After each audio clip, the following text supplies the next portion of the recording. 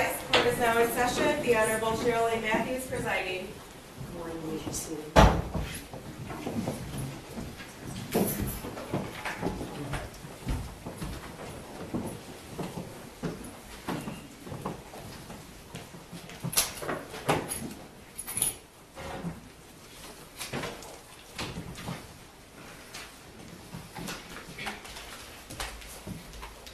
Your Honor, calling People v. James Crumbley, case number 22-279-989-FH. Thank you. Good morning. Mark East on behalf of people. Karen McDonald on behalf of people. Good morning, Your Honor. Marielle Lehman on behalf of James Crumbley, who is standing to my left. Good morning. I'm ready to proceed. They're all here. That's the good news. Thanks, Judge. Our first witness is in the courtroom. We discussed to the bench. I don't think counsel and I put on the record a mutual sequestration order. Yes, yeah, I think that's something we all failed to do to start with. Mutual sequestration order, so if the witness is going to come back into the courtroom after testifying, we have to agree. Correct, Your Honor. Thank you, Judge. Obviously, we have two officers in charge in the courtroom today. Exceptions for those two individuals. Sure.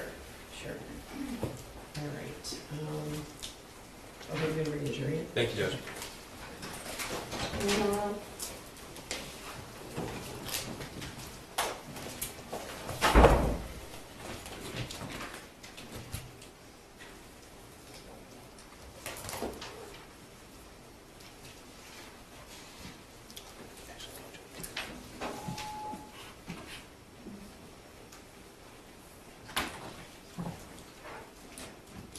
Mr. Crumbley, can you hear us? Yes, I can. Thank you.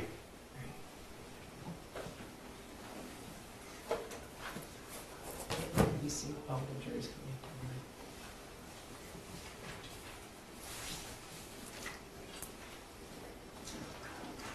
Yeah, there's two. Sure, you have it? Pens for that?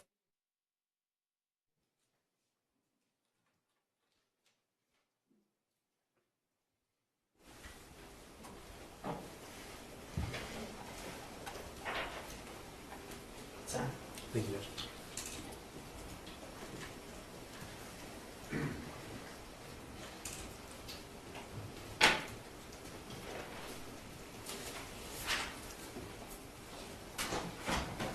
All rise for the jury.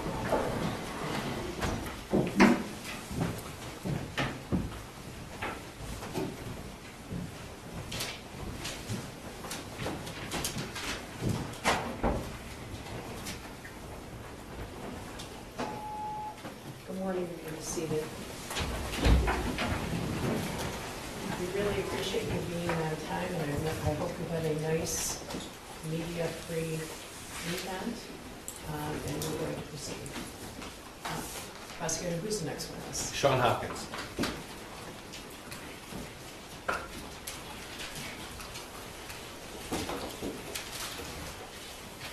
Raise your right hand. Do you swear or affirm the testimony you're about to give is the truth so help you God? I do. Okay, please step up and have a seat. And would you state your name for the record and spell your first and last name? Sean, S-H-A-W-N, Hopkins, H-O-P-K-I-N-S. Go ahead, prosecutor. Thank you. Sir, how are you? I'm here. Sir, do you work for the Oxford School District? I have been employed for the Oxford School District. I am currently on leave at this moment. Now, I'd like to direct your attention specifically to the fall of 2021. Were you working with Oxford School District at that point? Yes, I was. In what role? I was a counselor at Oxford High School. And tell us, please, what general duties are associated with that particular role? I managed a caseload of about 400 students. With that, I was in charge of scheduling for those students, preparing them for life after high school by helping them kind of look through different potential job opportunities, caring for social-emotional wellness for students, and being kind of just a general person who would be consistent throughout their time in high school working with them. Okay. You said you had a caseload of about 400 students? Yes. How many students went to Oxford High School that particular time? There were approximately 1,800 students. Divided amongst 4 counselors, there were 1,600, and then approximately 200 in an early college program as well. So in November of 2021, approximately how long had you been employed with Oxford High School? I started as an intern in 2014 and was hired full-time in fall of 2015. Okay. Tell me a little bit about your background, please. I came out of college, graduated with a degree in youth ministry, worked as a youth pastor starting in 2009, and then did that and went back to school for a master's degree in counseling.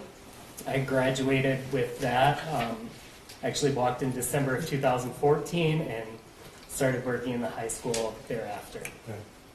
Now, you mentioned your role included helping students transition into post-secondary either education or employment, scheduling, as well as social, emotional issues. Yes. Would one of those roles take precedence? It would ebb and flow depending on the time of year, but there was never anything that you did that was, this is the most important thing, because it was what student you were with at the time. Okay. To a senior going to college, helping them with that college application took precedence in that moment. To a student sitting in front of you with social emotional needs, that took precedence in that moment. So, did you have regular check-ins with students, or was it an as-needed basis? It depended on what it was for. We did have regular meetings with students in regards to scheduling, but when it came to social emotional, that was more of an as-needed basis. Did your role as a counselor involve disciplining students? No, Okay, who took care of that? that would have been the dean or our administration, Okay. In November of 2021, who was the dean? Nick Ejak. All right. And did you work with him a lot? No, I didn't. He was actually new to the district that year. Okay. So, is there a reason why the counselor would be separate from the discipline of students? The counselor's role was to be a student advocate, to remain on the side of the student through difficult situations oftentimes, to give the student somebody that they could build that trust and rapport with, where the dean would be enforcing code of conduct. What code of conduct? What's that? The standards that are expected to be followed by students. Okay, so a rule. Would that be fair? That would be a part of it, Okay. yes. Yes. Now, in the fall of 2021, was Oxford High School in person, hybrid, or remote? Oxford High School was in person. Okay. Were all students and teachers wearing face masks at that point? Yes, they were. In the fall of 2021, what sort of issues would you face with the students' social emotional health? Social emotional health was definitely on our radar in the fall of 2021. Coming out of COVID, coming out of time being out from school, the anxiety that was associated with that time period, we saw a lot of issues for students, whether it be anxiety, whether it be depression, and in a few cases, it was suicide attempts. Now, that year, did you encounter any students who actually had attempted suicide? I did, How many? at least 4. Sir, are you familiar with the term suicidal ideation? Yes, I am familiar with that term. Could you please explain to us what that means? Suicidal ideation Your Honor, I'm is... going to object to relevance. Judge, I believe this witness will testify that he indicated that the defendant's son was expressing signs of suicidal ideation that was expressed to the defendant. Well, that was his belief at the time, right? So I'm going to allow it. Thank you. What's suicidal ideation? Suicidal ideation is looking at themes, ideas, behaviors which could be associated with suicide. So when you take sadness, depression, anxiety, those on their own aren't necessarily suicidal. And when we look at them, we may see somebody who's not actively suicidal, that may not be expressing a date or a plan or a method, but we see themes that, if left unchecked, could be associated with potentially becoming suicidal. Okay. Now, as your role as a counselor at Oxford High School, had you dealt with students who were expressing suicidal ideation separate from those who actually attempted suicide? Yes, Could you put a number on how many? dozens. Now, you mentioned that there were 4 counselors for a school of around 1,700, 1,800 or so. How was it that each student was assigned to a counselor? Of the students who are not in the early college program, they were divided out alphabetically amongst their counselors. Was James Crumbley's son one of the students assigned to your caseload in November 2021? Yes. Is James Crumbley in court today? Yes, he is. Could you please point to him and describe something he's wearing today? He is seated at this table wearing a suit coat with a blue tie. Your Honor, would the record reflect identification of defendant? The record would reflect the in-court identification of the defendant, James Crumbley. Sir, when is the first time that you would have interacted with James Crumbley's son? The first time that I likely interacted with him would have been scheduling during his freshman year. Okay, so for context, November 2021, he was a sophomore, is that right? That is correct. Okay, so this would have been August or September of 2020? No. When students are in 8th grade, they're scheduled at the middle school level. I Okay. may or may not have been in his classroom because it's divided out within their 8th grade classrooms. And we don't know the students at all at that point. Okay. I would have done scheduling with him during his freshman year, approximately February of 2021. February of 21. Yes. Okay. Those meetings were done virtually and were not in depth and were only to discuss their next year's schedule. Do you remember anything about that meeting if you I had? don't remember that meeting in particular, no. Now I'm going to show you. First of all, if you recall, when is the next time that you had any interaction with the defendant's son? I don't recall this particular meeting, but I know that there was a phone call in spring of 2021 Okay. from a teacher to me, and then I called into the student's classroom to meet with the student. Okay. I do not remember that meeting. All right, I'm going to show you what's been admitted as Exhibit 198. This is an email, May 13, 2021, 1:46 in the afternoon. Without telling us that person's name, who was that person who sent you the email? Without telling, Well, who does she work there at Oxford High School? she was an English teacher at English Oxford teacher, High School. okay. And the email is, "Hi, when you get a chance, can you call the defendant's son down and see how he's doing? He is failing my class and tries to sleep all the time. In class, thanks." That's Exhibit 198, May 13, 2021. You received this email? Yes, I did. Okay. And the response from you at 2:07 p.m. is, "I'll catch him before the end of the day." And then her response at 2:08 was, "Thanks, just a little worried." Okay, did you have any interaction with the defendant's son because of this email? I have, through phone records, I called into his student's classroom and called him down to my office. I don't Okay. remember that particular meeting. Okay. But at least your recollection is that you would have had that meeting. The evidence from everything suggests that I had that meeting. Sure, that's fair. Did you contact either James or Jennifer Crumbley then? I did not. Okay. And why or why not? It was a check-in, and it didn't raise to the level of concern where I would contact a parent. Now, as a counselor with Oxford High School, did you have a sort of method or protocol for when you determined when to contact a parent? There isn't a set, there isn't always a set level of when you do it, but when something becomes repeated or when something becomes more concerning, I am going to then involve a parent. Okay. Are grades available to parents on a district-wide basis? Yes, they are. They are available through a system called Power School, which is available online Okay, and that's the system that a parent can log in daily if they would choose to. as often as they would like. Now, the next interaction you had with the defendant's son would be September 2021? I did not actually have an interaction with the defendant's son. I received information about the defendant's son. Okay, I'm showing you Exhibit 199. This is an email from a different teacher to you, September 8th, 2021? Yes. Okay. And why don't you go ahead and read the email here that you received? Hi, Sean. Could you please touch base with student? In his autobiography poem, he said that he feels terrible and that his family is a mistake. Unusual responses for sure. Okay, that is September the 8th, 2021. Do you recall any interaction with the defendant's son at that point? I do not. Okay.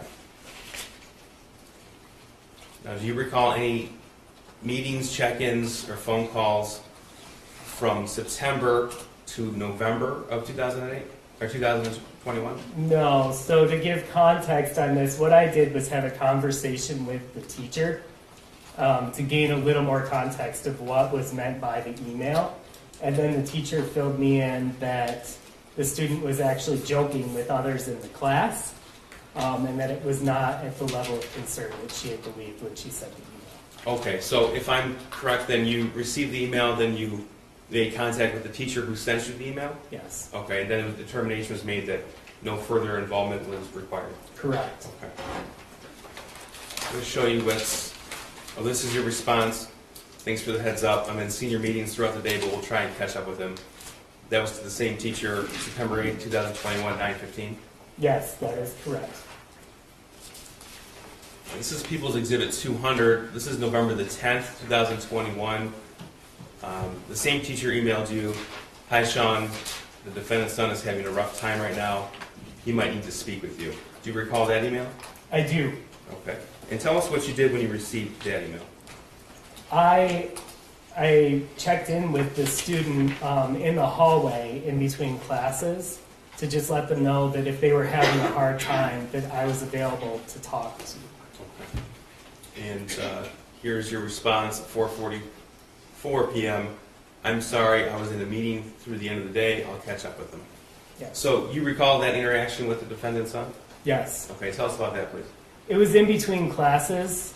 I believe the morning after I had responded to this email, and I just spoke to him briefly in passing to let him know that if he needed to talk for any reason, that I would make myself available for him. Okay. Did you make a decision to contact a parent at that point? I did not. Okay. You did not contact a parent? I did not contact a parent. And tell us why, please. Because I wanted to gain any information from the student and allow the student the opportunity to talk. Being sad isn't unusual, but if I had no information other than the student is sad, it's not something I would call a parent over. Now, when's the next time you had any interaction with the defendant's son? November 29th. All right, I'm going to show you what's been admitted as People's 201. This is an email from a teacher to Mr. Ejak and Ms. Fine, and you eventually were CC'd on this email? I was forwarded this email. Okay. Yes. And the email says, "Good morning, I had a student during first hour today," the defendant's son, "who was on his phone looking at different bullets at the end of first hour today as I was walking around the room passing out their essays. I didn't get a chance to investigate it a bit further since it was the end of the hour. Now that he's on my radar, I'm also noticing some of his previous work that he's completed from earlier in the year leans a bit toward the violent side. I can bring down these things later today during my 5th hour prep if you would like them." And then it was forwarded to you at 9:34 a.m.? Yes, it was. Okay. And then your response was, "Thanks, Jacqueline, I'll be touching base with him as well." Yes. Okay, and tell us what happened with this, please. I ended up going down to Ms. Fine's office, who was on the initial email. So who's Ms. Fine? She was our restorative practices coordinator Okay. at that time. And she called the student down to her office to chat about the email that had been sent. Were you present for that meeting? I was present for that meeting. Okay, tell us about that, please. The student came down towards the end of the second class of the day, and Ms. Fine led the meeting. I was there to be a support for the student in case it became a disciplinary issue. But it was very cordial. We say support for the student in case it became a disciplinary issue. That's not for you to discipline, correct? That is correct. I would be there just as somebody who's able to be a comfort to the student Okay. during a time where they may potentially be experiencing discipline. Now, at that point, was everybody wearing a COVID face mask? Yes, they were. And in fact, had you ever interacted with the defendant's son without a COVID face mask? No, I did not. So you said Ms. Fine led the meeting? I'm sorry, I interrupted you. Yes, Ms. Fine did lead the meeting. She had a conversation with the student about the email that was received, and led it in a way to see if the student would bring any information available based on what the email was received, where she asked him, were you looking at anything in class? Were you looking at, what teacher were you looking at this information in class, to see if he would acknowledge that it was Ms. Kavina who sent the email. He did. He was compliant during that meeting.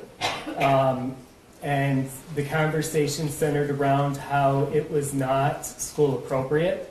The student understood, or at least stated he understood, and was returned to class. A phone call was then placed to the student's mom from Ms. Fine. Okay, and we heard that last week during the trial. That was from Miss Fine to Jennifer Crumbley? That is correct. Okay, and was that a voicemail that was left? It was left as a voicemail, yes. Did the defendant's son indicate that he had received a gun for Christmas a few days before? No. So what happened next? In terms of that meeting, Yes. the meeting was over, he returned to class, How long was the meeting? 5 to 10 minutes. Now, in the realm of either discipline or your role as a counselor, what does it take to move from a check-in to a phone call home? It can be subjective. Oftentimes it would be if there's information we feel that is necessary for parents to know. Somewhere it's obvious as if you feel the student may be a threat to himself, or if there's any potential that that could be a possibility. If you have concerning information that the student has shared. Or it could just be simply to confirm what a student has said is true. Okay. So that's a phone call home. What does it take to actually call the parents in for a meeting immediately? I would have to have a high level of concern that needed parental involvement. And when was the next time you had any interaction with the defendant's son? November 30th, Okay, so that would be Tuesday the next day? yes. All right. So let's talk about the 30th. I'm going to show you People's Exhibit 202. This is an email on Tuesday, November 30th, 2021, 8:05 a.m. From a teacher to you, Ms. Fine. Good morning. I know Jackie emailed you guys yesterday with some concerns about the defendant's son in our first hour class. Today he's watching videos on his phone of a guy gunning down people. It looks like it's a movie scene and not security footage / a real event, but definitely still concerning when taking into account some of his other behaviors. Just wanted to keep you guys updated. Do you recall receiving that email? I do. Do you remember when you received it? It was sent at 8:05. I believe I saw it approximately 20 to 30 minutes later. Okay. And what was your reaction when you received this email? My initial reaction was frustration of a student that just had a conversation about school appropriate behavior. And I wanted to make sure that I met with him. Okay. So this is Exhibit 203. This is from another teacher to you at 9:32 a.m. Again, Tuesday, November 30th. Here's the photo I took of his paper in case you need it, with a picture of a math assignment. Now, what happened in between the time you saw this email, it was sent at 8:05, to this email sent at 9:32? So I was on the phone with other parents at the time I received the first email. And when I was done with that phone call, at that time, Mr. Ejak actually was in my office as I was wrapping up the phone call. Okay. He had been presented with a picture of the math assignment from the math teacher and wanted to make sure I was involved in that This picture? conversation. I don't know exactly what it was. I know he was showing a picture on a cell phone. Okay. I would believe it was the initial one, but I do not know that for a fact. I never saw the cell phone. That's fair. So he wanted to involve me in a conversation with the student about the math assignment, and I wanted to talk to the student about the email that had been sent that morning. I do not know if he was on that email, Mr. Ejak was on that email about the watching the video or not. Okay. So we talked about the email from that morning. We're referring to this email regarding Yes. the video. Yes. Okay. So this is the information I had at the time that I was making a decision to meet with the student, and Mr. Ejak had the information that there was a math assignment or something on it. So at the time that you decided to meet with the defendant's son, you hadn't even seen this picture yet? That is correct. Okay. So Go ahead. when Mr. Ejak came and mentioned that there was something going on with the student, I made the decision that I was going to go to the math class and retrieve the student. It's less concerning oftentimes for a counselor to walk into a class than a dean, because I could be talking about 50 different things with the student. Okay.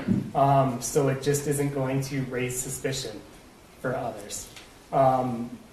So I went to the class and asked the student if he could come with me, and I grabbed the math assignment as part of it. So you grabbed the math assignment, so it was been admitted as Exhibit 128. Now this math assignment looks different than the one that was emailed to you. Did you receive an explanation as to why? I didn't know there was a difference initially because for the first 30 minutes, all I had was the actual physical copy. And that would be this in Exhibit 128? Yes. Okay. Yes. So as I was meeting with the student in the office, I had the email about what had been sent about watching videos, and I had the copy that is currently on the screen of the math assignment. So I initially asked the student, what was it that you were watching in class? Why am I receiving an email from a teacher one day after I know you just had a conversation about what's appropriate in school and what's not?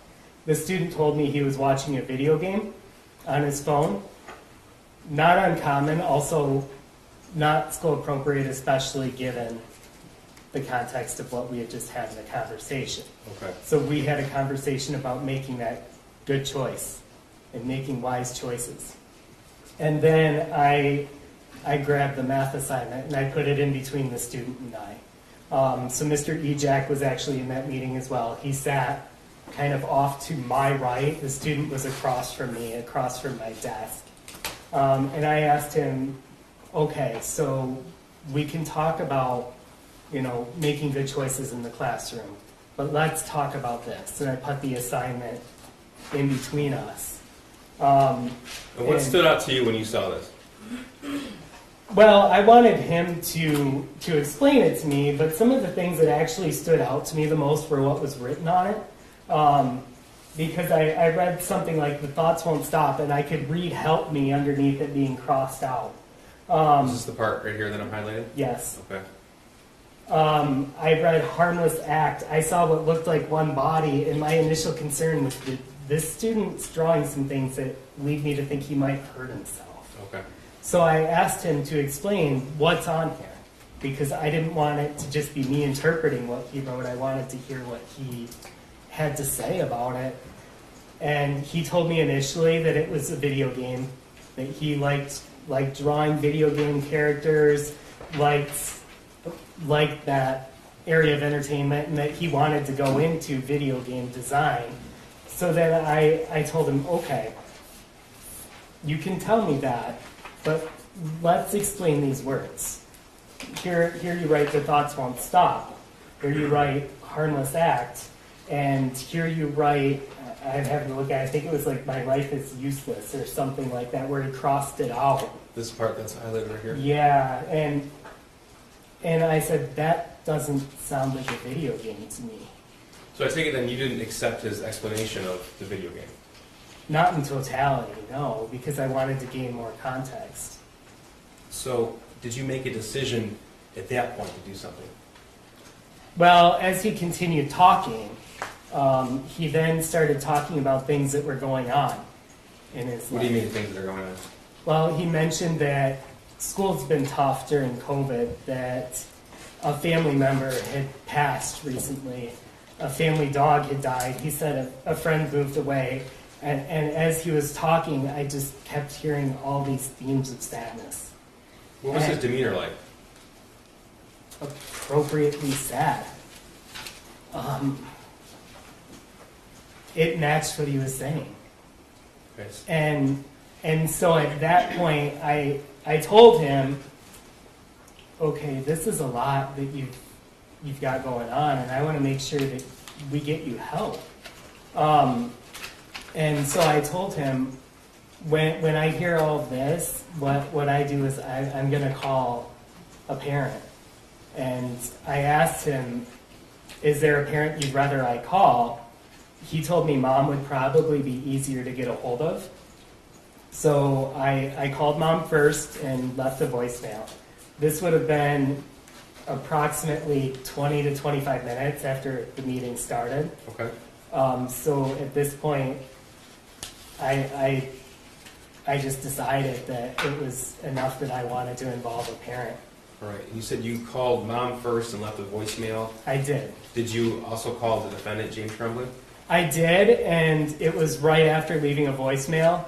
I'm not entirely sure if he answered or not. I think he did, but it was almost like there was just air on the other end. Okay. So I wasn't able to leave a message or anything. Mom then called me back a few minutes later, and we talked for, I would guess, 5 or 6 minutes. She was on speakerphone with her son for a brief part of that conversation, and I asked her to please be able to come in, that I had some concerns I wanted to go over. I texted her. Did you specify those concerns? Well, I texted her a picture of the math assignment, and by that time I also then received the email that I think you put up earlier So of the math assignment. by this point in time, this was 9:32 a.m. that Miss Morgan sent it. Was the defendant's son already in your office at that point? Yes. Okay. And then, did you have a chance to look at this picture as well? I looked briefly at it, but I was already on the phone with mom at that point. Okay, this is Exhibit 130. This is what we refer to as the original drawing. Okay. And you said you were on the phone with Jennifer Crumbley at that point? Yeah, so I emailed her then the original drawing as well. Okay, so you sent this to the student's mother? Yes. Okay. And did you have a chance to look at this? I did look at it. Most of it confirmed what I thought was under the scribble outs, and I also noticed some words were added. Okay. What words stood out to you? What do you mean? When you said words were added, what did you notice? On the one where he added words, I know he added like OHS rocks, or we're all friends here, which I kind of took as just a 15-year-old writing things. It Okay. didn't. So you're referring to this Exhibit 128, some additional words? Yes, there. he added video game this is, OHS rocks. I think I Love My Life So Much was added. Okay. Things that were facetious. And that was after he was seen with this, is that correct? It was He- after he created this, Exhibit 130? Yes, it existed in its form as Exhibit 130 prior to the edits that Okay. I had seen on the paper. Now, at some point, did both James and Jennifer Crumbley come to your office? Yeah, so I ended up being on the phone with mom for that 5 to 6 minutes. She stated she was going to try and get dad to come to the office, and she was unable to. And so during that point, we had about 20 minutes where I was sort of just waiting. During that time, I showed the student the list of resources I was going to give to his parents. Tell me about that, please. It was about a 3-page list of just different mental health services in the area. On it, it gave contact information for them. It gave specialization areas for them. And it gave oftentimes insurance, if it was accepted, if they worked without insurance, anything that they would work with payment plans. Okay. So I wanted him to see what I would be providing his parents. Was the defendant's son with you from the point that you brought him out of class to the point that James and Jennifer Crumbley arrived at school? Yes. Okay. And approximately how long was that? It was approximately an hour and a half. So around, I want to say a little before 10, probably like 9:45, 9:50, I received another call from mom stating that she was unable to get a hold of dad and that she would be coming in. Okay. Now, if I told you that we saw surveillance video that indicated you welcomed them, both James and Jennifer, in your office at 10:40 a.m., does that sound right? Yeah, that sounds about right. Now, what was your expectations of what was to happen at the end of that meeting? My hope was that they were going to take him and either take him to get help or even just to take him to let's have a good day. Let's have a day where we just spend time with you, where we are with you. To take him out of school? Yeah. Did you believe that he could be left alone at that point? I didn't want him left alone. I didn't want to make that decision that he was okay to be left alone. So that's why I stayed with him for as long as I did, until I had parents there. Did you express to the student or his parents that you identified suicidal ideation? Yes, I said that the student, when I asked the student if he had a plan, if he was a threat to himself or others, the student said, his words were something to the effect of, I can see why this looks bad, I'm not going to do anything. So I had all this information, but the student was saying he wasn't going to be doing anything. So when the parents came in, I went over all of the things I had seen over my time with the student. That he expressed the sadness over a dog passing. He expressed that COVID has been hard, that a family member passed, that a friend left. He expressed an argument the night before with parents. Did he tell you details about the argument? No. Did he tell you that he received the gun a few days ago? No. Tell us about the meeting when James and Jennifer arrived. It was initially odd to me that they were both there because I wasn't expecting that.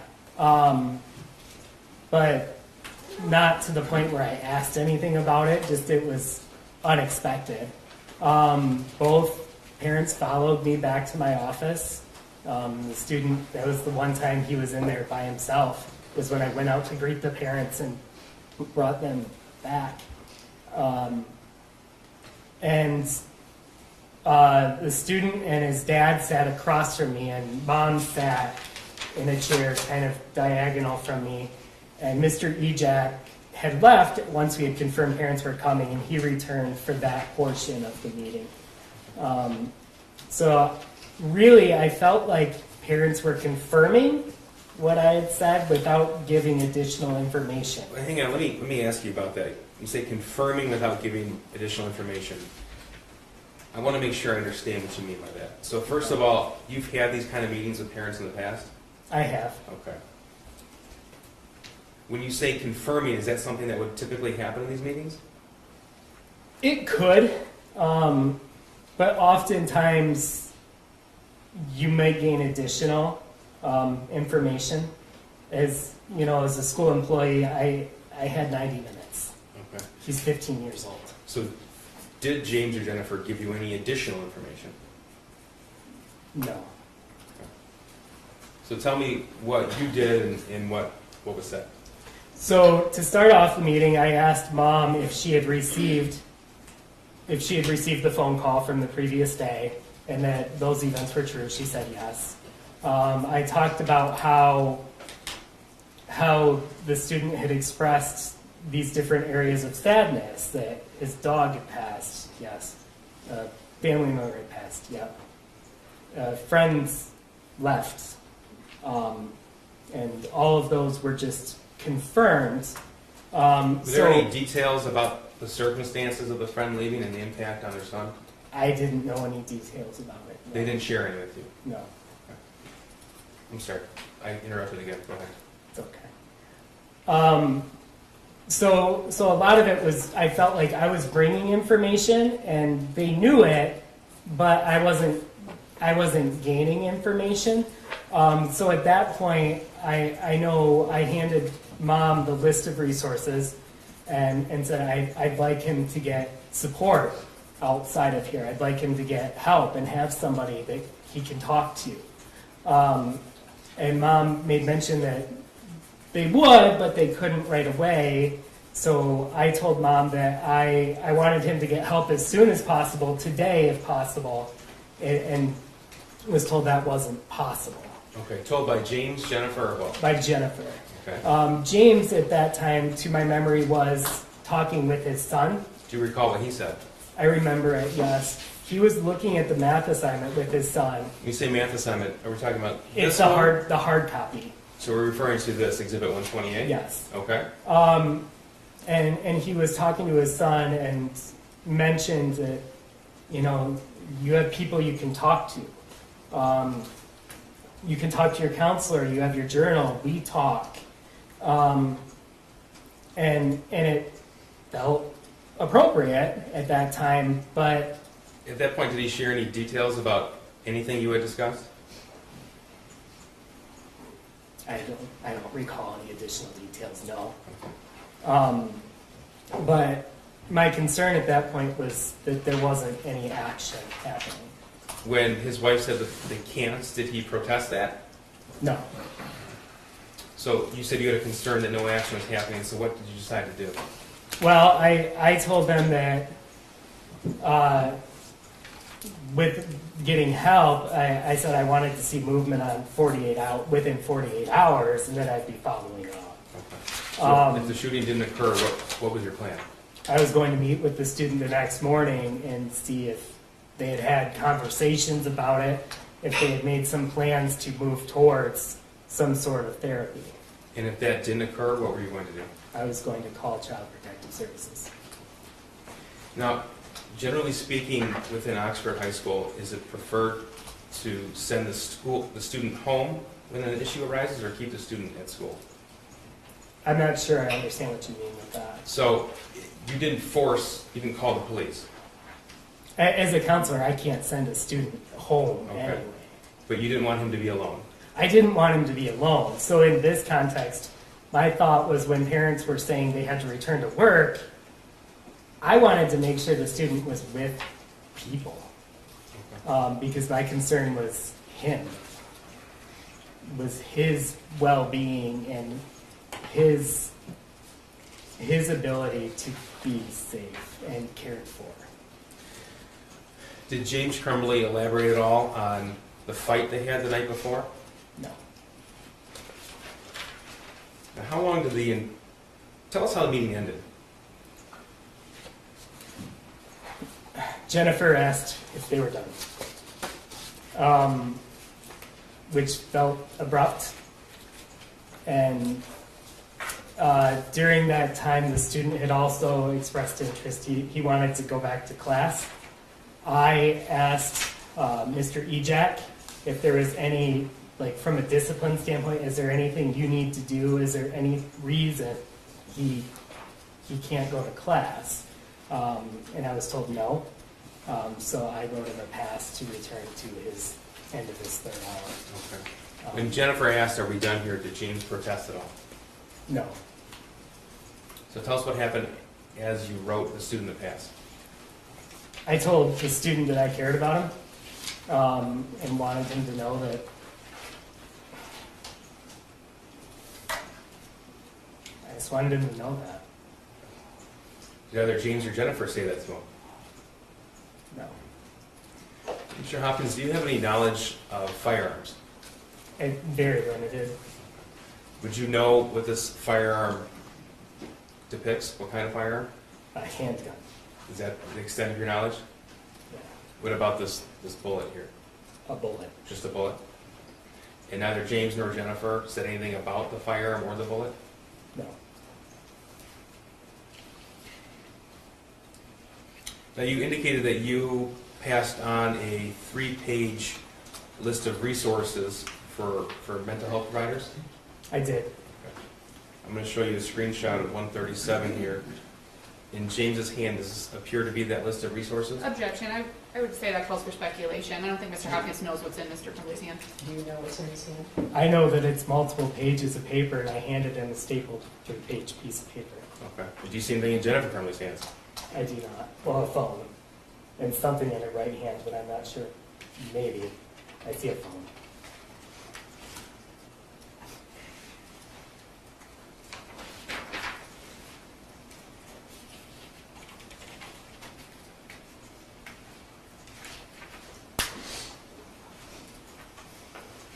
Now, in years as a high school counselor, how many times have you had to call a parent in and tell either mom or dad or guardian that you identified suicidal ideation in their child? 15 to 20, over a dozen. Any of those meetings, did a parent fail to take their child home? I can't think of any, no. Now, you indicated this was a confirming responses from James and Jennifer Crumbley. In those other meetings, were parents sharing information? Oftentimes, yes. Oftentimes parents would come in and want to paint a more complete picture of their student, of their situation. Oftentimes, all the time, I feel parents know their kids better than I do.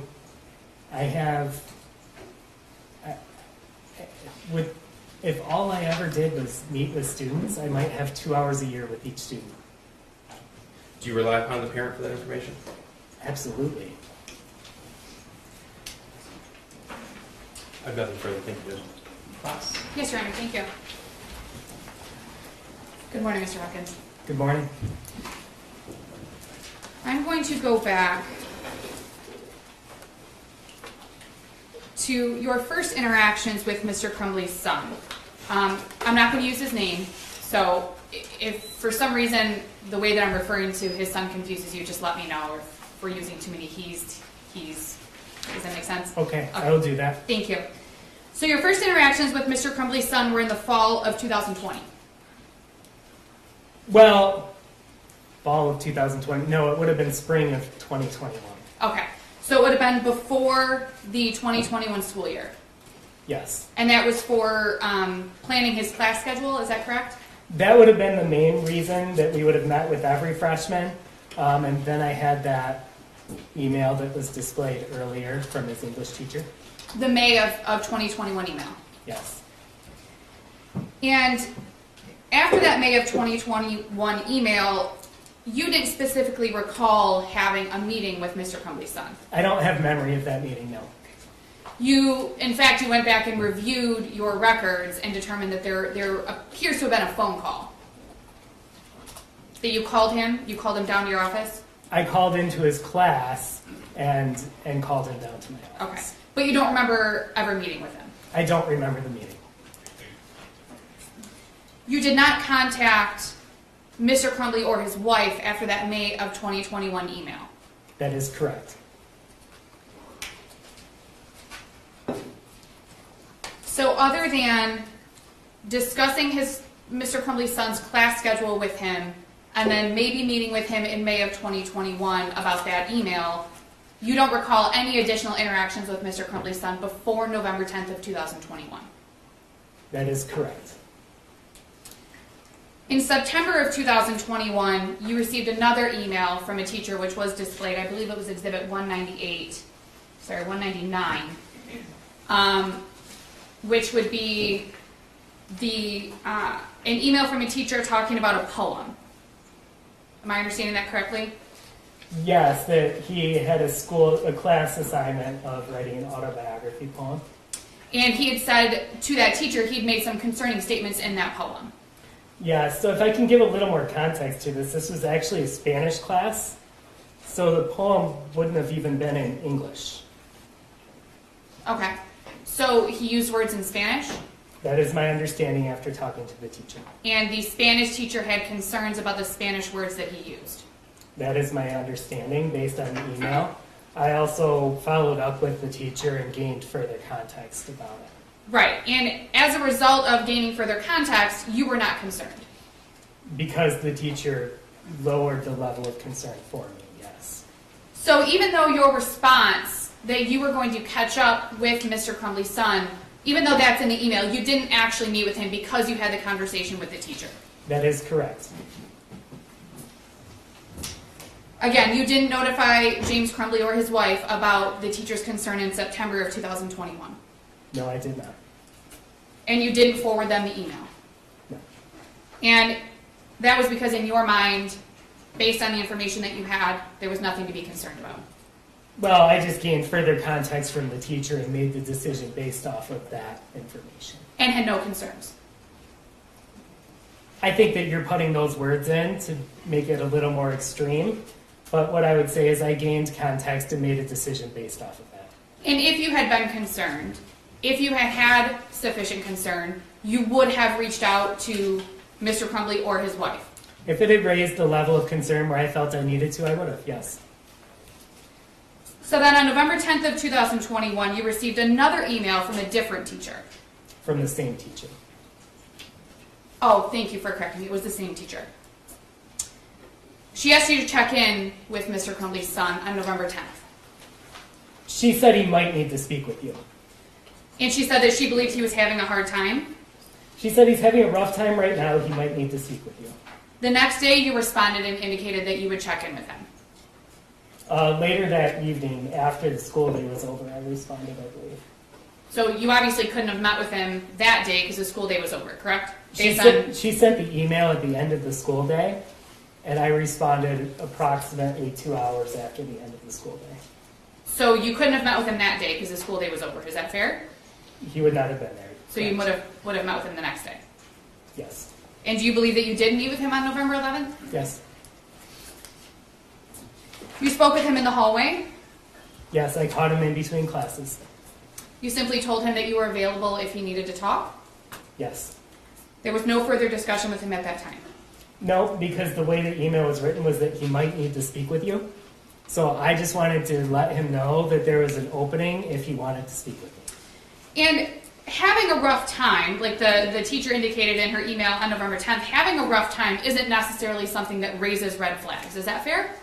I didn't have any other context as to what was going on, and I just wanted to offer a chance for the student to speak if he needed to do so. And his response, if you recall, was something along the lines of, okay, thanks, okay. And I'm not asking you to quote him because I don't know if you remember, but it was not an uncommon response. Does that make sense? Yeah, it was a normal response given the situation.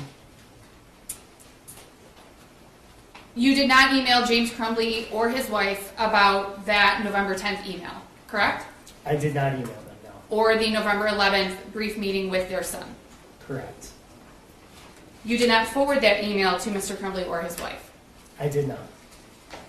So then the next interaction that you had with Mr. Crumbley's son was on November 29th of 2021, and that was a Monday, if you recall? Yes, that would have been a Monday. You were forwarded another email that was sent to Nicholas Ejak and Pamela Fine. Is that correct?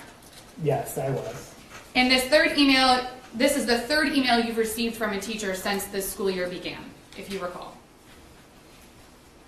Yes, it would have been. September of 21, November 10th of 2021, and now November 29th of 2021. The email advised that Mr. Crumbley's son was looking at bullets on his phone at the end of class.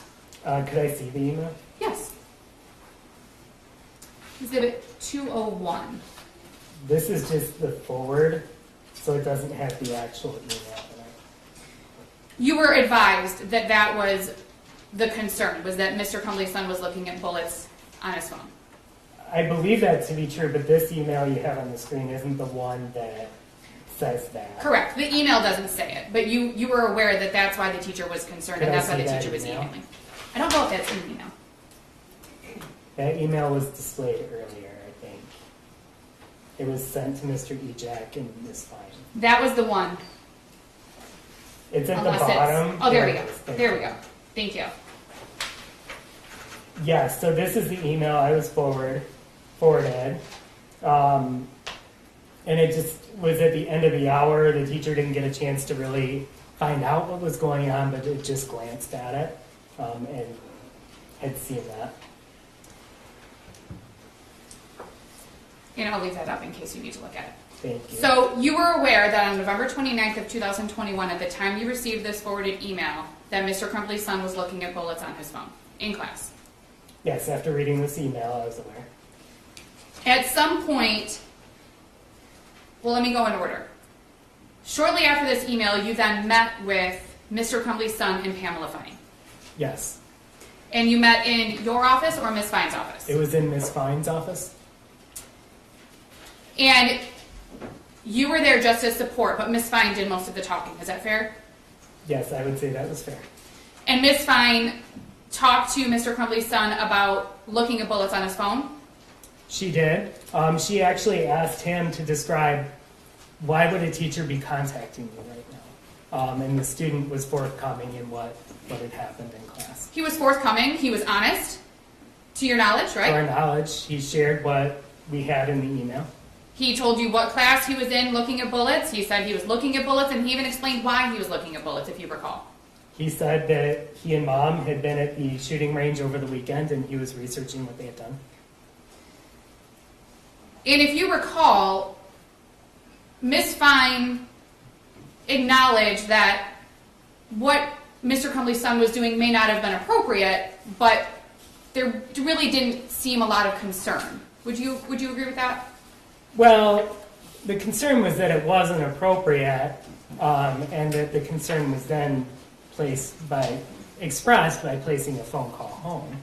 So the concern was the appropriateness of the behavior in class. Yes. And at that point, a voicemail was left for Jennifer Crumbley. Yes. You said that, if you recall, Mr. Crumbley's son was understanding during the meeting. He didn't fight with you about it. He listened, and eventually he went back to class. Yes, I would agree with that.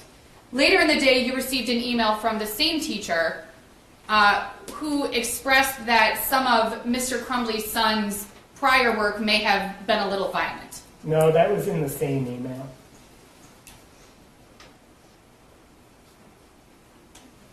It's in the same email? It is. Or was it in an email sent later in the day? No, it's in the same email from that morning. It was up on the screen. It's at the bottom of it. The one that was originally sent to Mr. Ejak and Ms. Fine, Yes. that was later forwarded to you. Yes. You didn't see any of those assignments prior to meeting with Mr. Crumbley's son. That is correct. If you had seen those assignments, it probably wouldn't have changed your approach to the meeting, correct? Because the approach was really more about the appropriateness of the behavior. Is that I fair? mean, it's a hypothetical of what we would have done. We acted on the information we had. And the information that you had was that he was looking at bullets in class. Yes.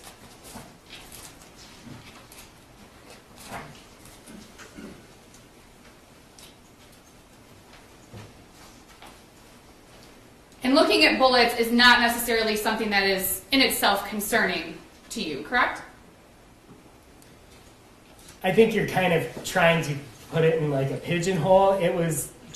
We were trying to gain context of what was going on in the situation. Because a student looking at something on their phone at the end of the hour is different than a student brazenly doing it throughout the entirety of the class. But our conversation was, is this school appropriate or not? And in fact, if you recall, your position was at the time, it wasn't necessarily concerning because he was honest about it. It seemed kind of a commonplace thing given the Oxford community and the gun culture in the Oxford community and things of that nature that you took into a factor. We took a lot of things into a factor, including the fact that we conversed of how it was not school appropriate. And that's why a phone call was placed home.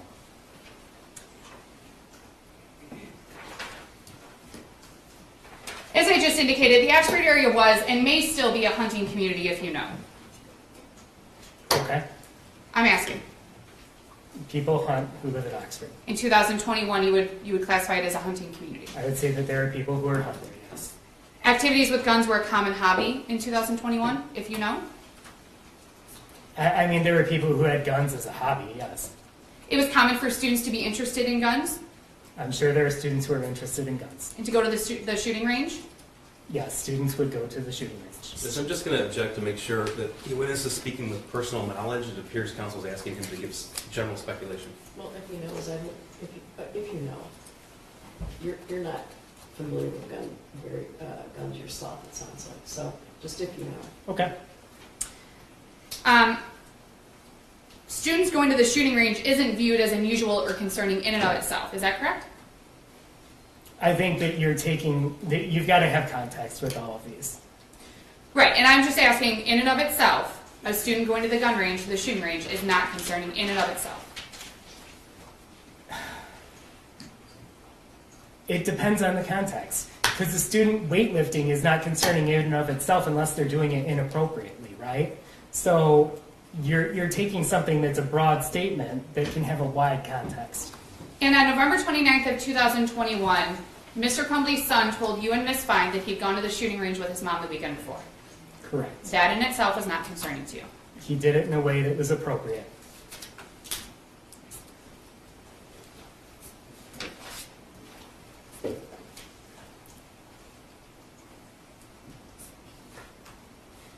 You would agree, and can you refresh my memory, how long were you in the Oxford School District as of 2021?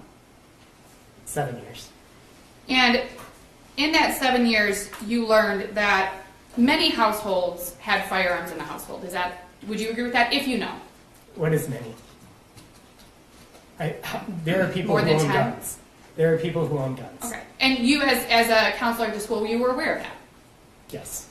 It wasn't completely unheard of. No. It was also relevant when looking at the situation, it was also relevant for you to note the fact that Mr. Crumbley's son was not hiding that he was looking at the bullets, or didn't hide it from you when he spoke with you and Ms. Fine. Well, he didn't lie about what had happened. And that was important to you. Yes. As a result of the meeting with Ms. Fine, with you and Ms. Fine, Mr. Crumbley's son was not disciplined. To my knowledge, no. There was a phone call placed to his mother, which we've talked about. There was a voicemail left. You did not yourself call Mr. Crumbley. I did not. You did not forward him the emails that you received. I did not. You don't know if that voicemail was ever shared with Mr. Crumbley. Is that fair? Well, we talked about it in our meeting the next day. Okay. On the 29th, you don't know if Mr. Crumbley was ever made aware. I would have no way of knowing that. Right, you wouldn't know. You responded to the situation of Mr. Crumbley's son looking at bullets on November 29th on his phone with the information that you had. I did. And from what you knew at the time, other than the behavior being inappropriate for school, you didn't see anything else that might have been concerning. Well, and I want to make clear, I wouldn't be the one doing discipline in this situation. So, And I'm asking, and let me clarify, I'm just asking from a counselor's perspective. I'm not asking for discipline. You clarified that Mr. Ejak did discipline in this okay. time. So, could you repeat your question, please? Yes. As a counselor, on November 29th of 2021, you didn't see anything overly concerning about what we've just talked about with looking at bullets on the phone. That the focus was more that looking at bullets on his phone was inappropriate for school. So, are you asking from a mental health standpoint, did I see anything concerning? Not really. I don't know that you're a mental health professional. I mean, you're a school counselor and you do have some training and education in that. I'm not asking for you to go anywhere outside of your education and experience. Just as a high school counselor, sitting in Ms. Fine's office with the information that you had, you didn't see a bunch of red flags. We've talked about, and let me give you some, let me go over it a little bit. You've discussed that you know that there are households in Oxford that have firearms in them, right? Yes, there are. You know that people in Oxford hunt. Some do, yes. You know that students are interested in guns. Some can be, yes. You know that students look at bullets. We had one student who did that in that situation, yes. You know that student, Mr. Crumbley's son, was honest about looking at the bullets when he was asked about it. To the extent of our knowledge, yes, he was. He told you that he'd gone to the shooting range with his mom Yes. the weekend before. Yes. Those things were not concerning to you. Taking those things in a vacuum is why we called home. That's why And, Ms. Fine called home. and she said, we had this meeting, we told him it's not appropriate, he understands, no need to call back unless you have questions, right? I don't remember the exact voicemail that was left. The voicemail was not, we need you to come to school right now. To my memory, it was not, but again, I don't remember the exact voicemail that was left. On November 30th of 2021, you received another email. It's this one, Exhibit 202, which was from another teacher who was talking about Mr. Crumbley's son looking at a video of a guy gunning people down. Correct? Yes, so this teacher was a co-teacher in that same first hour class. From the day before? Yes. Okay.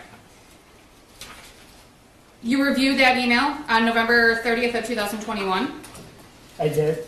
You made the decision to, I think you said you didn't see it for about 20 or 30 minutes. I didn't. I was on the phone, and I actually responded to it while I was on the phone. And then upon ending that conversation, was going to go meet with the student. And this is the fourth email that you've received about Mr. Crumbley's son since the beginning of the 2021 school year. Yes. The third email in 2 days.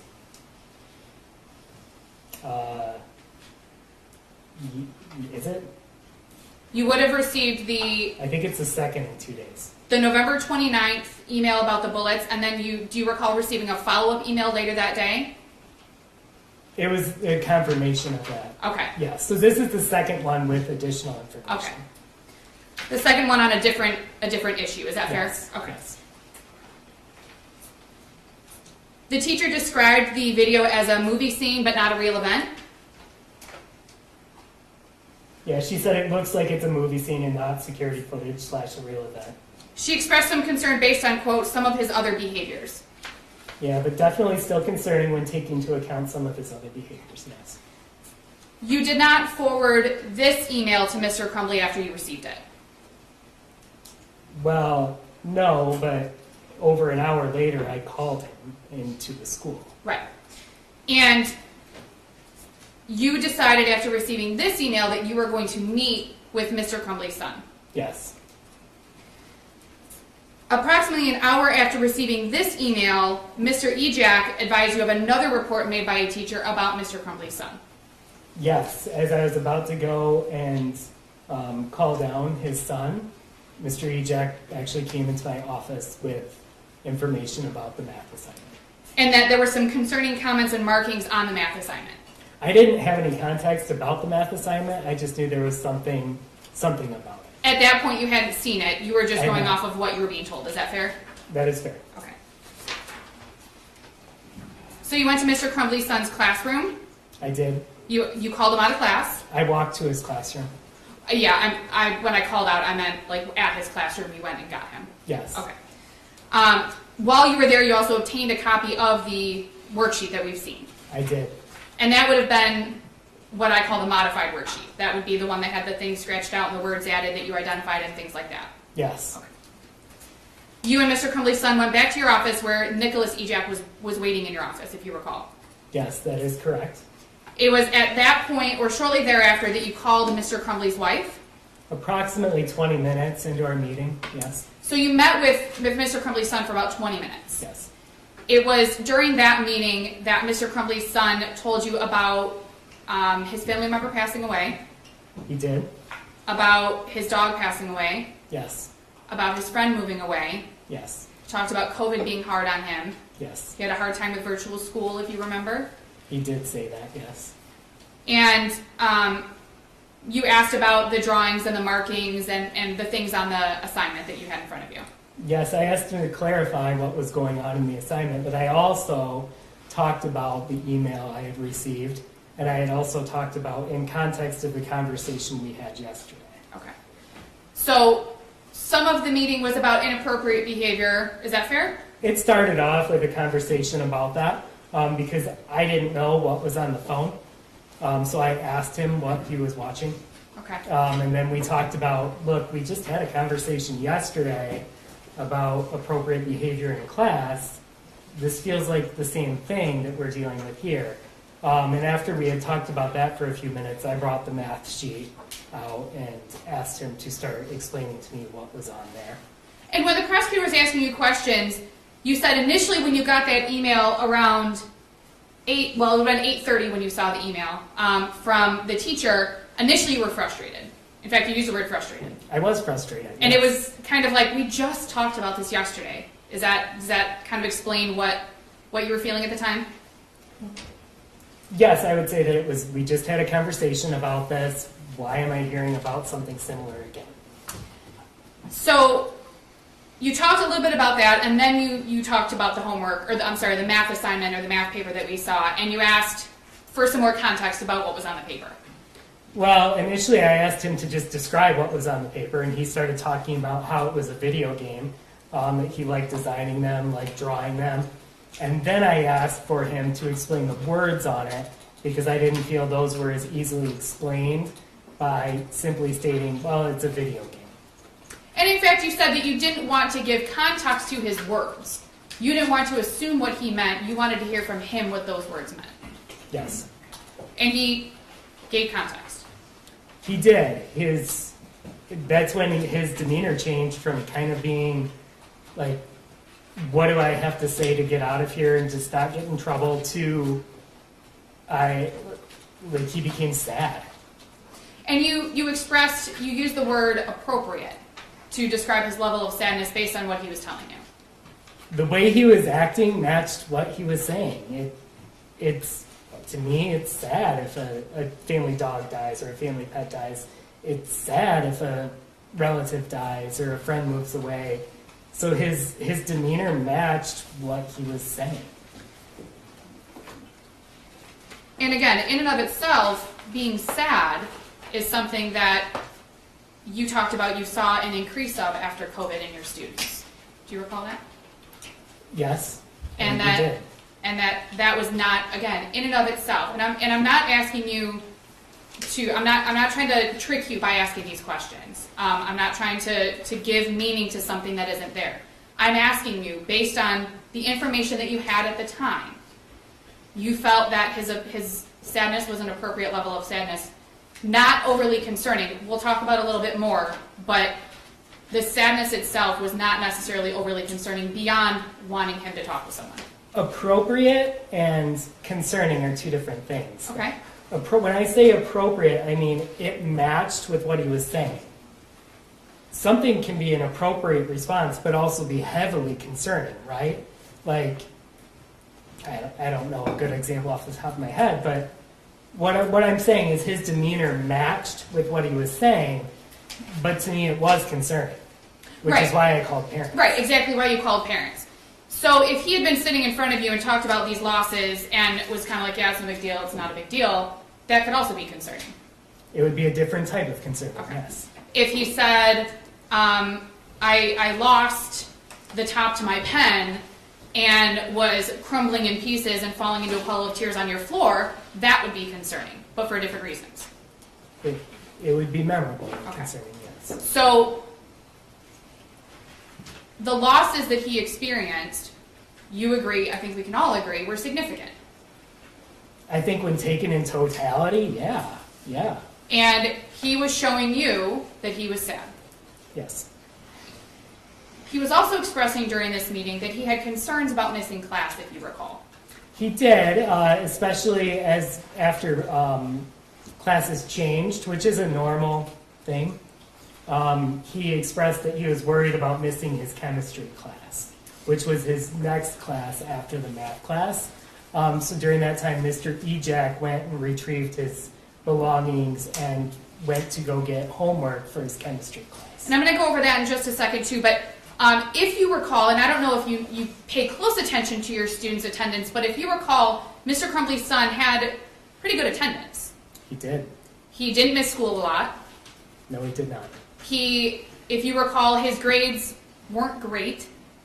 No, but he was on track for graduation. He was passing. I believe he was failing one class at the time, and it was not by much. So he was close to passing all of his classes. One of them he was failing, but close to passing. Yes. So his attendance and his grades obviously were not overly concerning to you.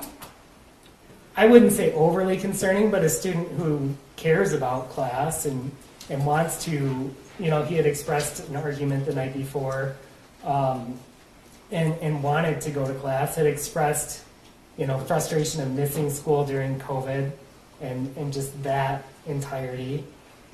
So it wasn't strange at that point to have a student not want to miss class. Right. That wasn't odd to you at all, given his history. Now, if he were somebody who missed school all the time and was failing all of his classes, he's like, I really want to be in school, I really want to do my homework, you might feel a little differently. Is that fair? I would say it was in line based with the information I had. Okay. And you said that after Mr. Crumbley's son expressed these concerns about missing class, that Mr. Ejak went to his, was it first hour class to get the backpack? It would have been in his second hour class where his belongings were, yes. So he went, Mr. Ejak went to his second hour class to get his belongings and brought his belongings back to your office. Yes, this would have been after we had confirmed parents were coming, probably a little after 10 a.m. He, if you recall, began working on schoolwork, waiting for his parents to get there. That is my recollection, yes. Also, if you remember, while you were waiting for his parents, you also began watching some videos with him. Yep, so he had expressed different things he wanted to do after high school. And he had expressed wanting to go into video game design. I know that when students are waiting for parents, it can be high anxiety time for them. So I wanted to try and engage him as best as I could. So we actually watched videos from the OTEC, the Technical Center campus, where they had programs that were centered around what he wanted to do. So we talked about what it would look like to do an application for them, because he was a sophomore and he would be able to apply for the next school year. And so I did that, one, to kind of just bridge that time that could be high anxiety, and two, if you have any inkling that a student may potentially be displaying any signs of suicide or suicidal ideation, getting a gauge of future plans is crucial. So I wanted to get that gauge as well. And he did that, and he picked out some videos to watch, is that fair? And you picked some out? Yeah. You also asked him during that time if he was a threat to himself or anyone else. I asked him that earlier. And that is part of your assessment of the situation, is that fair? Well, it was a question I felt needed to be asked based on what I had. And based on your education, your experience, and your training, you know that that's an important question to ask. In that situation, yes. And he basically said, I know this looks bad, but I'm not going to do anything. Yeah, it wasn't said as flippantly, but it was, he understood, like, I can see why this looks bad. I'm not going to do anything. Okay. So, although you had concerns, you also had the student in front of you reassuring you that he was not going to hurt himself or anyone else. Based on what he told me, yes.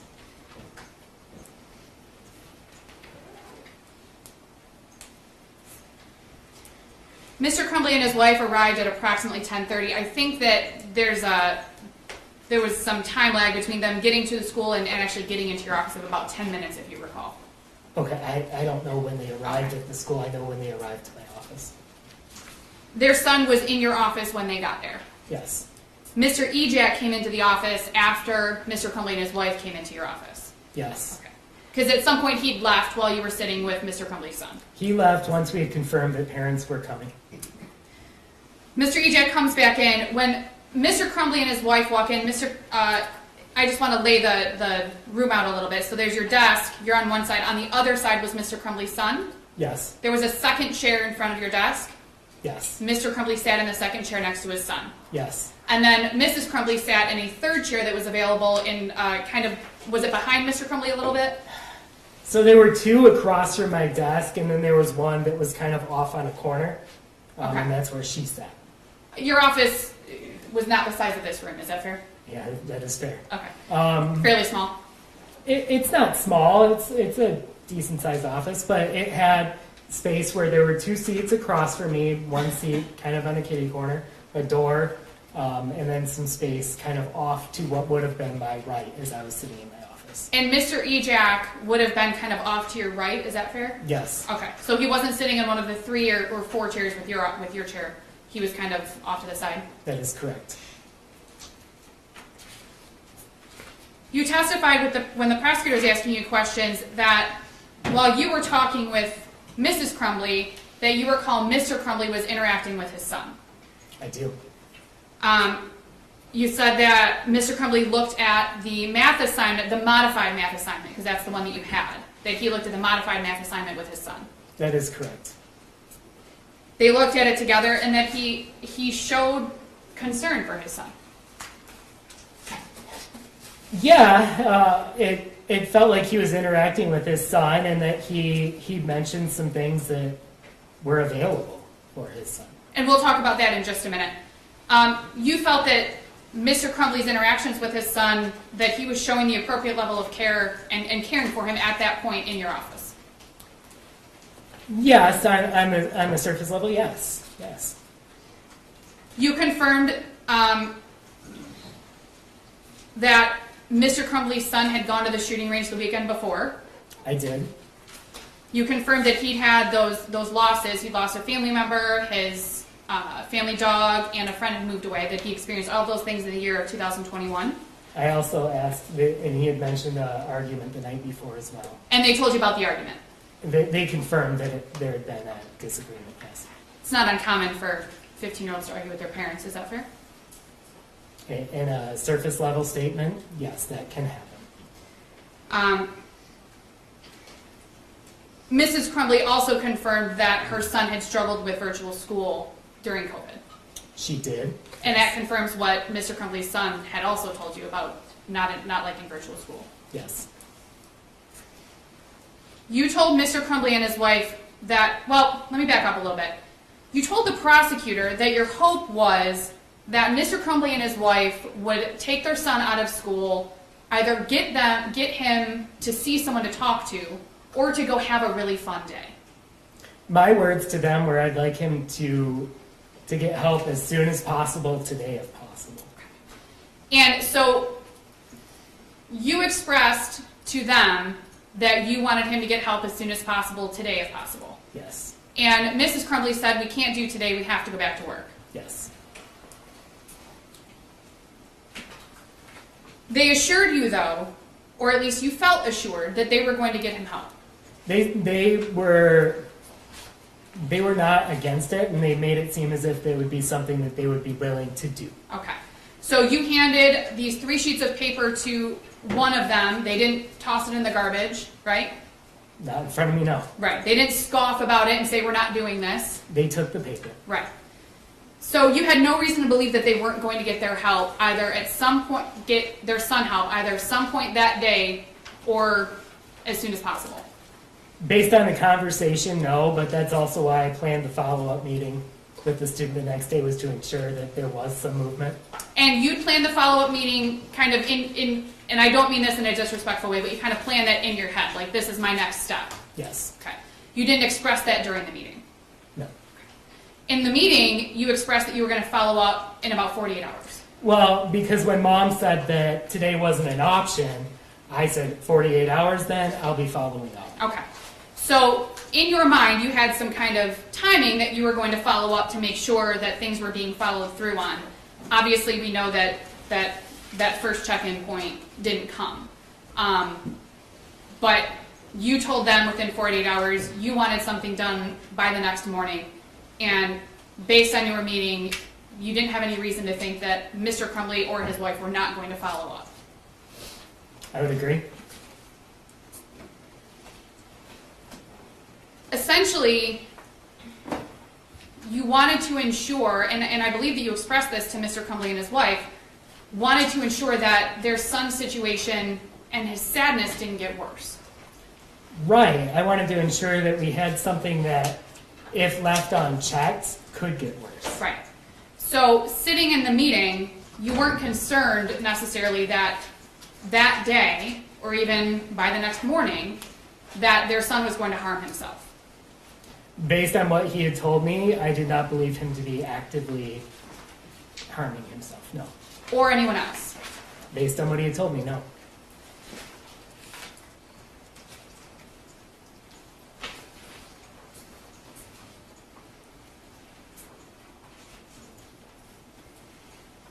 Mr. Crumbley's son expressed that he wanted to stay in school. He did. He wanted to stay in school for some of the reasons we've discussed. He didn't like virtual school. He wanted to make sure he could stay up with school. He didn't want to miss class. These are some of the reasons that he gave you. Yes, those were some of the reasons. He really just said that I struggled with virtual school. I want to make sure I'm staying on top of what I have to do. And that wasn't concerning to you, that he wanted to stay in school. No. Obviously, it's not concerning, right?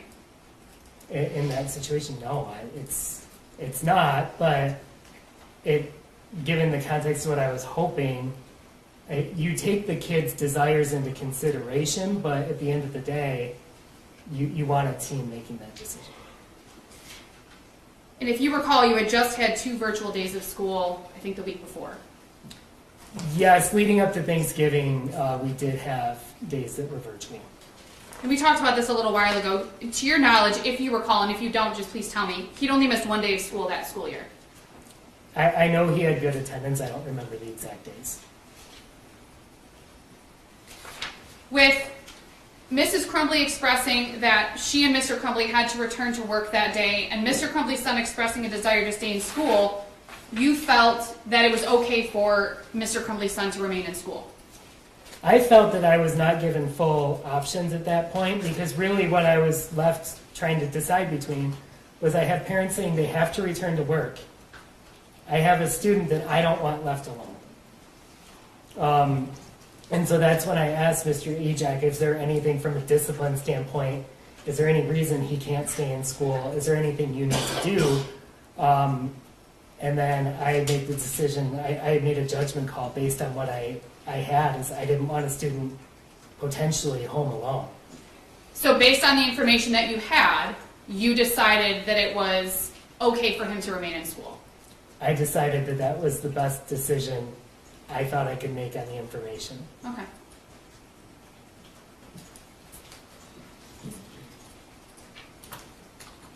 Based on that meeting, Mr. Crumbley's son, to your knowledge, was not contemplating suicide. You said that he had suicidal ideations, but that's different than being actively suicidal. It is. The student stated that he was not actively suicidal. You knew that he had been to the gun range with his mom the weekend prior. Yes. You knew at a minimum that he had access to a firearm the weekend before because he went to the gun range. I knew that he had been to a gun range and had used a firearm at a gun range, yes. You did not ask him on November 30th of 2021 if he had access to a firearm. I did not. You had no reason to look into whether or not he had access to a firearm. Would you agree with that? Based on the information that you had.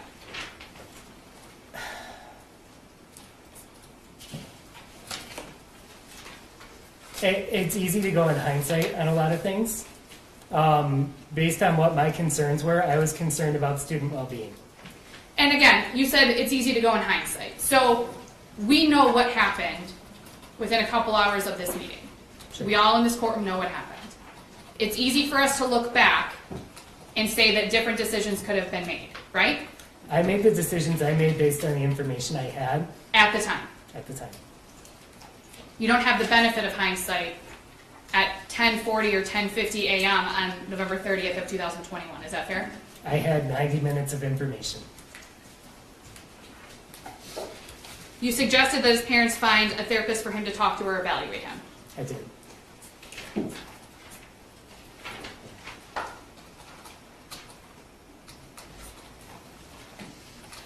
You have had experience with parents who have refused to provide mental health treatment to their child. Is that accurate? Do you recall that?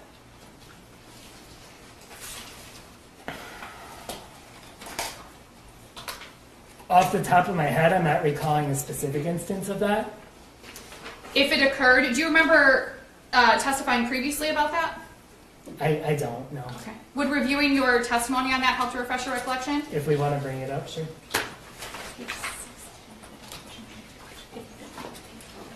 May I approach, Your Honor? Sure. Thank you. If you would like to read the highlighted portions, Mr. Crumbley, thank you. You can just read that to yourself and let us know if it refreshes your recollection, all right? Thank you, Your Honor.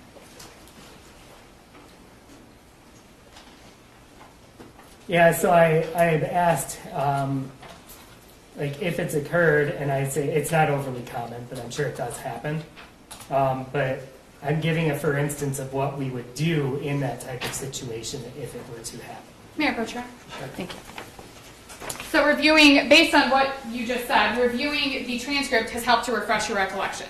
Well, what I'm stating in the transcript is in a situation where that could happen, that what we would do is involve CPS and make sure that the student is receiving ordinary care. In fact, the question was, You told the jury what CPS is. Child Protective Services would be involved if that situation were to occur. In fact, the question was, thank you, okay. Had you ever dealt with a kid at school who you felt needed psychiatric care and yet the parents didn't provide it in some fashion or another? Your answer was yes, that had occurred. And then I go on to explain what would happen in that type of situation. Right. You said it's not overly common. It does happen. If it did happen, this is what we would do. Correct? Correct. And I know I've asked this a couple of times, but you didn't have any reason to believe on November 30th of 2021 that James Crumbley or his wife were not going to follow through and obtain a therapist for their child to talk to. I didn't have enough time to know if that would happen or not. Given our context of our conversation, no, I didn't have reason to believe that at that time. If you recall, the meeting with Mr. Crumbley and his wife and their son concluded at approximately 10:50 in the morning. That sounds about right, yes. Their son left the room first, if you recall, and went back to class. Yes. The shooting occurred began at approximately 12:51 p.m. that day. Okay. After you heard that there was a shooter at the school, you did not immediately suspect that it was Mr. Crumbley's son, if you remember. I did not. In fact, you didn't suspect that it was Mr. Crumbley's son until you looked into his attendance after the shooting. Correct. This is also after Mr. Crumbley's son had already been arrested. Quite a bit after, yes. I'm going to talk about just a few things. Just go back to your direct testimony with the prosecutor.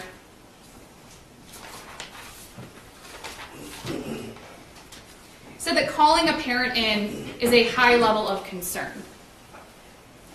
Yes. And that could be a concern for appropriate behavior. It could be, yes. It could be a concern for the student's well-being. It could be. It could be a concern that the student needs immediate care or help. Yes. It could be for any number of reasons. A high level of concern is dependent on the situation. Is that fair? Yes, I would agree.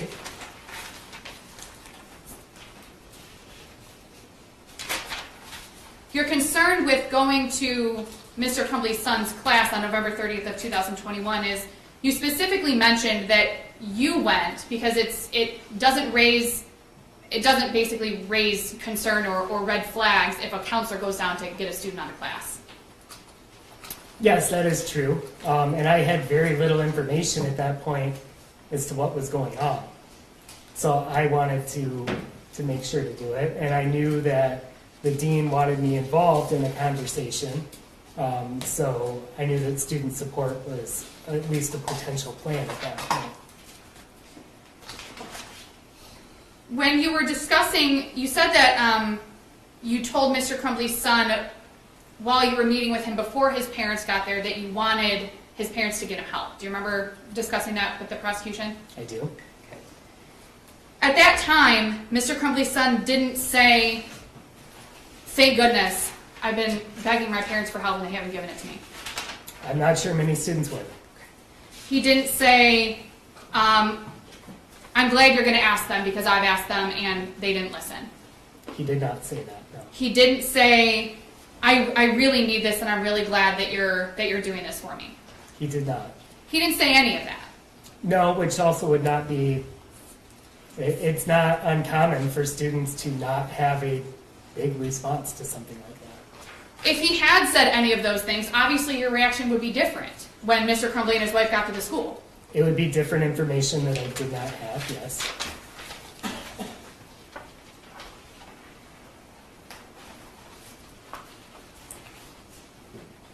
And when Mr. Crumbley and his wife were at the school, they also didn't say anything about, or Mr. Crumbley didn't say anything specifically about, wow, son, you really did need some help. You've been asking me for it, right? No. The discussion was simply looking at the math assignment, the modified math assignment, and then Mr. Crumbley expressing to his son, you know you have people to talk to, right? That was a piece of it over the 10 minutes, yes. That they've talked. Mr. Crumbley and his son have spoken. He did say that they talked. When discussing the impact of Mr. Crumbley's son's friend leaving. You don't know that Mr. Crumbley's son had ever expressed how significant that impact was on him. Is that fair? Until sitting in your office. I had very little context, even when he was in my office, over what that was. All I knew was that a friend had left recently and moved, and that was hard. You indicated on your direct testimony with Mr. Keese that Mr. Crumbley mentioned you have people you can talk to, we talk, and then mentioned something. Your testimony was that his son mentioned something about a journal, or I'm sorry, that Mr. Crumbley mentioned something about a journal. Mr. Crumbley's statement to my recollection was, you have your counselor, you have your journal, we talk. Mr. Crumbley didn't say your journal, you know, the one that's in your backpack. No. He didn't say the one that you always keep with you. No. He didn't say a color. No. He didn't describe it at all. No. So, to your knowledge, based on that conversation, you can't say that Mr. Crumbley's son knew what his son's journal would look like if he had a journal, based on that conversation. No, I had no knowledge beyond that there was an existence of some sort of journal.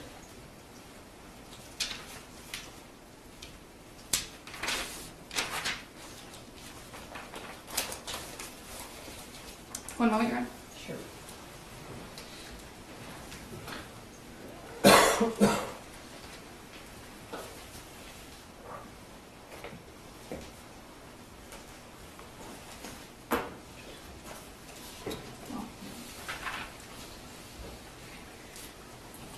Mr. Hopkins, you made decisions on November 30th of 2021 based on your education, your training, and your experience, correct?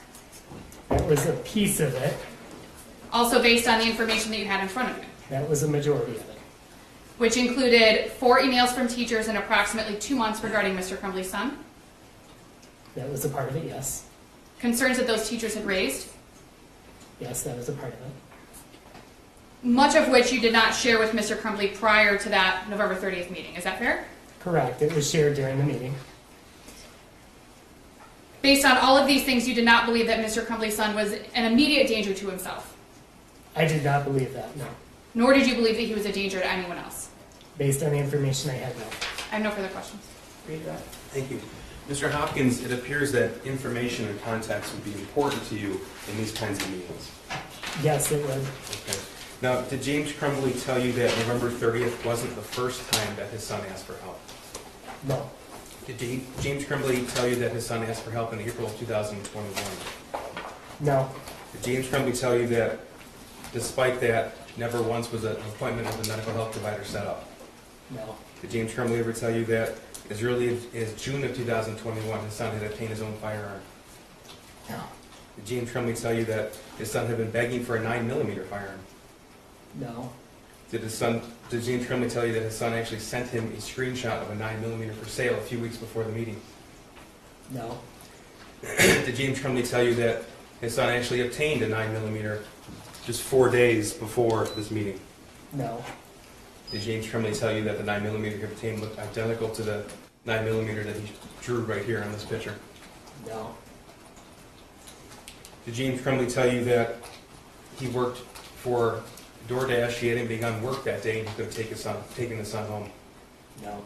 Did he tell you that when his son was talking about his friend leaving, it was actually his only friend? No. So you took what you learned from the defendant's son, you described those losses he felt as significant, I did. and that's without knowing all that information? Yes. You mentioned that you would hope that a decision about a student would be made by a team. I did. Who's on the team? The student, the parents, and any caring adult at the school. And did either James or Jennifer Crumbley share any information with you? They did not. Had they of, what would you have done? Objection, Your Honor. Speculation. She asked the same question on cross. Did you ask that question? She asked, what would you have done? Talking about calling CPS and such. I no, actually, that was related to if they had. She asked if they had not obtained treatment for their son Yes. by the following day or within 48 hours. If they had refused, actually, if they had refused to obtain mental health treatment, what would he have done? not, I'll rephrase, Judge, that's fine. Mr. Hopkins, you testified earlier that your plan was to call Child Protective Services within 48 hours, Yes, and that's based upon just the information that you learned from the defendant's son. it is. Would this meeting have ended differently had you known all the other information that we just went through? objection, Your Honor, speculation. I think it does call for speculation. I believe he can offer a definitive answer here, Judge. A definitive answer about what would have happened if they had not contacted a therapist. Is that what you mean? No, Your Honor, he's asking about a definitive answer for what Mr. Hopkins would have done if there had been additional information. And Your Honor, can we approach, because can we approach, please? Okay, can you turn off the mic?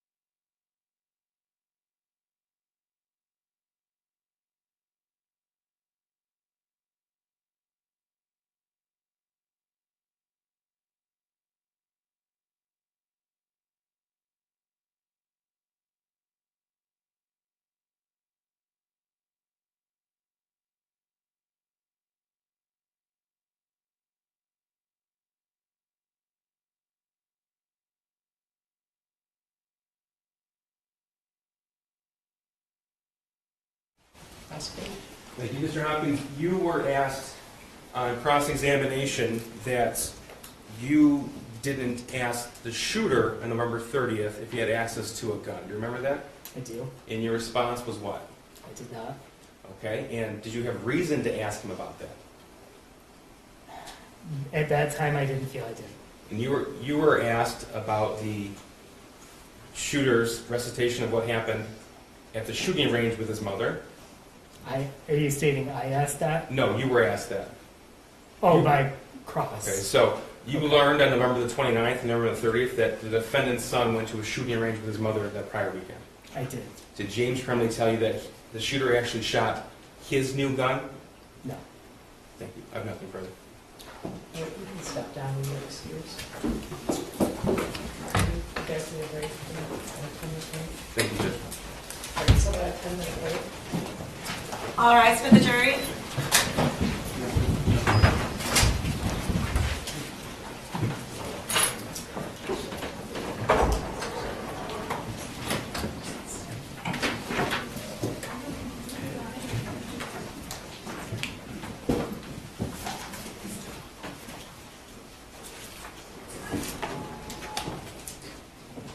All right, you may be seated. What's the next one? I'm going to find out right now, Judge. There's somebody traveling in, so I want to make sure it's here. All right, so about 10 minutes. That'd be fine, Judge. Thank you, Your Honor. If you can all just remain seated, please.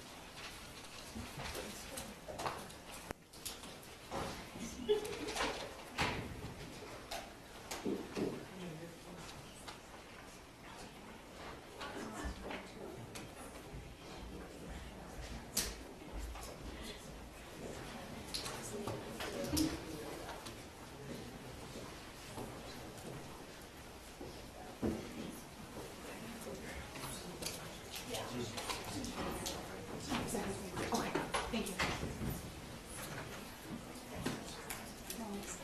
Oh, thank you.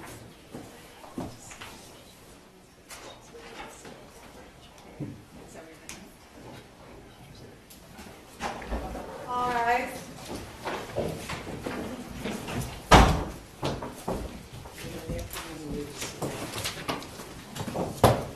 There's honestly 10 after 11, 10 after 10.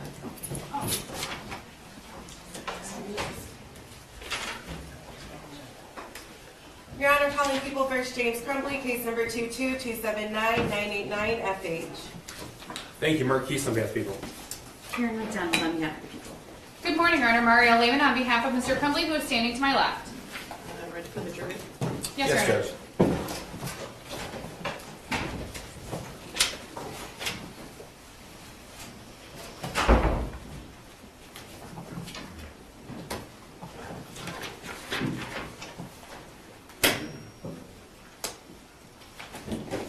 Who is the next witness? Mr. Nick Ejak.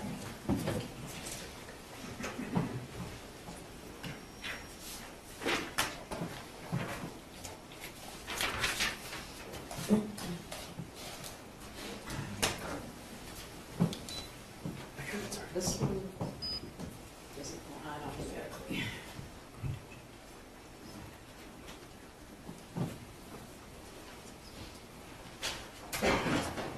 All rise for the jury. Is there one right there? This one doesn't go on automatically. The other one's- Is there a button on the back? Yes.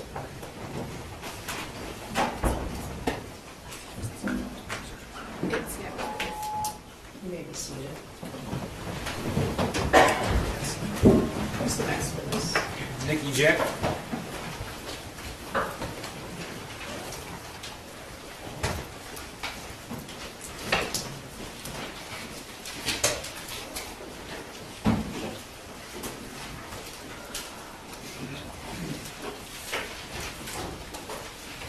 Good morning.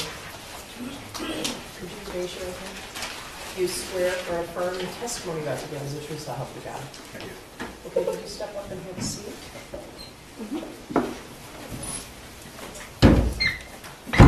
And then could you state your name for the record and spell your first and last name? Sure.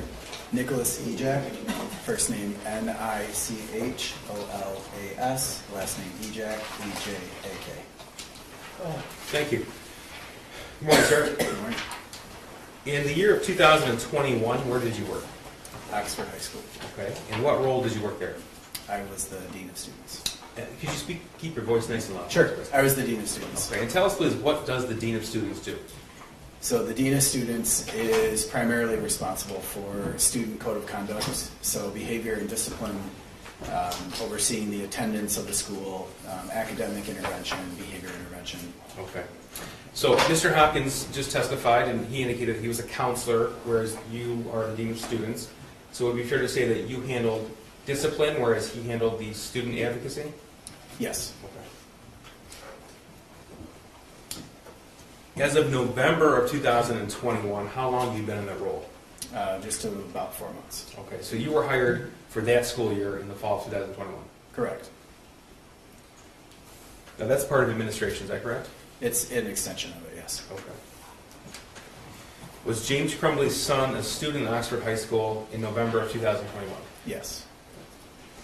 Prior to November of 2021, did you have any interaction with James Crumbley's son? I did not know. I want to direct your attention to what's been admitted as People's 201. This is an email from November the 29th, 2021, 9:32 a.m. And the email reads, "Good morning. I had a student during first hour, the defendant's son, who was on his phone looking at different bullets at the end of first hour today as I was walking around the room passing out their essays. I didn't get a chance to investigate it a bit further since it was the end of the hour. Now that he's on my radar, I'm also noticing that some of his previous work that he's completed from earlier in the year leans a bit toward the violent side. I can bring down these things later today during my 5th hour prep if you would like them.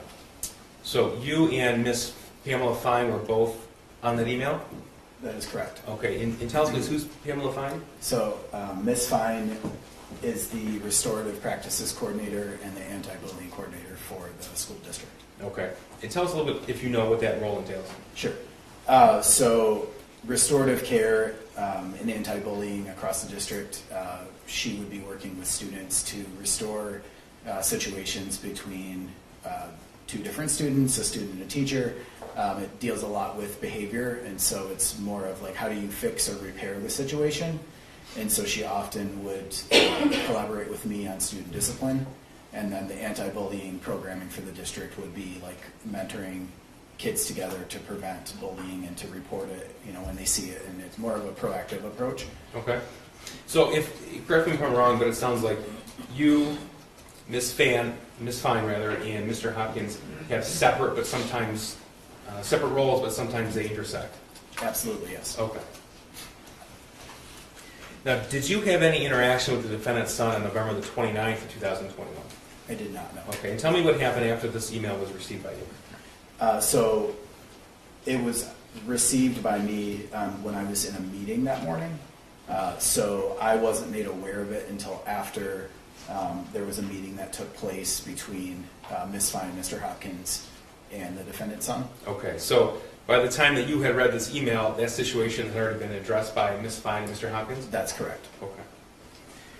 Did you have any follow-up emails, conversations, or any other interaction regarding the defendant's son or with the defendant's son on Monday, November the 29th? I did not know. I'm going to direct your attention now to Tuesday, November the 30th, 2021. This is People's Exhibit 203. This is from a teacher in the school. Email sent Tuesday, November 30th, 2021, 9:32 a.m. It's addressed to you and Mr. Hopkins. Reads, here's the photo I took of his paper in case you need it. Signed, Becky. And there's an attachment. Did you receive this email? Yes, I did. Okay, tell us about your interactions with either students or administrators prior to receiving this email with regards to the defendant's son. So I had received this email after I had alerted Mr. Hopkins to the worksheet because this teacher brought a photo of that to Okay, my let me back office. up just a little bit. So before this email was received by you, did you have a conversation with the teacher regarding the defendant's son? No, I did not. Okay, so tell me how it is that you became aware of this math worksheet. So the morning of November 30th, 2021, I was in my office when Miss Morgan, who was the teacher that sent this email, came down to our front office looking for anybody that she could speak with about a student that had drawn some inappropriate things on a worksheet. And you were there? I was the only one available at the time, yes. Okay, and tell me about that interaction, please. So she entered the threshold of my office door and said she was just looking for somebody to report something, and so I had waved her into my office, and she had stated that there was a student that had drawn some inappropriate things on a worksheet, and then she proceeded to turn her phone around and show me a photo of the said worksheet. Okay, so this is Exhibit 130. Do you recognize this? I do, yes. And how do you recognize it? That's the photo that was on her phone. Okay. And so she turned her phone around and shows you this? Yes, that's Okay. correct. And tell me what happened next, please. So I briefly read the statements and looked for a name in the corner and noticed that it was a name of the student that had been in the meeting with Mr. Hopkins and Ms. Fine from the day before. Okay, so you looked at the worksheet. What stood out to you when you first saw it? The phrases that were written on there, Specifically, which ones? the thoughts won't stop, help me, the world is dead. Okay. What happened next? My response to her was, I need to get his counselor. And her response to me was she needed to return to class. Okay. So she went back to class, Yes. and then what did you do? I walked down to the counseling portion of our front office to alert Mr. Hopkins. Okay. and tell us about the interaction that you had with Mr. Hopkins. Sure. So when I arrived to his office, before I even mentioned anything, he brought up the defendant's son in sort of a question form, and my response to him was, yes, how did you know? And then he proceeded to share with me that he had received an email that morning regarding that student, and thought that that's why I was there at his office. And then I had shared with him that I had just been shown a photo from Miss Morgan. Okay. And kind of explained what I had saw on the worksheet, and he immediately stood up from his desk and said, I'll go retrieve him from class. Okay, so he received a different email the morning of November 30th than the picture Yes. that you were shown. Yes. Okay. Now, when you saw this picture, were you considering this in the realm of student discipline? Not at all, no. Okay, I so was you- more concerned that there was a mental health concern. Is And that so- why you decided to get his counselor involved? Yes, that's correct. Okay. So after you shared what you learned with Mr. Hopkins, he went and retrieved the student back to his office? Yes. Okay, and tell us what happened next, please. So I waited in Mr. Hopkins' office for him to return with the student, and he came in and sat down and began to kind of talk through what was going on that led him to write those things on his worksheet and draw some characters on there. And the defendant's son repeatedly made sure that we were aware that he understood why we needed to do this and that it made sense and that he understood how bad it looked. Okay. Did you lead that interaction with the defendant's son, or did Mr. Hopkins? Mr. Hopkins did. And why is that? As the school counselor, therefore, looking into a potential mental health concern, that would be his responsibility. Okay. Did your perspective, based upon the information that you were told, ever change from a mental health lens versus a discipline lens? It did not, no. So tell us what happened next after the defendant's son went through the drawing of Mr. Hopkins? So he had sort of explained that he was interested in video games and that part of those the drawings on there were him trying to get into graphic design, which led into a little bit of a conversation about how there could be potential avenues during his time at Oxford High School to delve into that deeper with some other programs. And then he kind of leaned in more towards the statements that were written on there and talked about how those didn't necessarily explain the video game aspect.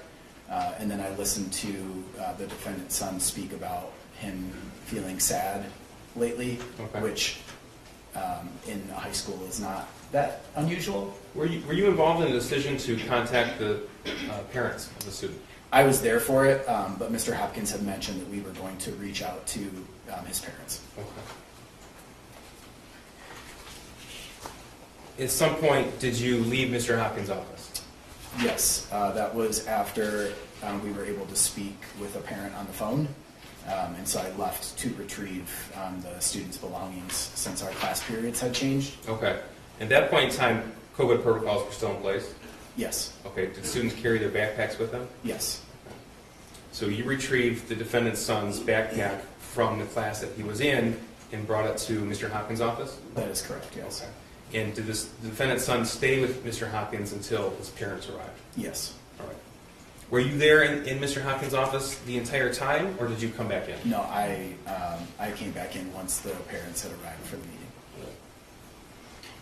Now, what was your expectation of what was to happen that day after the meeting with the parents? My understanding and expectation was that, based on the recommendation from the counselor, that the student would be leaving that day, based on prior experiences at schools where parents are called in to talk about student mental health. Typically, they leave when it's suggested that they leave. With the student? Yes. You were there for the, how long did the entire meeting last between James and Jennifer Crumbley and Mr. Hopkins yourself? I was there for 10 minutes of it, and there had been maybe 3 or 4 minutes prior to my arrival. Okay. I'm not sure if they waited for me to start or if they had already begun, but I know that I arrived a few minutes after they did, after I was alerted that they had arrived. So were you there when Mr. Hopkins explained his concerns about the drawing? Yes. Okay. Now, he just testified, so I don't need you to go through everything he said, but do you recall if James Crumbley said anything? During the meeting? Yes. He did. He expressed concern for his son, that he knew, or he reminded his son that he could always speak to him about stuff, and that he had a journal that he could write stuff in if he was feeling frustrated or going through something. Now, as a dean of students, when are you permitted to search students' personal belongings? So when I have a reasonable suspicion that the student might have something illegal or something that's not allowed at school, and so there needs to be some sort of sign you can report from somebody. Oftentimes kids will be seen with it, or they'll be showing whatever the things are that they've brought to school they're not supposed to. There needs to be some type of a suspicion or alert that I have that will allow me to do that. And so in this situation, there wasn't something that alerted me that indicated I needed to search. Okay, and why not? Nothing that he said, nothing that he, none of the behavior that he exhibited when I returned with his bag indicated that. There wasn't any suspicion that I had at the time that allowed me to believe that I needed to do that. At any point were you informed about the defendant's son's access to weapons? I was not, no. Were you given details by either James or Jennifer Crumbley about the words and drawings on this exhibit? 130? I was not. Thank you. Nothing for this. Thank you, Your Honor. Good morning. Good morning.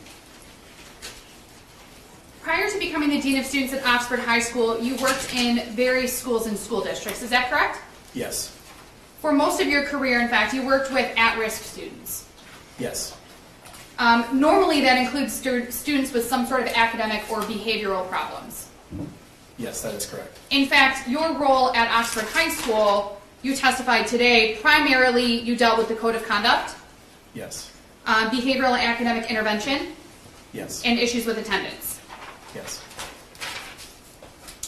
You had not had contact with Mr. Crumbley's son until November 30th of 2021. That's correct. So, as far as you know, once you became employed by Oxford High School, there were no behavioral issues with Mr. Crumbley's son? There was not. No academic issues? No attendance issues? No. You learned on November 29th of 2021 that Mr. Crumbley's son was looking at bullets on his phone in class. Yes, that is correct. But once you had been made aware of it, or once you learned of it, you learned that that had already been handled by Mr. Hopkins and Ms. Fine. Is that correct? That is correct. So you didn't do anything else with anything that day? No. Okay. I didn't need to do anything further based on the fact that Ms. Fine and Mr. Hopkins did everything that I would have done in that situation. Okay. So you didn't see any need for additional discipline or any additional intervention or anything like that, correct? That's correct. On November 30th of 2021, you were advised by one of Mr. Crumbley's son's teachers that he was writing inappropriate statements on his on a math assignment. Yes. You were quickly shown a picture of the assignment on a cell phone, if you recall. Yes, that is You correct. didn't look at it very well, correct? No. You saw that there were drawings, Yes. but you didn't see necessarily what all the drawings were. Is that fair? That's fair, yes. You did see the words blood everywhere, Yes. but you didn't see much beyond that. That's correct. To you, the words on the page were more concerning than the drawings themselves, right? I would agree with that, yes. And that's because sometimes kids in high school draw violent things. Absolutely, yes. That's not abnormal. That's not abnormal. You felt that what was on the paper was not appropriate for school, is that correct? Yep, I would agree with that. But that it wasn't in and of itself concerning, Yes, and that you didn't see it as a threat to anybody. that is correct. You didn't see a correlation of violence with the drawings on the paper? I did not know. Again, Mr. Crumbley's son had no prior disciplinary history, He did not know. no prior bad behavior. He did not. He was a pretty average student. He was, yes. He'd only missed one class that year. I can't speak to that. You said you dealt with attendance, so that's why I was asking. Yes, sure. So you're not aware of his attendance I'm not history? aware of specifically his attendance. Okay. He had none of the typical early indicators that there would be an issue of concern other than these isolated incidents from November 29th and November 30th that you were aware of? Judge, I'm just going to object to the form of the question. Typical indicators. This witness can testify regarding code of conduct and discipline. That's it. Yeah, unless he is able to testify about what a typical indicator would be by his experience. And I can ask him that, Your Honor. Based on your experience dealing and your education and training with at-risk students and for your position as the Dean of Students, there are what you would consider early indicators of potentially concerning or threatening behavior. Is that fair? I would say that's a fair statement. Some of those include prior disciplinary history, Yes. prior bad behavior by the student, Yes. issues with grades, Yes. issues with attendance. Yes. Okay. So, knowing all of that, none of those, what I'm calling early indicators, were present other than the two incidents that you were aware of on November 29th and November 30th of 2021. As far as I was aware, yes. You sat in on the conversation between Mr. Hopkins and Mr. Crumbley's son on November 30th of 2021. Yes, I did. And that was before his Mr. Crumbley and his wife got to the school. That's correct. Based on the information that you had at that time, you did not believe that Mr. Crumbley's son posed a threat to anyone. That's a fair statement, yes. You were even less concerned after you confirmed some of the information that you'd learned from Mr. Crumbley's son with Mr. Crumbley's wife. Yes, after she had confirmed all the information he shared with us, my concern from a discipline standpoint was pretty much lowered all the way to none at that point. Okay. And you said all of the information that he had shared with you. And we've heard some about that, but I just want to confirm. That was about the losses that he'd experienced in 2021, correct? The loss of a family member? Yes. The loss of his family dog? Yes. A friend had moved away? Yes. He'd struggled with COVID? He did, yes. He had a hard time with virtual school? Yes. Those were the things that you confirmed with his family, with his parents? Along with his desire for graphic design and video games, and that they thought he should focus more on academics rather than that, which is what he had shared with us during the meeting. Okay. When you say he had shared with us, are you referencing a discussion or an argument he'd had with his parents the night before that related to video game design and grades, or was this something separate? Both. No, he had shared that he was interested in that and that he didn't feel his parents supported that, and that led to an argument the night before, but he didn't provide any context to that at all, and they had confirmed that, but they also didn't provide any context to that either.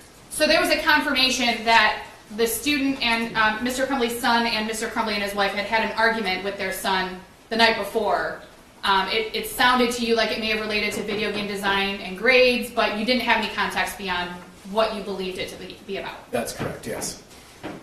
Now, obviously, during these meetings, you expect for a student's parents to give you information about things that they are concerned about, correct?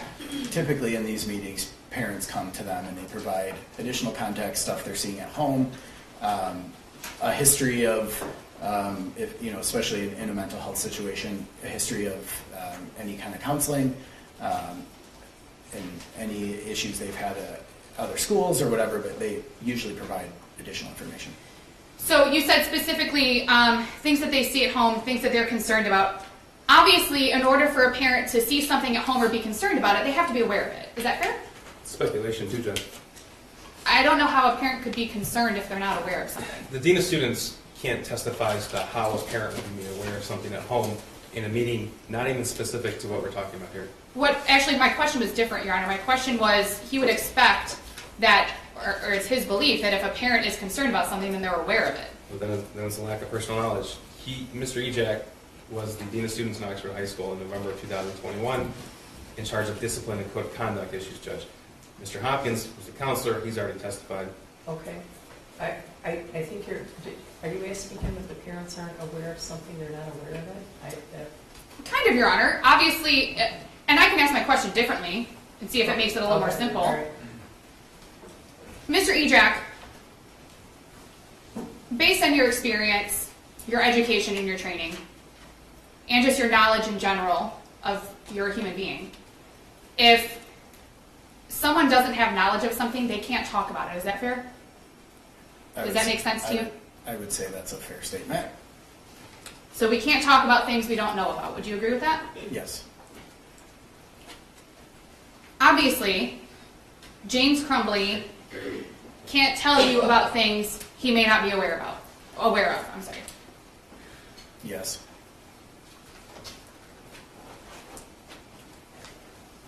You weren't concerned on November 30th of 2021 by Mr. Crumbley's son looking at bullets or drawing guns. Is that fair? I think there was a level of concern there, which is why we called the parents in for the meeting. And if you recall, the level of concern was regarding the appropriateness of behavior in school. Yes. You didn't find his interest in guns or bullets concerning, especially in the Oxford community, if you remember.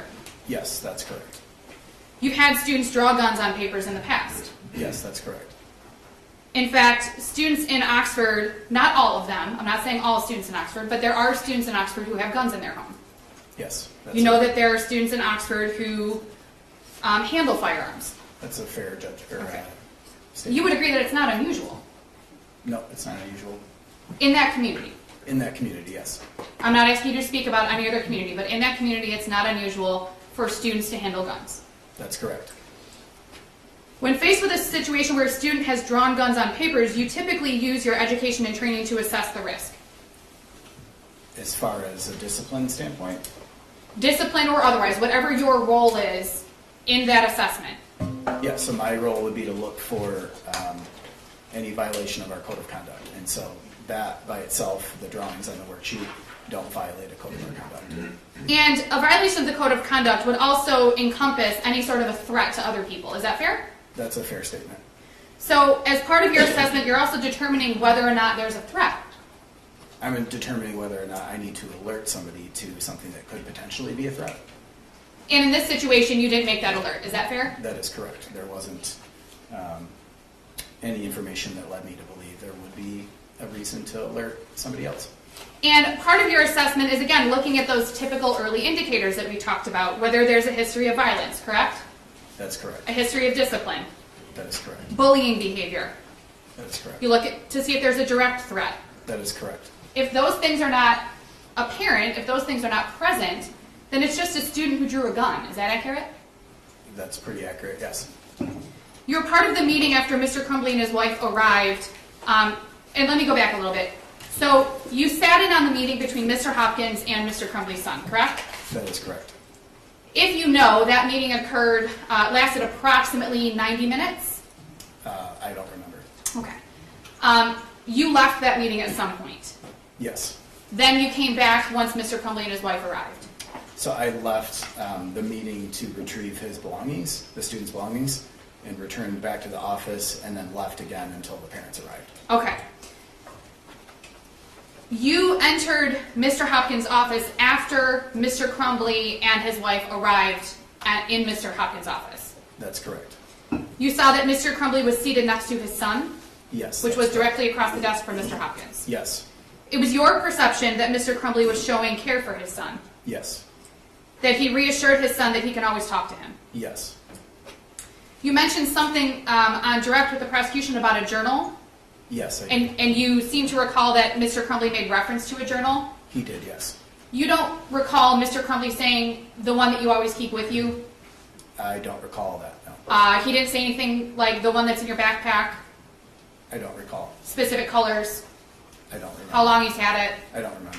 There were no specifics about anything about a potential journal. Not that I can recall. So to your knowledge, you don't know if there was one journal or 15 journals. Is that fair?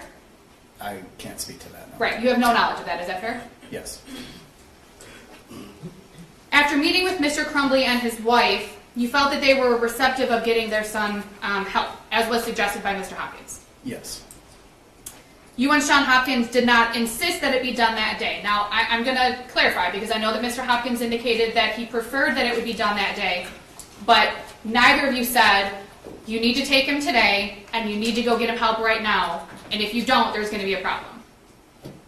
What Mr. Hopkins had stated was that they needed to find him some counseling as soon as possible that day, if possible.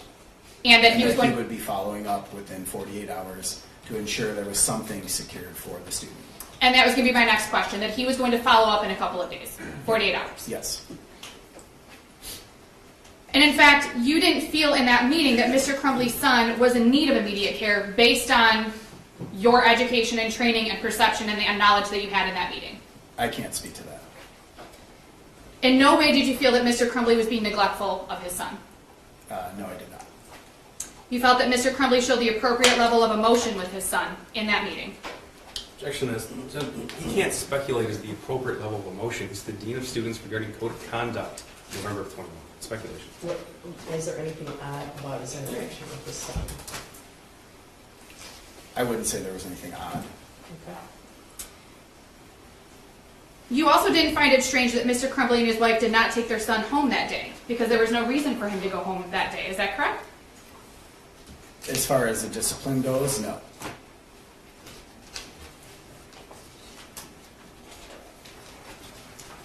During the meeting, you said that you retrieved Mr. Crumbley's son's backpack from his classroom and brought it back to Mr. Hopkins' office. That's correct. You indicated this backpack was heavy. Yes, such as every other student in the school. And let me clarify, that day, you didn't say that today. That day, November 30th of 2021, you commented to a teacher that the backpack was heavy.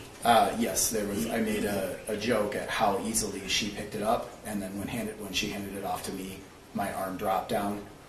So it was more of a joke at how strong she was compared to myself. And if you recall, at the time, the students weren't using their lockers, They were not using that. so it was fairly common for a student's backpack to be heavy. That's correct.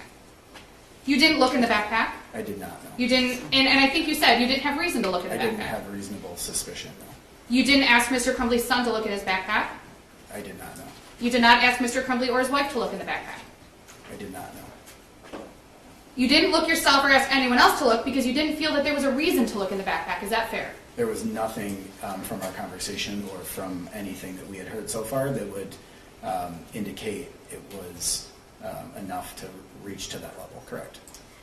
You've had numerous discussions about this case since November 30th of 2021.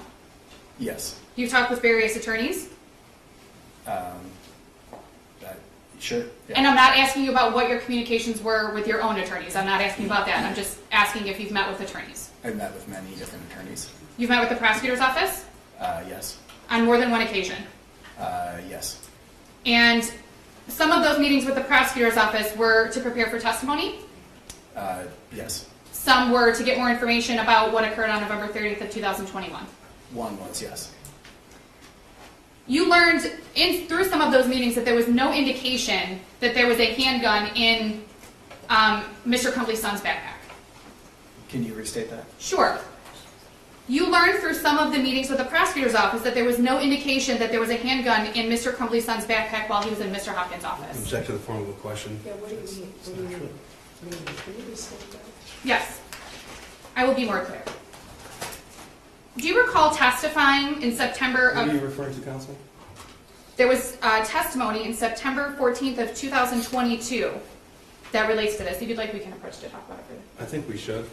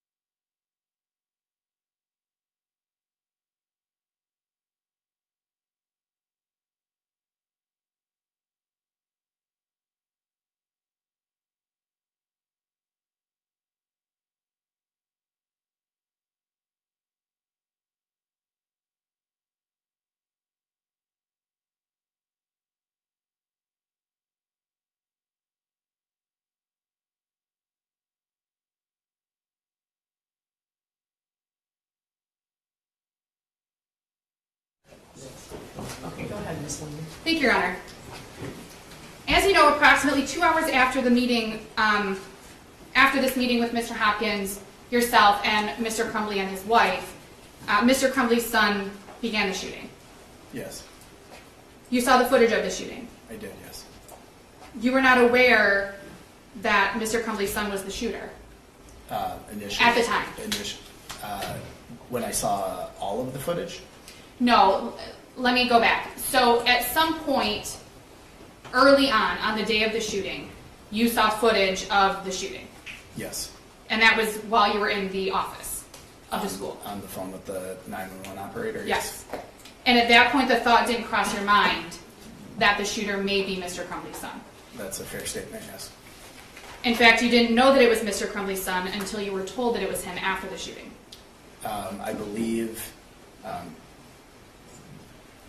as the video footage continued to play and we were still on the phone, it wasn't confirmed, but I had a pretty good idea that that's who it was. Okay.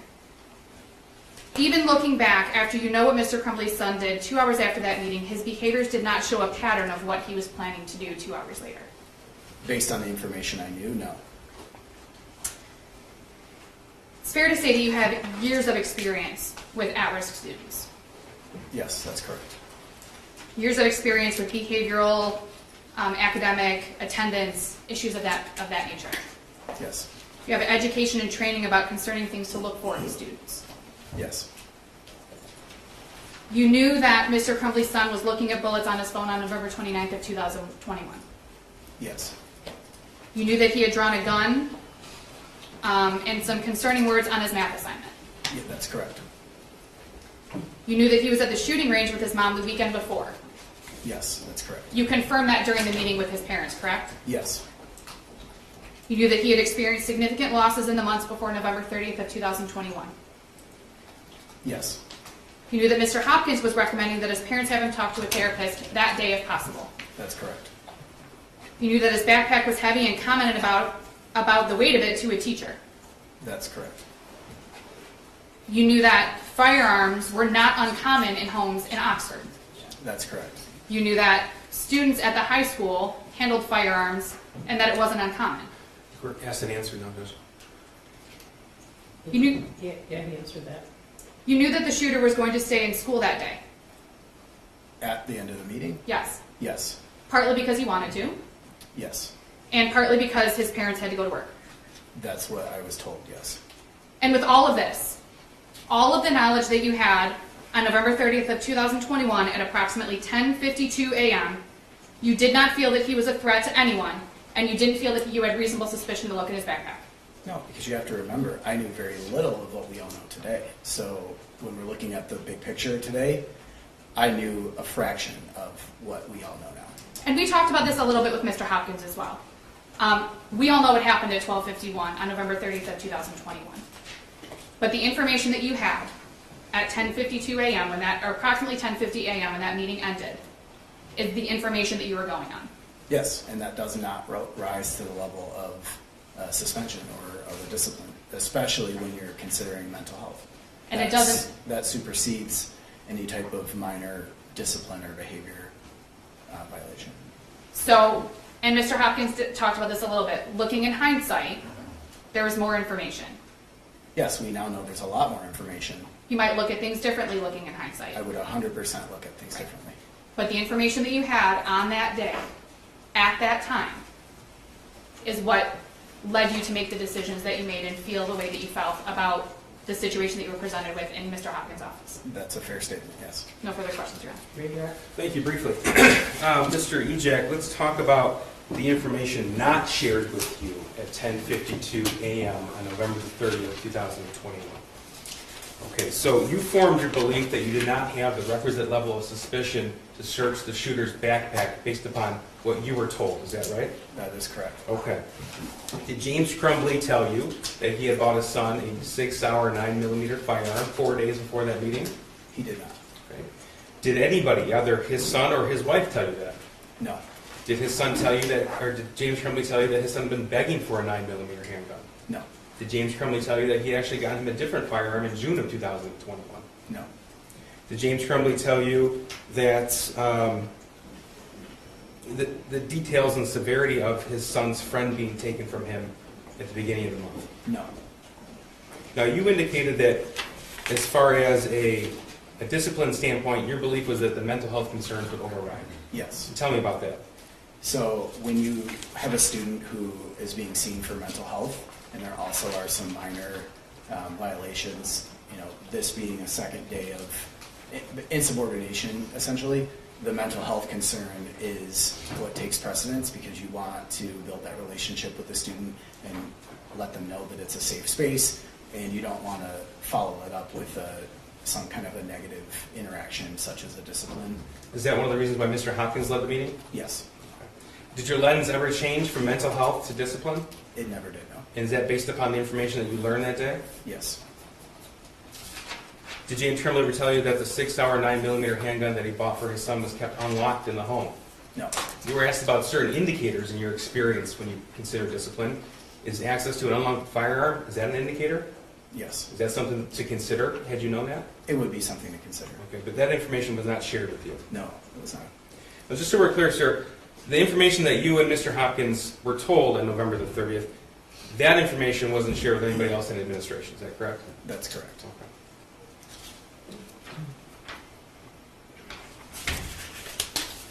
I don't have any further questions, thank you, sir. Very brief request, Your Honor. Very brief. Okay.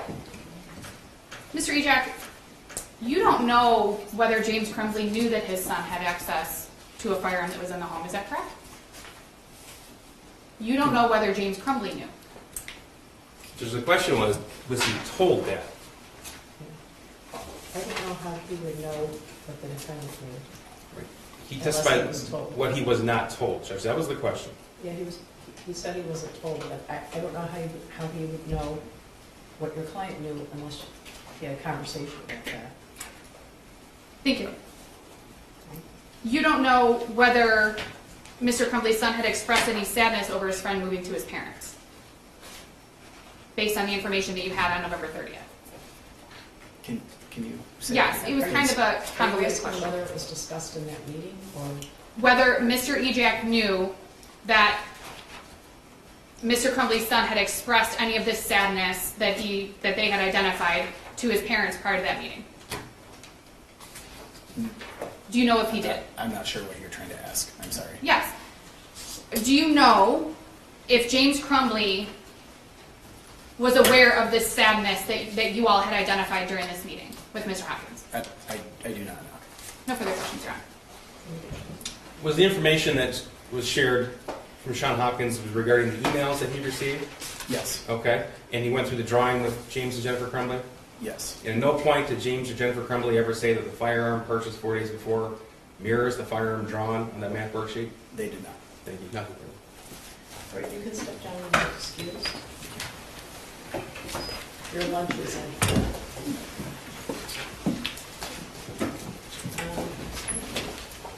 Come back. This spot is wrong, obviously. If I were taller, it would have been fixed already. I'm going to ask you to return at 1 o'clock. It's not about 5 to 12. I'm going to ask you to return at 1 o'clock. In the meantime, I'm going to ask you not to discuss the case with each other or anyone else. Don't look at any news media.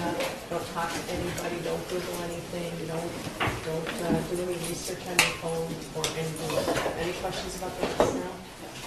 Okay. All right, we'll see you at 1 o'clock. All rise for the jury.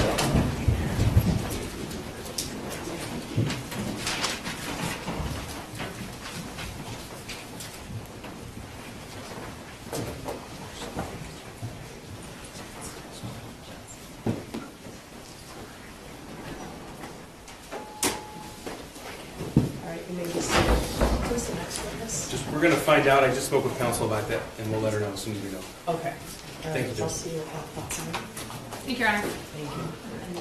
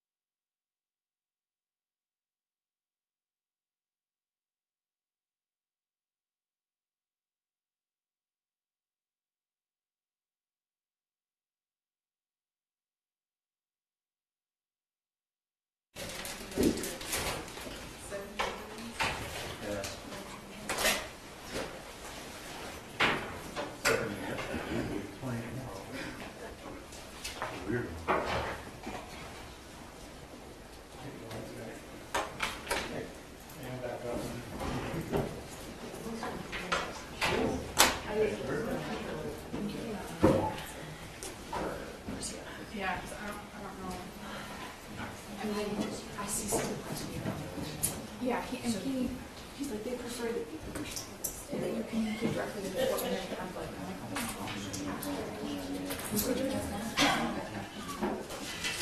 It's a reference. She's actually really reasonable. It's just, I don't know.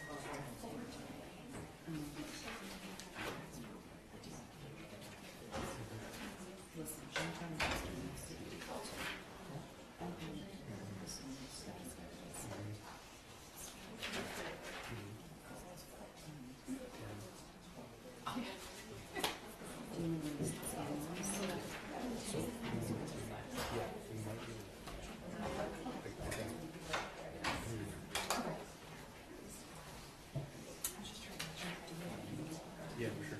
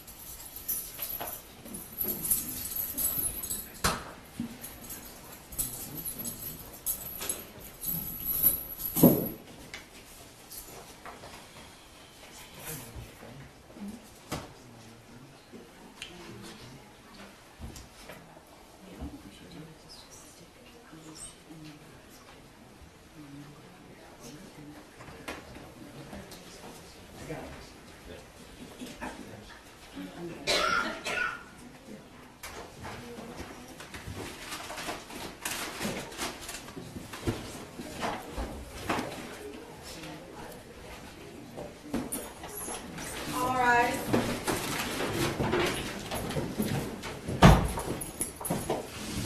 We have to have the baby seated.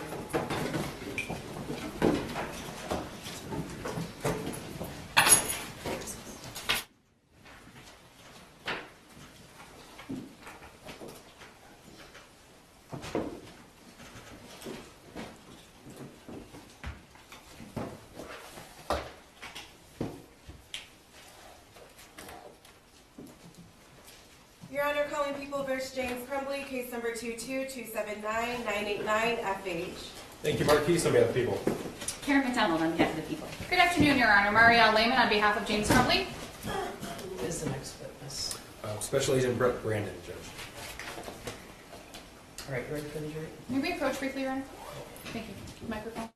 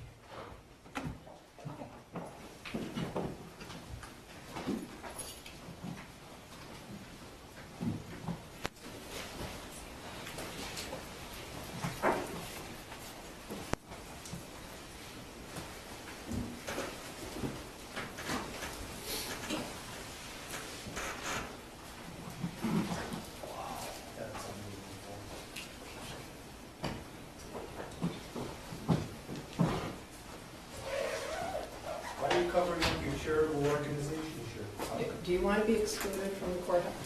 Do you want to be excluded from the courtroom? No, not especially. Okay. Are you ready for the jury? I think we're ready.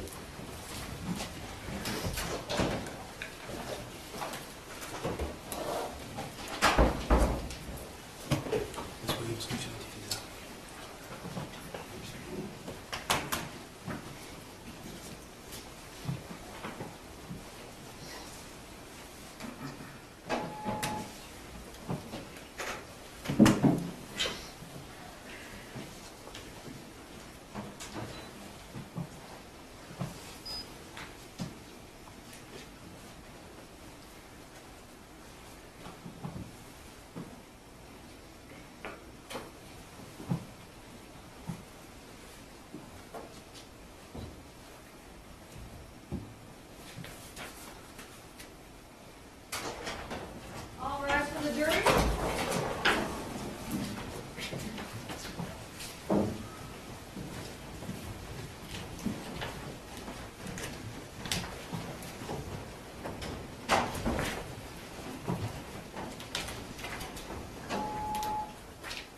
You may be seated. Prosecutor, who's the next witness? Special Agent,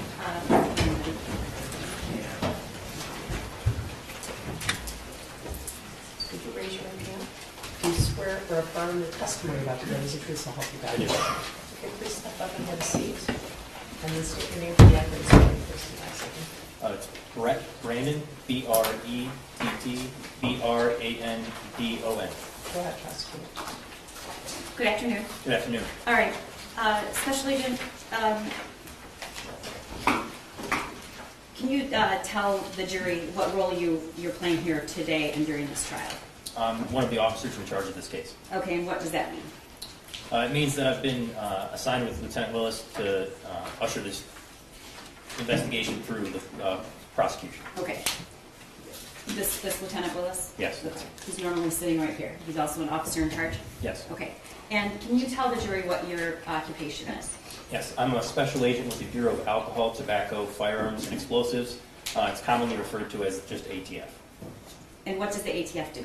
The ATF enforces the nation's firearms, arson, and explosive laws. Obviously, we primarily focus on the firearms laws. And so you're employed by the state or the federal government? The federal government. Okay. As part of that, well, I'm sorry, let me get to this. A little bit about your experience and background that brings you here to testify. How long have you been a special agent? How long have you been with the ATF? It'll be 15 years in July. Okay, and how long have you been a special agent?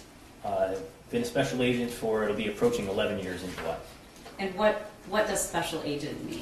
A special agent, so if it means we're a criminal investigator trained in investigating for the purposes of ATF, the crimes underneath the jurisdiction of ATF, but also we assist with other federal investigations and obviously state and local investigations for ATF, primarily involving the use of firearms.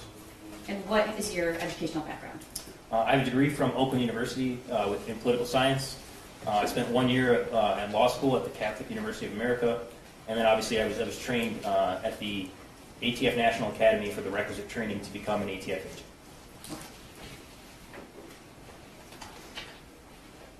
As part of your role in the ATF, you're based in Michigan, live in Michigan.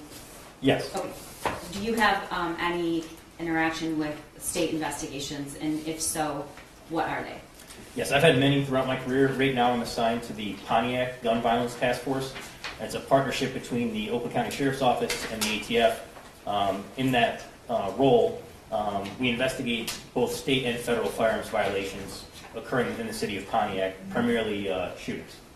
And do you ever respond to or have anything to do with investigations that don't involve shootings? Yes. What kind of? So generally, for whether it's the task force or just as an ATF agent, it's primarily the criminal possession and use of firearms. So in other words, it doesn't have to be a shooting, it could just be a possession of Sure, firearms? yeah. Okay. Yes. About how many shooting investigations have you been a part of? Hundreds at this point in my career. And do you, as a part of in your role, have a general understanding of the laws associated with purchasing firearms, both in the state and federally, or just federally? Both specific to this investigation, it would be both. Yes. Okay. Can you tell the jury what FFL stands for? Yes. So an FFL is a federal firearms licensee. I think we heard testimony obviously in here before from Kami Beck. She was the employee from the gun store in Oxford, as we're referring to it. That would be a federally licensed gun store, which is the technical term for that is a federal firearms licensee. And in order to become a licensee, what does that seller have to do or comply with? So there's an application process that they have to go through with the ATF to become a federal firearms licensee. And then are there guidelines or requirements they must follow? Yes. All right. We're going to get to that in a minute. Do you know James Crumbley? I do. And how did you come to know James Crumbley? I became aware of who James Crumbley was the date of the shooting on November 30th, 2021, and I had contact with him inside of his residence during an execution of a search warrant that night. Do you see him in the courtroom here today? I do. Can you describe something he's wearing? He's wearing a white shirt, a blue tie, and headphones. May the record reflect he's properly identified the defendant, Your Honor. The record will reflect in-court identification of the defendant, James Crumbley. Thank you. What, if anything, did you review in your role as the officer in charge in this case? A vast amount of information. So there would be the returns of 7 cell phones that were forensically extracted, social media returns, financial information, firearms records, including from the federal firearms licensee, and other documents and records, and surveillance video, obviously. You were in the courtroom. Were you in the courtroom when Ed Wogrowski testified about forensic cell phone data? Yes. And do you have? Can you tell the jury what software or program you used? Yes. Objection, Your Honor. The question is what Mr. Wogrowski used. I don't know that Agent Brandon knows that. I corrected myself in that question purposely to say what you use. Are you aware of what was the investigation tool they used in What the cell ATX, phones? what the ATX is. They both did. I'm trying to lay a foundation. Are you aware of, may I ask the question, Your Honor? Go ahead. Are you aware of that tool? Yes, it was the same tool. So Detective Borowski used Cellbrite to put it in a readable format. When he spoke about a readable format, it's Cellbrite, and that's the format that I reviewed the forensic extractions in. Okay, which is what I was trying to get at. You have experience. Do you have experience in this investigation reviewing the Cellbrite information, which is the cell phone data? Yes. Okay, thank you. I want to draw your attention to November 30th of 2021 and ask you to first explain where you were when you heard about the shooting. So I was in the ATF headquarters for the Detroit Field Division is in downtown Detroit. I was in an office that I shared at the time with my partner, and the assistant special agent in charge at the time came in. He knew I was from the Orient-Oxford area and let me know that there was a shooting at Oxford High School. You currently are there, or you grew up there? Both. All right. What did you do? I grabbed my bag and I ran out the door. Did you go with anyone else? Was it discussed about what you were planning on doing, what the plan was, who was going, who wasn't going? No, I just ran out the door and got to my car in the parking structure, turned on the lights and sirens, and then drove up I-75 in towards the direction of Oxford High School. Do you typically work with a partner? Yes, Was he there that day? he was. Did you let him know you were going, or did he come with you? At the beginning, at the time, no, I didn't let him know. He was stepped out for a minute, and I didn't even think about it. I was so focused on getting to the school. Okay. About how long or does it take to get from Detroit to Oxford School? It depends on traffic. It could be an hour. It could be more. It could be a little bit less, just depending on the time of day. And did you have a familiarity with the area? Yes. Okay.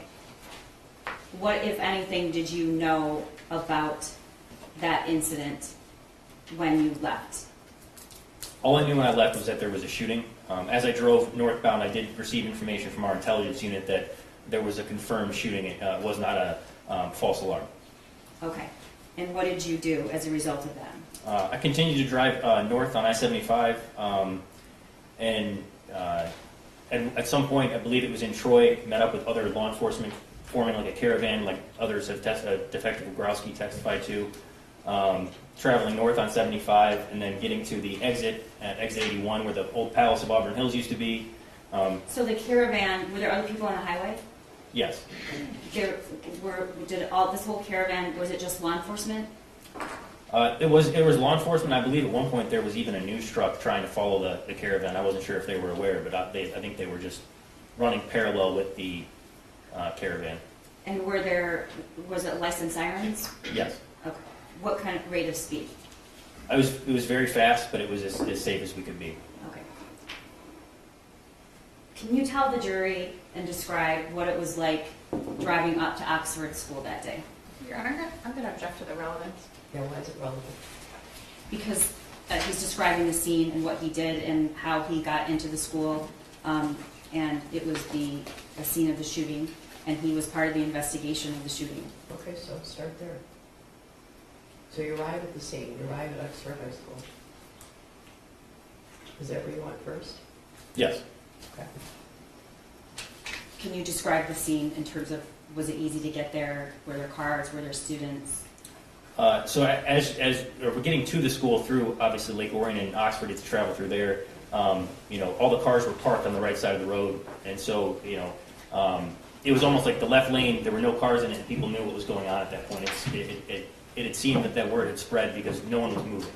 It wasn't just like you normally would get over and then get back over in the left lane. People were just parked on the road.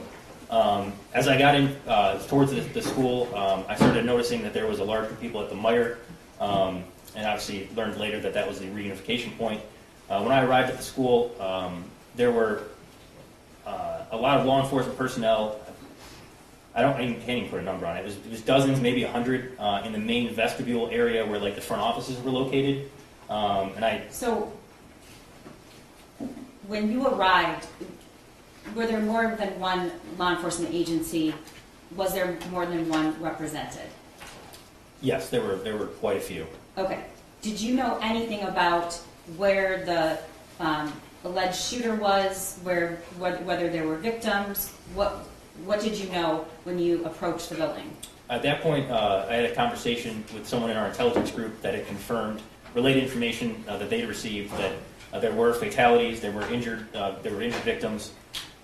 Did you know whether or not the shooter was in custody? No, I didn't. I assumed that I didn't hear any gunfire when I got to the school, so I assumed that either the shooter was in custody or it was a barricade. I wasn't sure what was going on, but I knew that it was not an active shooting scene. Did you do anything before you entered the building? Were you carrying a weapon? Were you? Yeah, so I put on my vest and then ran to the front of the school with other people from the parking lot that were approaching the school. As I got closer, the person at the door verified my identity as a law enforcement officer, and then at that time was informed that the shooter was in custody and that they were starting kind of to figure out who was going to be responsible for what inside of the school. As you can imagine, it was a very chaotic scene. And Okay.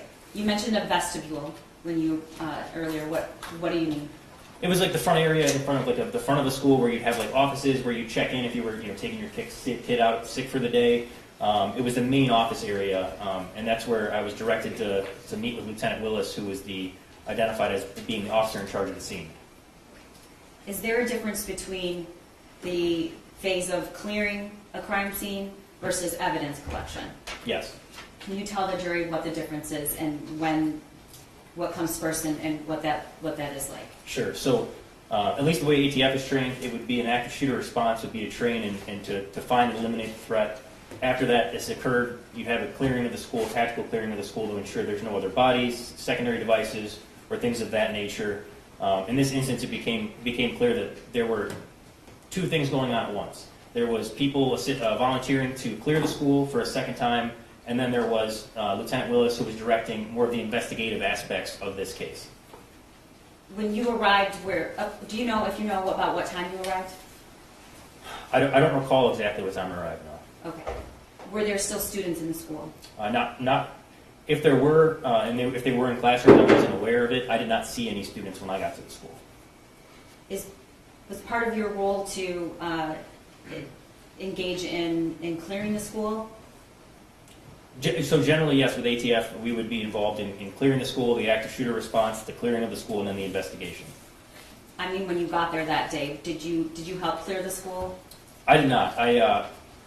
Based on the fact that the investigation had started, that the shooter was in custody and they had the weapon secured, I thought the best use of my abilities as an ATF agent would be to start the trace of the firearm to determine how it ended up there. Okay. You just said you found Lieutenant Willis. Is that correct? Yes. Okay. Where was he standing? He was standing in front of the school offices. At one point, he was standing on a chair directing people around. Like I said, it was a very, very chaotic. But I found Lieutenant Willis, and I believe someone had told him I would be coming to help trace the firearm, and that's when I went over and located it. And before that, had you ever met Lieutenant Willis? No. Okay. And what happened next? So Lieutenant Willis held up a trash bin that had the murder weapon, several magazines, ammunition, and the shooter's cell phone inside, and I was able to take photographs of it. Okay.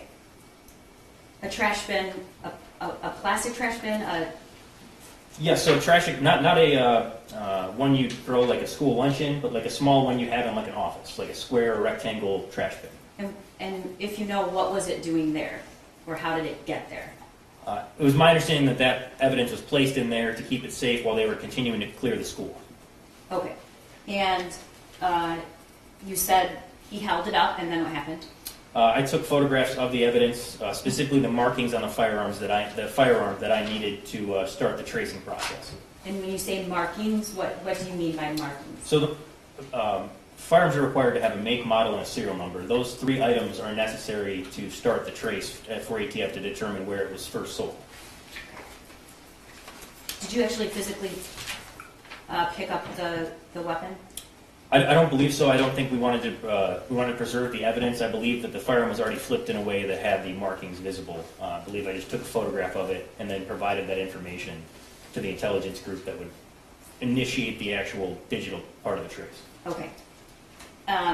Once you did that, what did you do next? So once that process had been started, I went to Lieutenant Sam Marsban, who I had known from the Oakland County Sheriff's Office based on prior investigations in Pontiac, and asked what could be done, what needed to be done. And at that time, I began collecting facts for the timeline for a search warrant affidavit for the Crumbley's family residence. Okay.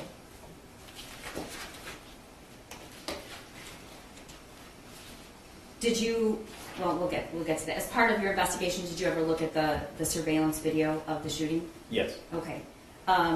Before we get to that, what are the steps and how long does it take to trace a firearm through the ATF?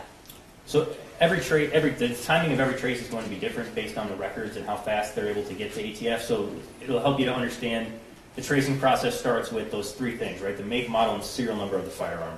Once you have that information and you input it, you can trace it back to the first manufacturer, right? And when the manufacturer is then contacted by ATF, they can tell you which federally licensed gun store they sold it to, and then that gun store has to tell you who was the first person that purchased that firearm. And did you learn who that was? Yes, it was an individual in Rochester, Michigan, and obtained the firearm from the gun store in Oxford. And then was that person contacted? Yes. And were they contacted by you or someone on your team? It was two ATF agents assigned to the same division I'm assigned to. And what did they learn? They learned that that individual had sold the firearm back to the Oxford gun store sometime in early September. And then what did they do? They went to the gun store and spoke to Ms. Cammie Back, who testified previously, and learned that the firearm was in fact purchased by Mr. Crumbley on November 26, 2021.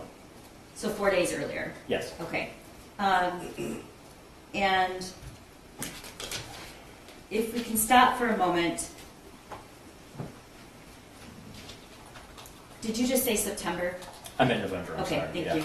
Thank you to Mr. Case who pointed that out. November, correct? November, Okay. yes. And If we want to stop here for a moment, walk us through a general purchase of a firearm through a federally firearm licensee. sure. So if you walked into a gun store today to buy a firearm, you'd have to fill out what Ms. Back testified was called an ATF Form 4473. It would have information about yourself as well as information about the firearm you're purchasing. The FFL employee then would contact the National Instant Criminal Background Check System, the NICS system, through the FBI. And once they're given the okay to sell you the firearm, they proceed with that. Do you know if that protocol and procedure was followed here? Yes, In this it was. case? All right. You just stated that in order to buy a firearm, you have to go through all those steps.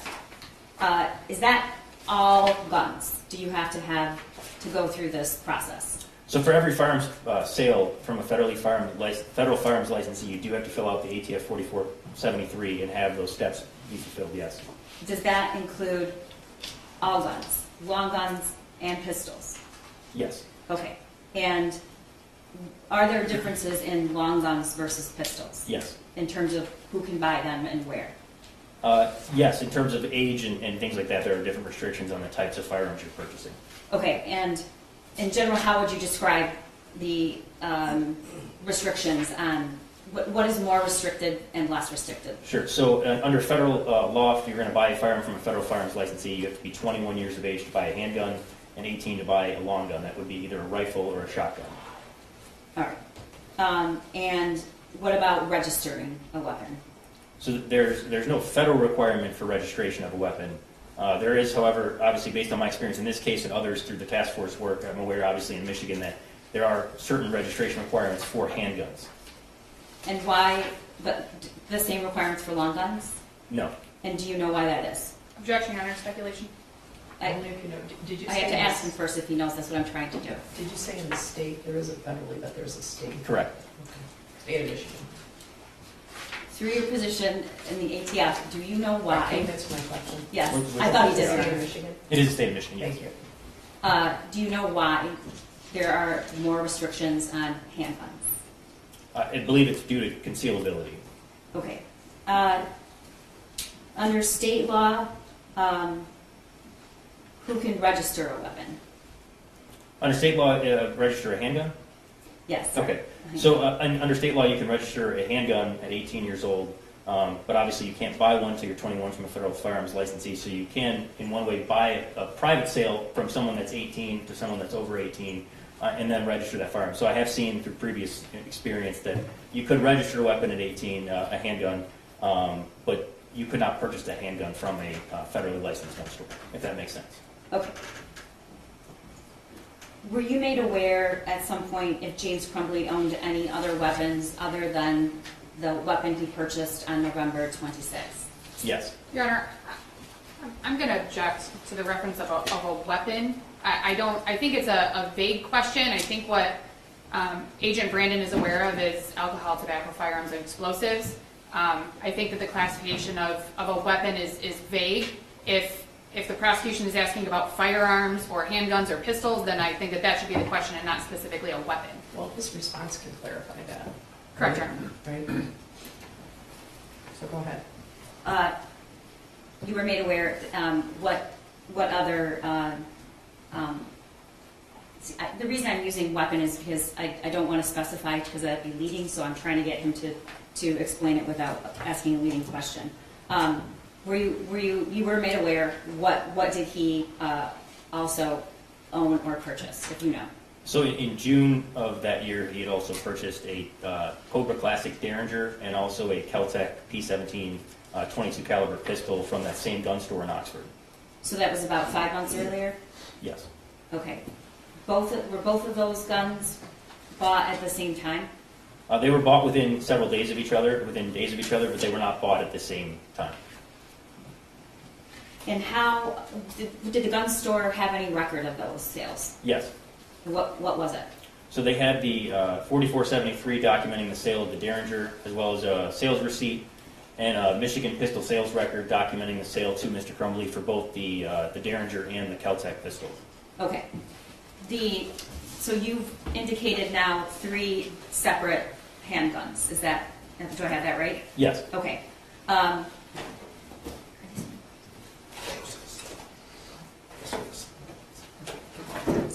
right. I am going to start asking you about each of these handguns and describe the difference in each. I'm putting on gloves because this is evidence and I want to touch it with my gloves on. And the first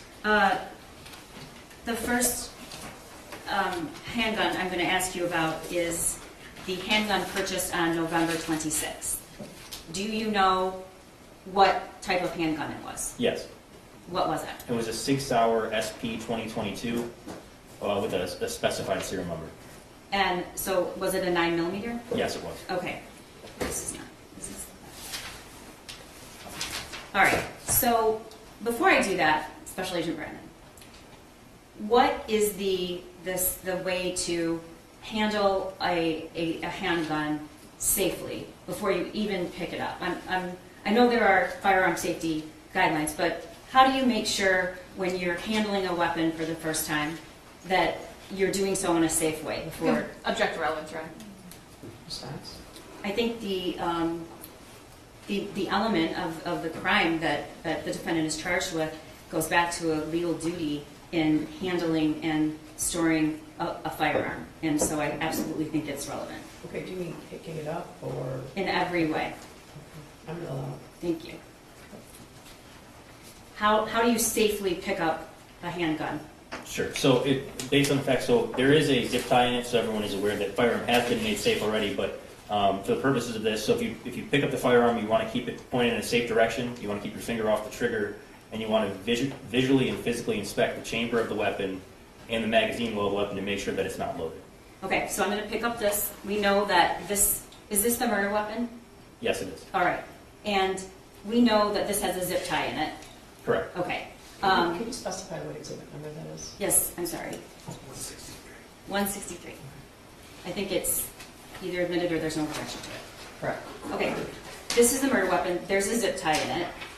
But even if there isn't, the general principle is to make sure the firearm is safe. You just said you physically examined the magazine well. Is that this right here? Yes, that's correct. Okay, and then you also have to do a second step, did you say? Yeah, so the same thing. So I would say physically and visually inspect the chamber of the weapon. So down the barrel, if you look down the barrel right So there. right yeah. here? And to make sure there's not a round inserted into the chamber of the firearm. Okay, and again, there's a zip tie in here, but in order to comply with that, you'd have to physically inspect to make sure there's no round in this chamber. Correct. And why, what's the reason for that? So with firearm, there's 4 basic principles of firearm safety. I mentioned 2 of them. Number 1 is to treat every firearm like it's loaded. Number 2 is to point the firearm in a safe direction. 3 would be keep your finger off the trigger, and then obviously not for report purposes, but if you're at a range or shooting, is to be mindful of your target and what's beyond it. At least that's the way ATF trains the 4 pillars of firearm safety. So the purpose would be to make sure that firearm's not loaded, that in case the trigger was accidentally or unintentionally discharged, that there's not an actual round in the chamber to be discharged. Is it possible for a firearm to discharge without touching the actual trigger? That would depend on a lot of different factors, including the type of firearm. Okay. I probably can't answer that question. Okay, thank you. So you mentioned earlier that you have to identify certain markings. Where are, and I'm going to give you some gloves if you don't mind.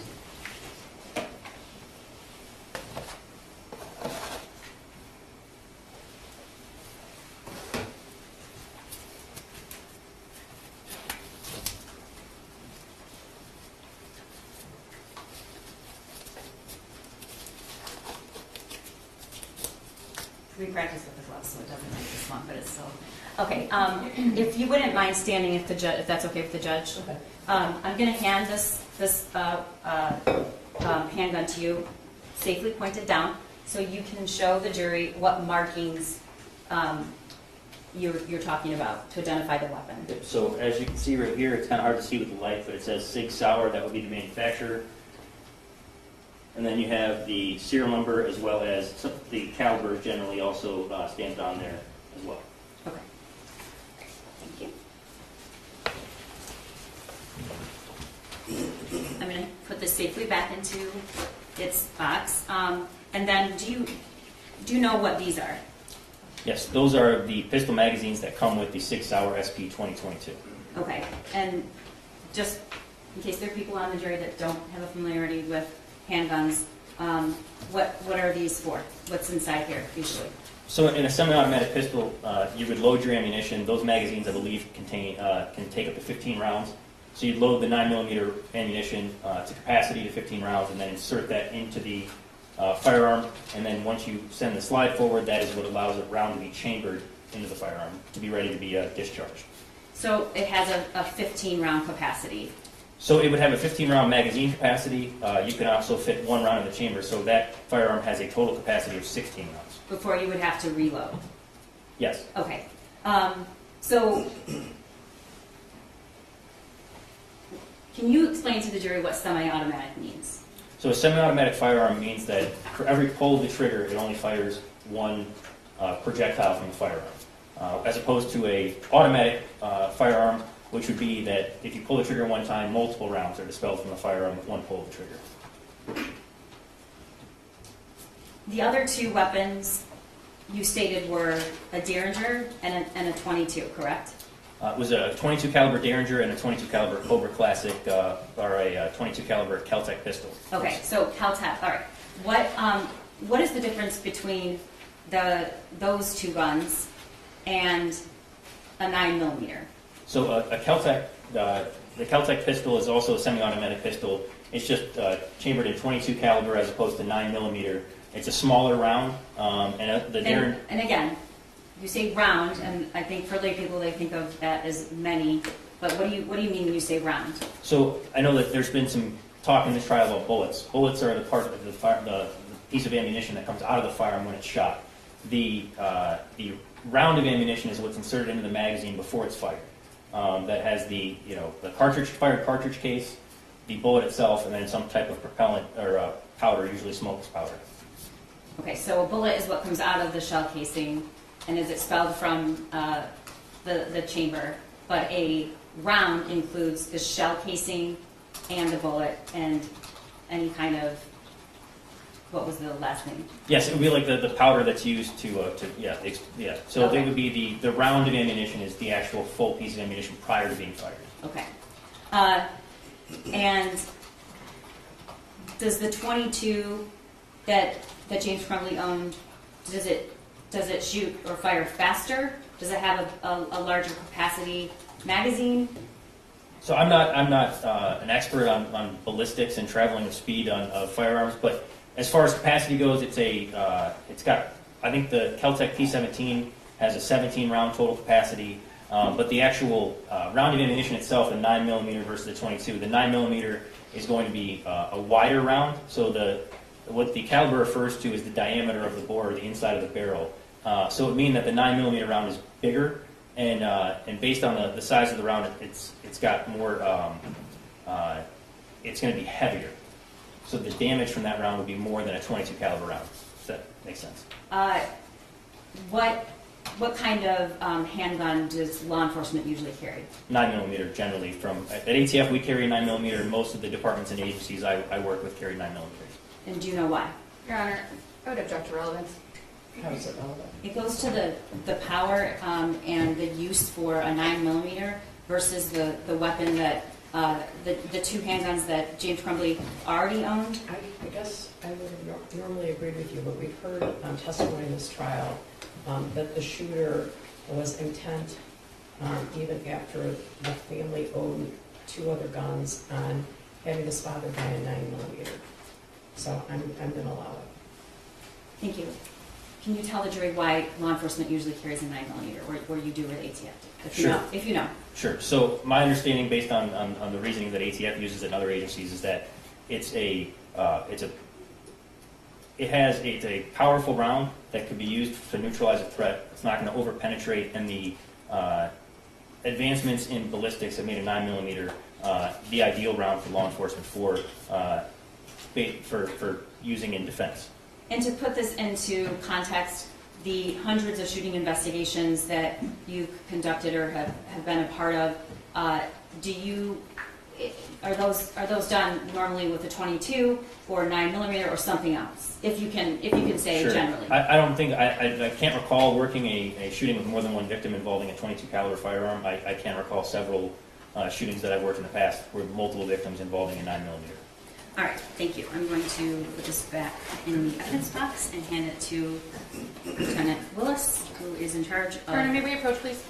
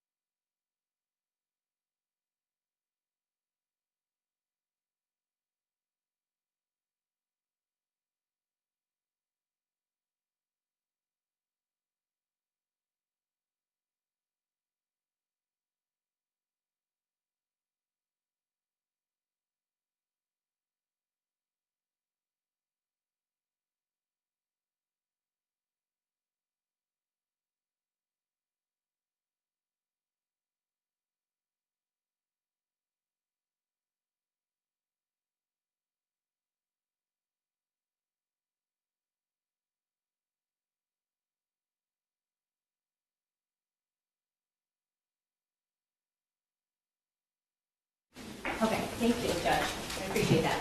All right, so,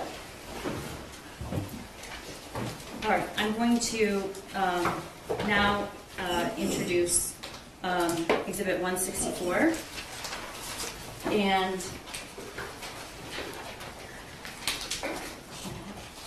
okay, what is this? That's the Cobra ENT Classic 2-shot 22 caliber Derringer purchased by Mr. Crumbley. I believe he paid for it on the 15th of June of 2021 and picked it up on the 16th of June 2021. Okay, and this is pretty small. Yes. Okay, so what is this used for typically, if you know? And how many rounds can it? It can hold 2 rounds. I mean, in today's, I don't know if I can say exactly what it's used for. People use firearms for very different purposes, but I know that that's been used in the past for a variety of different things. Okay, thank you. And again, this was purchased when, if you know? It was June 16th of 2021. Okay. And that was 164.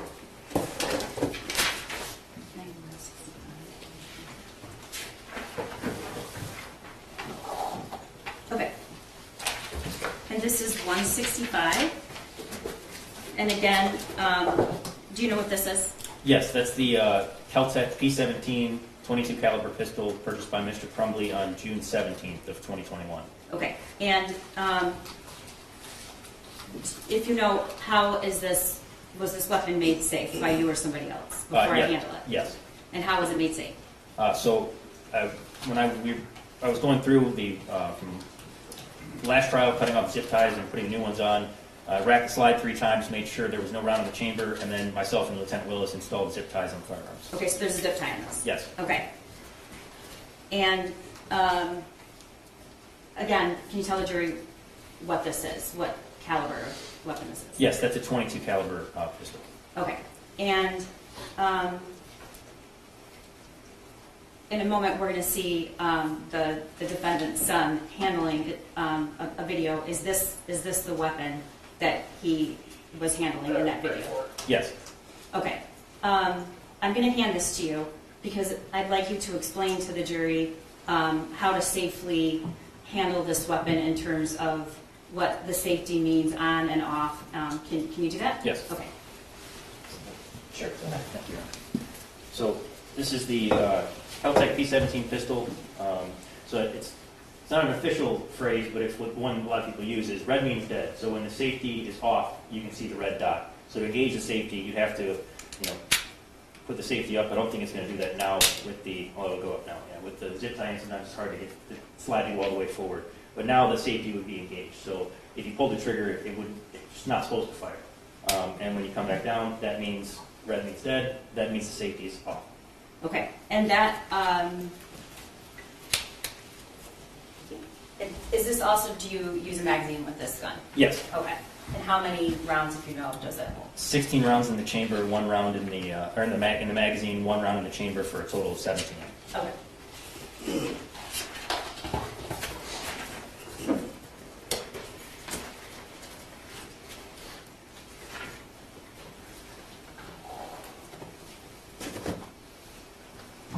Were there any gun cases recovered in the home? Yes. All right. I'm handing you what's People's Exhibit 166. Can you tell the jury what that is? Yes, this is the pistol case that goes with the Kel-Tec P17 pistol that I was just holding. It was located in the kitchen under the, the island in the kitchen of the Crumbley residence.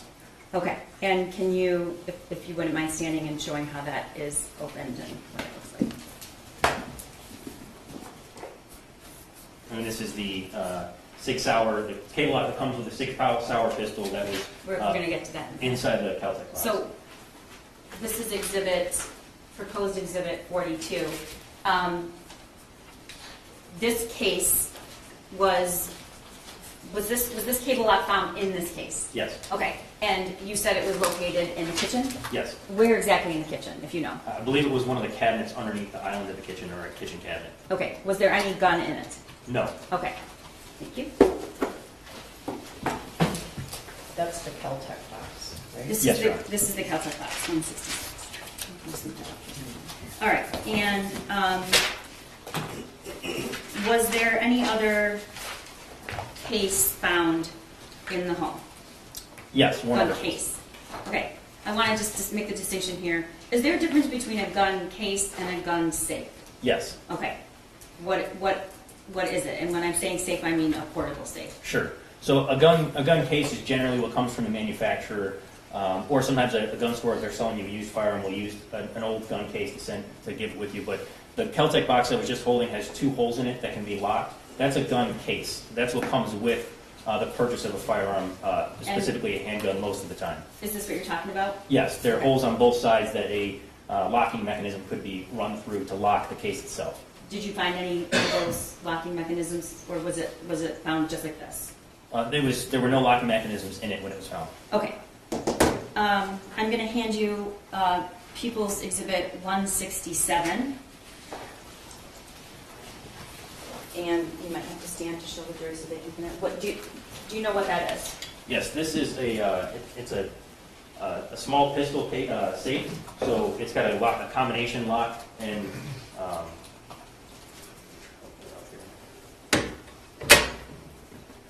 so it would just you close the lock. It's typical your standard combination lock. You close it, spin the dial, and have your combination code. And do you know where that was found in the house? Yes, it was in the on a TV stand in the Crumbley, Mr. and Mrs. Crumbley's bedroom on the right-hand side inside of a cabinet. All right. And was there anything in it? Yes. What was in it? So there was the Caltech P17 pistol, as well as a Derringer 2-shot 22 caliber handgun as well, both inside this safe. And that was the small gun that we just showed the jury, correct? Correct. Yeah, they both fit in here. And then the Caltech that you just showed them with the safety. Yes. Those 2 weapons. That's Okay. correct. So- This one. Right down here.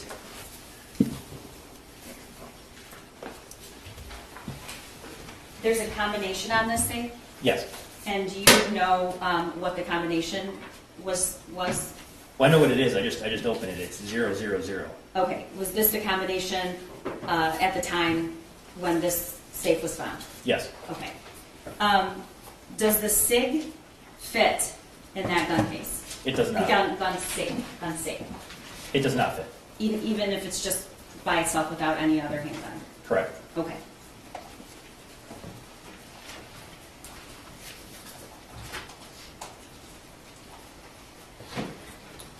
Was there any other case found in the home? Yes. And I'm going to hand you what's been marked as People's Exhibit 41. And what is this? This is the. Go ahead. Thank you. This is the Sig Sauer SP 2022, the murder weapon. This is the pistol case that would have came with it. Similar to the Caltech, it does have 2 holes to be locked as well. Okay. And I'm going to open that.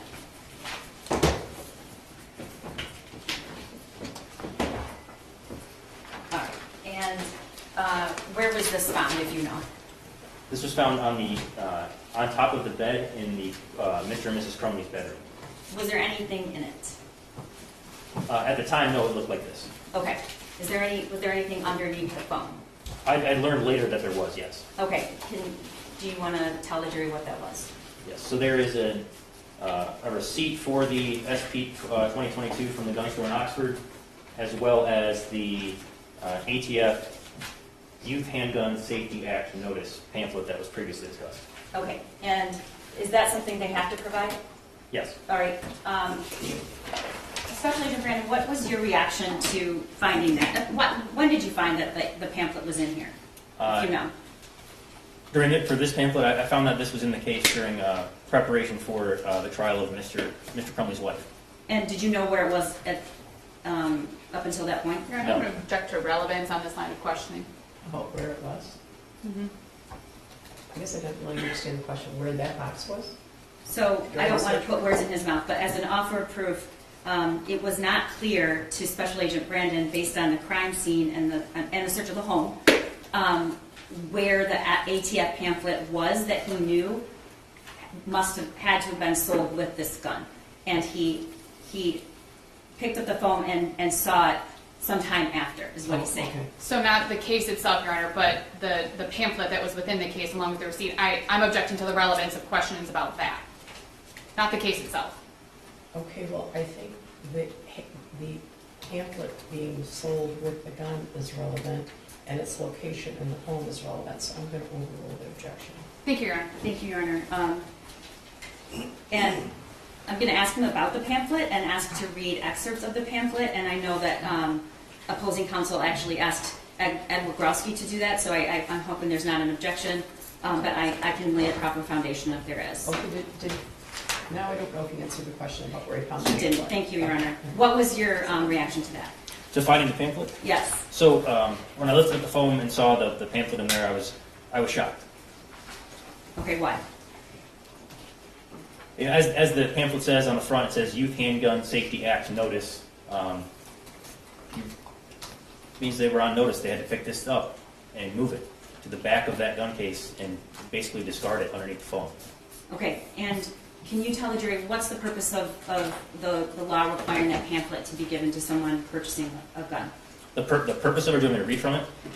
First, I want you to tell me the purpose, and then I want you to read. So the purpose of the pamphlet is to inform the buyer of the firearm that juvenile gun violence is a major problem, and that safely securing your firearm will prevent that from happening.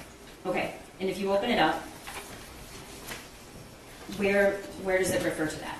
So on the first page it says Youth Handgun Safety Act Notice, and there's 4 bullet points. The first says the misuse of handguns is a leading contributor to juvenile violence and fatalities.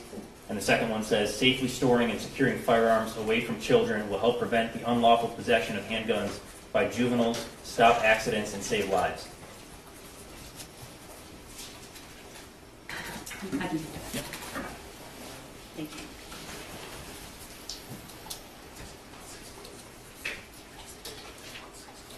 Your Honor, we've marked the pamphlet as, we're going to mark it as 168. I don't know if it was admitted previously. We did discuss it in other witnesses. Okay, you're moving for the initial. Yes. Any objection? No. 168. All right.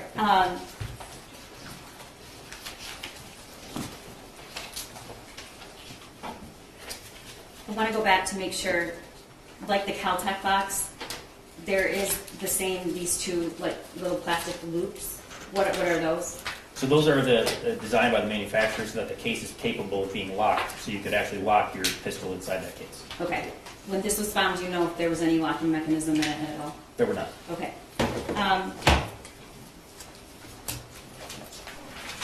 Were the 3 guns purchased by James Crumbley, including the SIG for his son, did they have to be registered? So it's my understanding, based on prior investigation as part of the task force and as part of this case, that the handguns were required to be registered within the state of Michigan, yes. And what's the timing on that? So if you receive a pistol sales record from a federal firearms licensee in the state of Michigan, you have 10 business days to drop it off, or 10 days to drop it off at like a local county sheriff's office, your local police department. In this case, obviously the murder weapon was purchased 4 days before, so there was still some time left to drop that off. Obviously, that never occurred. Okay. Were any of those handguns registered? No. All right. I want to go back to November 30th for a moment, and you said you connected with Lieutenant Marsban, and what was the purpose of doing that? So the purpose of connecting with him at the time was to help in any way I could. He had started working on a search warrant from the Crumbley family residence, and as a part of that, I offered my assistance with whatever was necessary. Okay. Did you have to watch the surveillance video, or did you watch the surveillance video? Yes. Okay. Was there anything notable about it? Yes, there were 3 things that, in watching the surveillance video from the shooting, that I found relevant. And what were they? So the first was the stance that the shooter took for the shot that killed Tate. I noticed that he had had some type of firearms training. It appeared to me that he did. I remember remarking to the people in the room at the time that that's what I thought. He had taken what we refer to as a shooter stance. His shoulders were rolled forward. His feet were spread. So that was the first thing that I noticed. And what did that tell you? I thought he had some level of proficiency with firearms, whether he had been to a gun range, whether he had training, or just been at least introduced to firearms in the past. Okay. And then the second thing? So the second thing was what's called a tactical magazine exchange, or what some other departments call a combat reload. So after the shooter moved through the school, and after reloading his first magazine, his firearm was completely empty, so he loaded a fully loaded magazine into the firearm and continued to shoot. After that, after firing several rounds, he ejected that magazine, placed it in his pocket, and then inserted a full magazine into the firearm so that he was fully loaded in the firearm. And what's the purpose of that? Why is that significant? So the way we're trained, at least for law enforcement shootings, is that if you're involved in an incident, you always want to have as much ammunition as possible. So if you have a brief moment where the gunfire is low in the gunfire, if you're in a gunfight, would be to eject your partially loaded magazine, insert a full one, but not to throw it on the ground, to keep it for later in case you need it. Okay. What's the third thing? So the third thing was when the shooter came out of the bathroom and surrendered to law enforcement. Prior to them coming down the hallway, he took the magazine out of the firearm and he forgot to didn't wrap it around out of the chamber, so there was still a round in the chamber, I believe. But he took the magazine out and placed it on top of a trash bin, which I found unique. Not something that someone would do if they had just committed a mass shooting. After viewing that, what did you do next as a result of noting those three things? So my responsibility at the time was to help Lieutenant Marsman create a timeline for the affidavit. After noting those things, the following day, the day after the shooting, I began to start an investigation, thinking that the shooter had been to a gun range, contacted a gun range in the area, and confirmed he had in fact been to the range. How did you know how did you pick that gun range? It's probably the most popular gun range in the area and for driving distance from the Crumbley residence. All right, and as a result of your investigation leading to looking at gun range visits, what was uncovered? So at the gun range, we were able to, it was a gun range in Clarkston, able to locate surveillance video for 2 instances, as well as receipts for visits. I believe there was numerous visits. I believe it was around 8 total visits. And were there any other tools in the investigation you used to determine visits to gun range and who was there and at what time? Yes, so in addition to the actual records and surveillance video, forensic review of the extractions of Mr. Crumbley's cell phone, as well as his son's and Mrs. Crumbley's, put together more visits to the ranges as well as videos of those instances. All right. I'm going to show, just one moment here. Let's start with June 15th of 2021. Do you know why that date's significant? Yes, that was the date Mr. Crumbley initiated the purchase for the Derringer. Okay, and the slides, in People's 169, what are we looking at? This is a Facebook conversation between James and Jennifer Crumbley on the 15th of June, 2021. Okay, now time, it says UTC -4, 11:34 a.m. Is that the actual time? Yes. Okay, and can you read the text in blue? What does blue indicate? Which person? Blue is Jennifer Crumbley. Green is going to be James Crumbley. Okay, and can you read those texts? Yes. So These Jennifer. messages. So Jennifer Crumbley asks, talk at 12, and then Mr. Crumbley responds, taking Ethan to store at 12, and then Mrs. Crumbley asks if you get gun. Okay, and then the next? Mr. Crumbley, He's answering her? yes. Okay, Mr. Crumbley responds, yes, and Mo, I believe that's supposed to be no. Jennifer responds, huh, and then James says, we paid for the gun and bought it, but can't pick it up till everything clears Washington, in parentheses, FBI. Could be today, tomorrow, or next day, they don't know. And then Mrs. Crumbley responds, gotcha, bring me those fruit punch things when you come to bring hay. All right, the message about he had to wait, did you, through your investigation, did it reveal that that's consistent with what happened? Yes. Okay, and remind the jury why. So sometimes when you purchase a firearm, the background may take a little bit of time, depending on a lot of different factors. And in this case, it took enough time to where Mr. Crumbley had to come back the next day to pick up the firearm.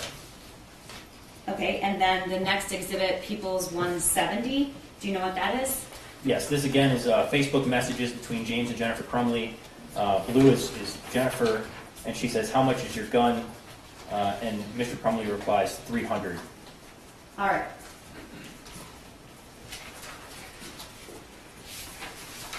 I'm going to show you what's been marked as, and admitted as People's 29.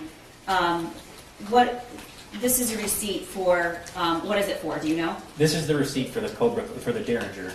This is dated 6/15. It says 6/16 at the top, which is the date the actual sale went through, and it's for $180.15. So this is not $300. Was there a gun he purchased that was $300 that day? Approximately, yes. And what gun was that? That would have been the Kel-Tec P17 22 caliber pistol. Okay, so the Derringer, the small one, was $169, and this is the receipt for the Kel-Tec. What else is on that receipt? It's 2 boxes of ammunition at $14.95. Okay, thank you. I'm going to draw your attention to June 26th, which is about 10 days later. Do you know if James Crumbley went to the gun range on that date? Yes. What? Oh, sorry. 1 minute.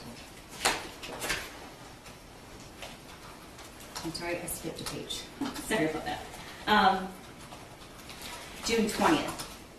Yes, that's correct. And the People's 171 is on the screen. Can you tell the jury what that was? What that is? Yes, this is, again, Facebook messages between James and Jennifer Crumbley. In blue, Jennifer asks, "Can you guys answer your phone?" And then James Crumbley responds, "No, at gun range, loud." All right. And People's...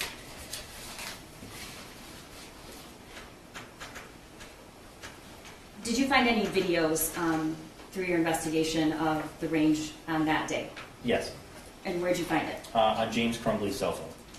All right, and you're looking at 172 and 173. We're going to play those for the jury, but before we do, can you tell them what they're going to see? Yes, so the first video is at 12:58 p.m. on June 20th, and it's a video of the shooter's son shooting the Kel-Tec pistol at the gun range. And then the following video is a video of the defendant's son shooting the Derringer at an outdoor gun range a couple minutes later. Okay. Same range? Both? Yes. Go ahead.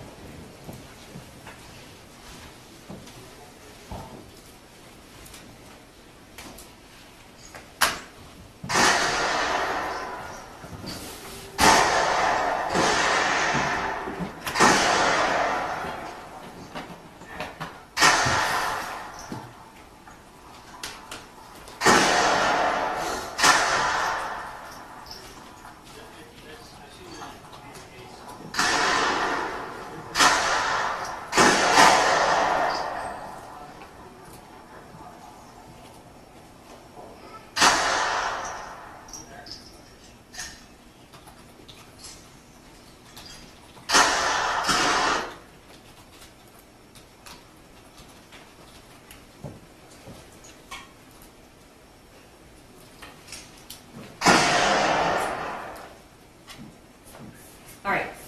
What, if anything, do you see or notice in that video?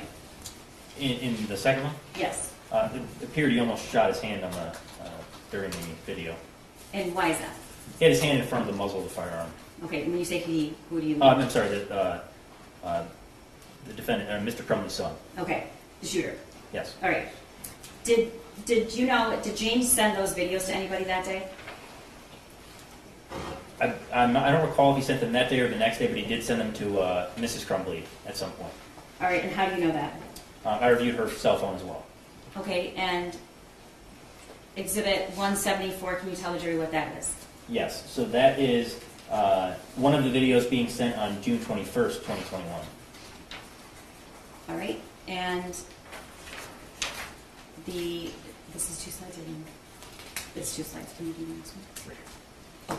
And then, is this the second video? Yeah, this is in the reverse order. So they're both videos were sent from James Crumbley to Jennifer Crumbley on June 21st, 2021. Okay, so these exhibits are him sending her the videos? Yes. All right, did you learn what she did with the videos, if anything? Yes, she took one of the videos and uploaded it, I believe, as an Instagram story. Okay, and that's exhibit 175.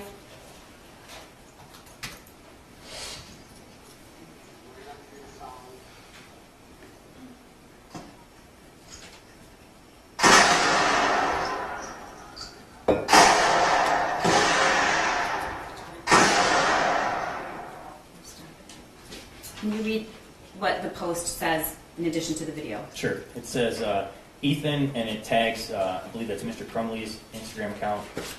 Both got handguns this week, testing them out at the range. All right, and then now we're to drawing your attention to June 26th. Did they go to the gun range that day? Yes. Do you know where it was? It was at so for the rest of these, I believe it's the indoor gun range in Clarkston, Michigan. Okay, and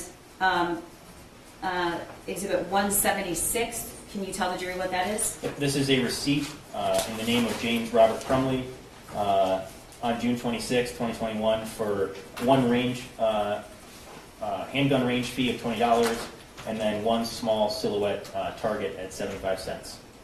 Do you know if the videos were taken on that day? Yes, Do you know if they were sent to anyone? I do. And who were they sent to? Jennifer Crumbley. Okay, drawing your attention to exhibit 177. What is that, if you know? This is a video sent from James Crumbley to Jennifer Crumbley of the shooter at the Firearms range in Clarkston on June 26th.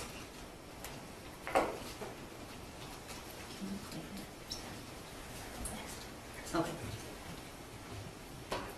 And is 178, which is admitted, I believe, is this the video that was taken and sent to Jennifer? Yes, this is actually, I believe, is the Instagram story that was created from that video Okay. and uploaded to Instagram by Jennifer Crumbley.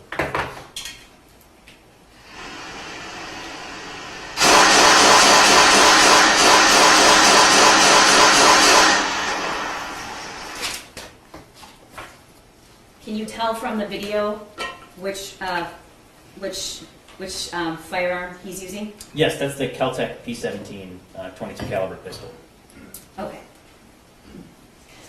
Drawing your attention to July 2nd, did you uncover any evidence that James and his mother-in-law, Jennifer's mother, went to the range with the shooter?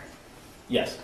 And how did you discover that? So there were messages between James Crumbley and his mother-in-law on Facebook discussing a range visit. I think the conversation occurs on July 2nd, 2021, but it's actually for a range visit occurring on, I believe, July 3rd, 2021. Okay, can you read that to the jury? Sure. So in blue is going to be James Crumbley's mother-in-law. She says, still planning on taking the shooter to the gun range tomorrow morning. Then lunch, is he still available, and do we need to make reservations? Mr. Crumbley responds, he is good, no reservations needed, I'll go with you guys. His mother-in-law replies, awesome, glad you could join us. We don't know what we are doing, LOL.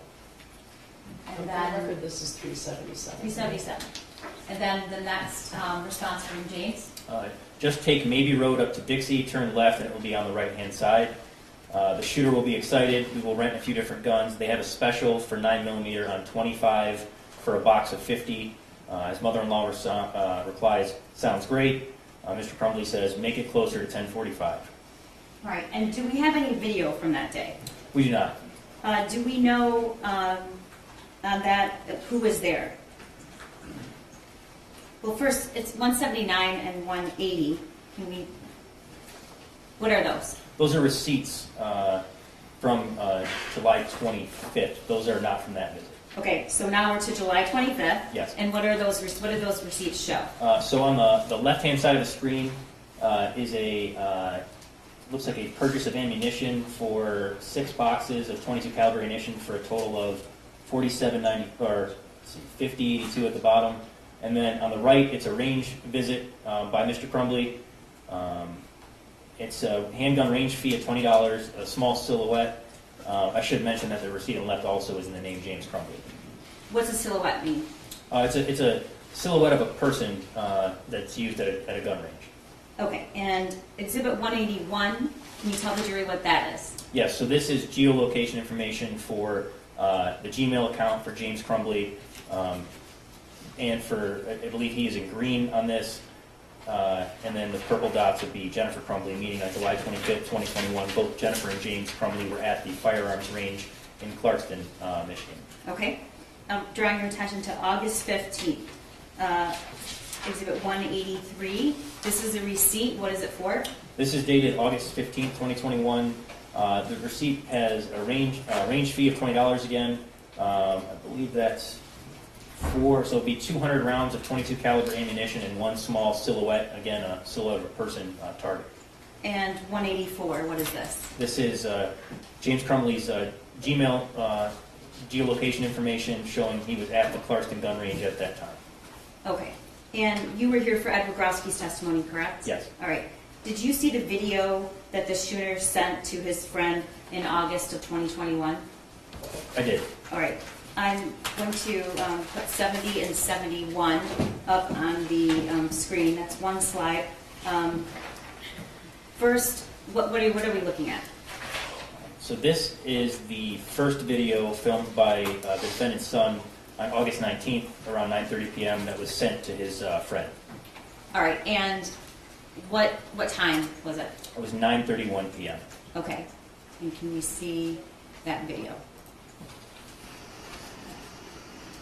Can you stop it? Okay, I'm stopping. Mr. Keese is stopping it. What are we looking at? So this is the defendant's son holding the Kel-Tec P17 pistol. Doesn't appear to have a magazine inserted. Didn't appear to have a round in the chamber. The safety was, again, red means dead. The safety was not engaged. Okay, and then can you continue?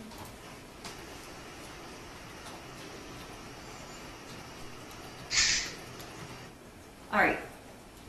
Can you tell, based on, I should probably lay a better foundation. Were you ever inside the Crumbley home? Yes. When were you there? On the night of November 30th, 2021, the night of the shooting, we executed the search warrant there. Okay, so you were there during the search? Yes. Okay. Do you recognize anything in that video that signifies where the shooter was? I do, but not from being in the residence. It was from other cell phone extractions from, I believe, Mrs. Crumbley and Mr. Crumbley's phones. I believe they changed couches in that living room at some point. It was a black leather couch that I recognized being in the living room. Okay.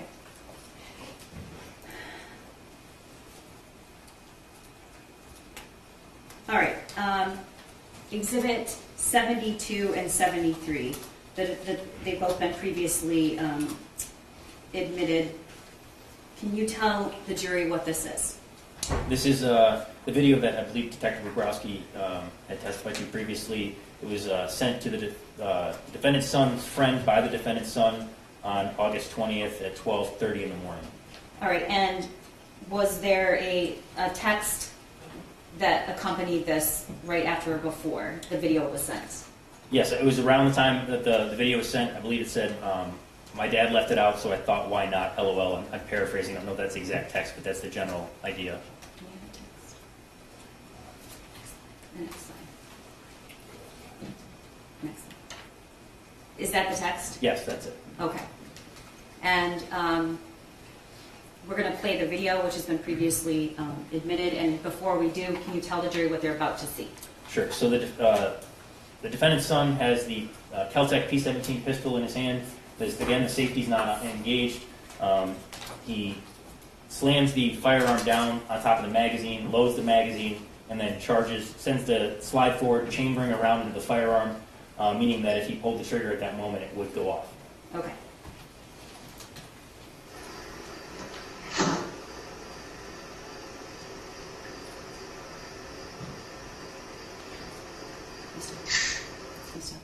All right. What do you see in that picture besides the Kel-Tec? Appears to be a cat. And based on your investigation, do you know about that cat? I believe that's the shooter's cat, Dexter. All right, and what surface is that? Can you tell? Yes, so after being in the home for the search warrant, I'm aware that is their kitchen really didn't have a kitchen area. It was more their living room or dining room table, so to speak. It was a higher kind of four-top table. That is the same wood grain that's on the table in their dining room. All right, and we know this was taken at 12:30 a.m. Is that what you said? I believe it was sent at 12:30, but I think it was taken relatively close to that time. Okay. Do you hear anything else in the background? All I heard was crickets and then the sound of the magazine and then the slide going forward. Okay, and we previously introduced the GPS data that shows whether or not James Crumbley was in the home during this time. Was he? He was. Okay. Okay, can you finish the thing? All right, I just want to talk to me about this video, Special Agent Brandon, and what your view is on whether or not what was happening in that video was safe. So I would say that regardless if Mr. Crumbley was standing over his shoulder or not, that would not be safe. The firearm is on top of a dining room table. It's loaded, the safety's off, and it's pointed in a direction that if you're inside their home, you can't tell from the video whether he's facing the front of the home or the side of the home. But regardless, the firearm's pointed in a direction that would be almost chest level if a person was beyond the walls of the house or if a person was standing nearby. Not to mention almost, pointing the firearm at the cat. All right. That's the magazine. Can you tell if it's loaded or not? Yes, that magazine there, you can see the rounds of ammunition in the firearm. All right, and you said, could you see whether there was a round in the chamber? I don't believe there was until he loaded the magazine and then sent the slide forward, or else it would have malfunctioned. Okay, where's he loading? That's loading the magazine. Is that's the safety? Yeah, so the safety's not engaged, and the round is, the top of the magazine is visible there, and once he sends that slide forward, that's what takes that round and puts it into the chamber. Okay. What if that was being supervised by somebody like James? Would it change your opinion of the safety of that action? No, so based on what we spoke about before being the 4 rules of firearm safety, so obviously that firearm is loaded, so treat every firearm like it's loaded, point it in a safe direction, so there's really no safe direction for that firearm to be if it's chest level on a table. The only safe position would be whether it was outside or pointed at the floor. Obviously if you're loading a firearm to carry on your person, you point it at the floor where it's away from people so it can't hurt anyone if it discharge. Okay. I want to draw your attention to September 1st. Did the defendant, did James take his son to the shooting range on that day? Your Honor, I'm just going to ask for clarification. September 1st of what year? 2021. The weapons weren't purchased until June 2021 and November 2021. Yes, I believe that's correct, yes. All right, and Exhibit 185, what is that? It says, it's a Facebook message from James Crumbley to Jennifer Crumbley, and it says, the shooter and I are headed to the gun range. And Exhibit 186 and 187? Those are receipts from the gun range in Clarkston, both in James Crumbley's name. The one on the left is for range time. It's like 200 rounds of 22 caliber ammunition, 2 silhouette targets, and then a rental of a 22 caliber revolver. And then on the right-hand side is 1 50-round box of 22 caliber ammunition. Did James take a video of his son that day? Yes. And how do you know? It was located on James Crumbley's phone. And that's Exhibit 188? Yes. All right, we're going to play that.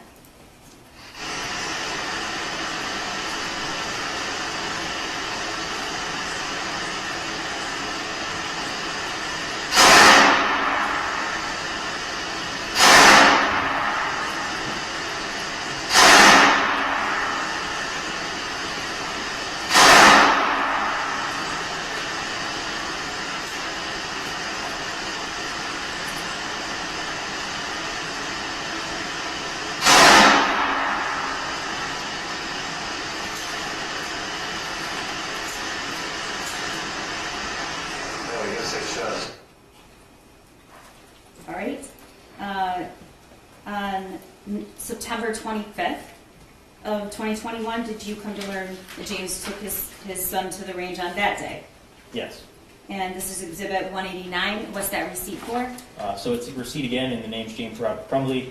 It's got a range fee, a rental of a 9mm pistol, 9mm ammunition, 22 caliber ammunition, as well as a black torso target, it says. All right. And this, do you know if that was a SIG?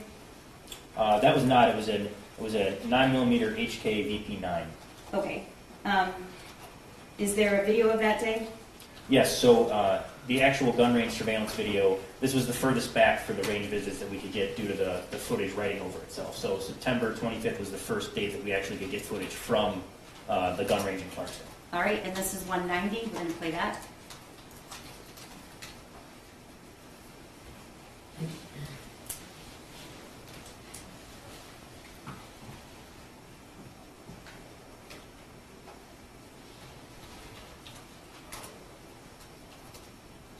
And what are we looking at here?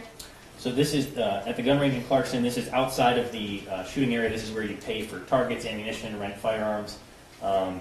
In the white sweatshirt is Mr. Crumbley wearing looks like a Seattle Seahawks ball cap. And then you have the shooter wearing a gray sweatshirt, dark colored pants, Nike shoes, and a black hat.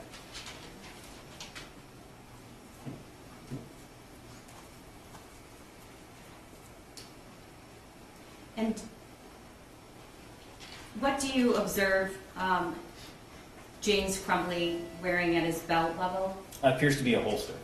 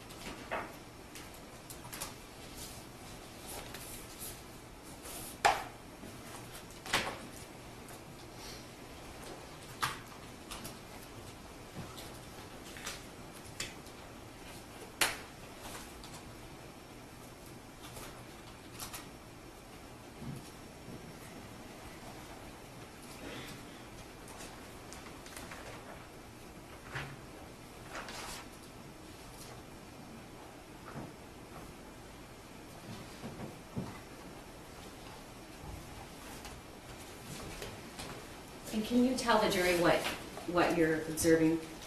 So at some point, it looks like the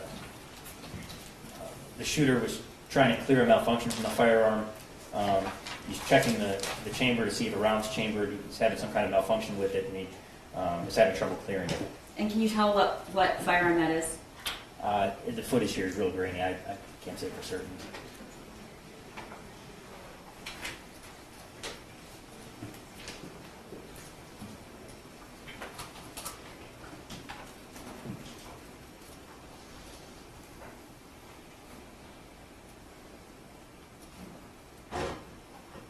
And what does he appear to be doing right at this time?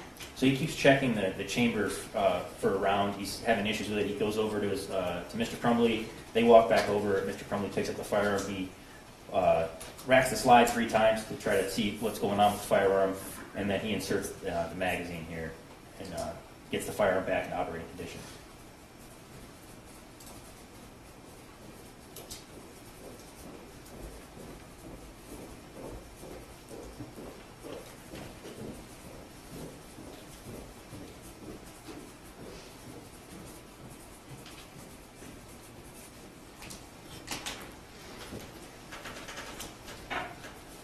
All right. What is the relative price difference between the 9mm ammunition and 22 ammunition? So just generally speaking, a 9mm ammunition is more expensive than 22 caliber ammunition. 22 caliber ammunition is more for target practice, and 9mm ammunition can be used for anything from target practice to home defense. It's generally more expensive for 9mm ammunition. And when you say more expensive, can you roughly say about how much, generally? It honestly, Objection to relevance, Your Honor. Yeah, what's the relevance? The relevance is that 9mm ammunition is expensive, and it's typically not something that you would buy just to shoot at the range, particularly if this is your hobby. It's expensive. That calls for speculation, Your Honor. Well, unless he knows, unless he knows. Is 9mm ammunition, because of the cost, is it something that you typically see at a range? people do shoot 9mm ammunition at the range. Now, what level of money they're willing to pay for that type of ammunition all varies depending on if you're going to shoot at the range. Obviously, you're going to try to use less expensive ammunition, but I'd be speculating anything beyond that. Okay, thank you. Drawing your attention to October 3rd, was there evidence uncovered that James and his son went to the range on that day? Yes. And Exhibit 191, that's a Facebook message. Yes, this is from James Crumbley to Jennifer Crumbley on October 3rd at 12:01 p.m. It says, "Cool, just got cleaning our guns, leaving for range in a few."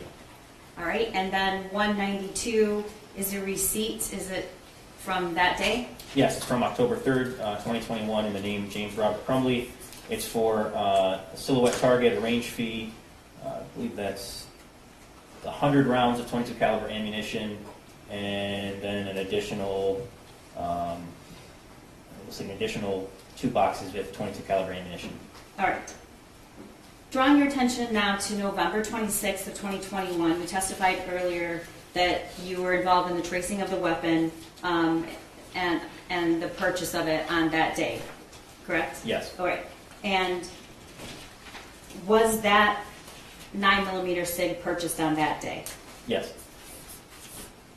I'm showing you previously admitted 37 and 38. We talked about this. What are these? This is the receipt from the gun store in Oxford for the Sig Sauer SP 2022 9mm pistol that was sold to James Crumbley. All right, and the cost? The gun itself was $489.95 with tax. It was a total of $519.35. All right, and 38 is what? This is the pistol sales record that would have been completed by the gun store and signed by Mr. Crumbley, documenting his purchase of the Sig Sauer pistol.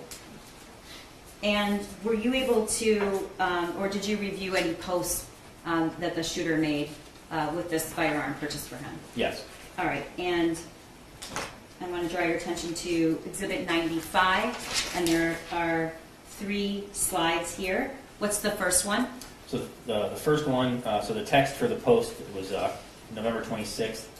Says, "Just got my new beauty today, Sig Sauer 9mm. Ask any questions, I will answer." It's a picture in the Crumbley's kitchen. It's hard to see from this photograph, but there's you see yellow and then some wood floor underneath it. That's the counters in their kitchen. So I'm holding the box, so this would be showing through this handle with the circle? Correct. Okay. Yes, and that is the Sig Sauer SP 2022 purchased by James Crumbley.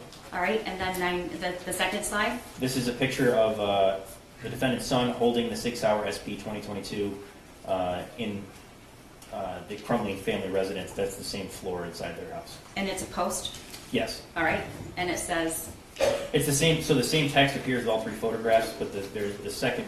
There's the first photograph of just the firearm, the second of Mr. Crumbley or Mr. Crumbley's son holding the firearm, and then the third picture, I believe, is the Mr. Crumbley's son lining up the sights. So on a firearm, there's the rear sights and the front sights, and when you line those up, that's what you're shooting at. That's what you use to aim, and that's where those 3 dots are aligned. That's Mr. Crumbley's son pointing the firearm at the floor inside their residence. All right. Drawing your attention to 97, Exhibit 97. This is, where was this photo found? This was found on Jennifer Crumbley's cell phone.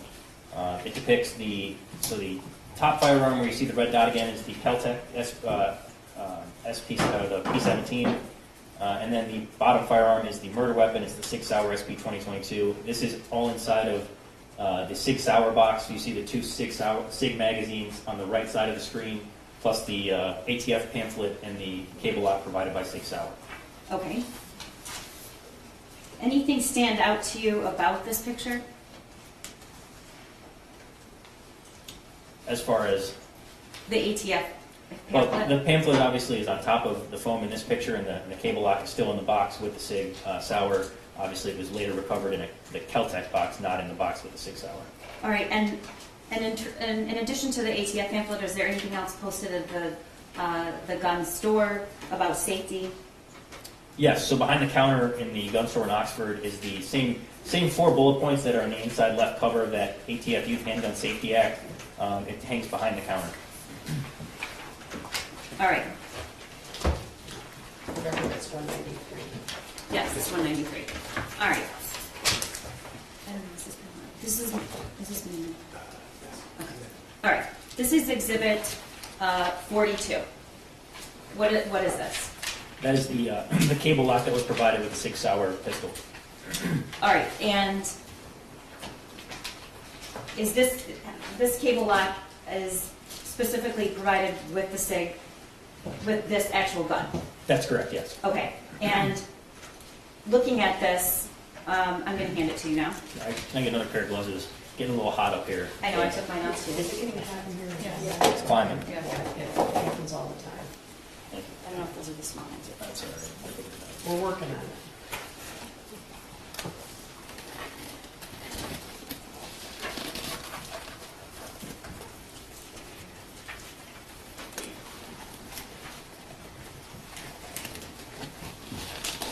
Definitely smaller ones this time. Sorry. Sorry. I do have the bigger ones, but That's all right. you got them on. Okay. I'm going to ask you to, I'm going to hand this to you, and then I'm going to ask you to tell the jury whether or not you think this has ever been opened.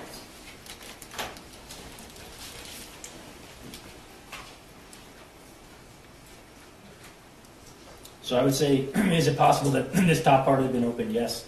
If this was used consistently and pulled out of this packaging, there'd be more tearing on the side. It's cheap plastic packaging. All right, and what's inside of it at the bottom? So there's the instruction manual in here, as well as the 2 keys that are still inserted in the cable. Okay, and your testimony is this is provided with, I'm going to take this back. This was provided with the SIG when it was purchased on November 26th, correct? Yes. And where was this found in the home when you searched it on November 30th, 2021? That was in the Kel-Tec box in the kitchen. All right, so it was found not in the SIG box. No, So the Kel-Tec box, which is somewhere here. underneath the SIG box. Okay.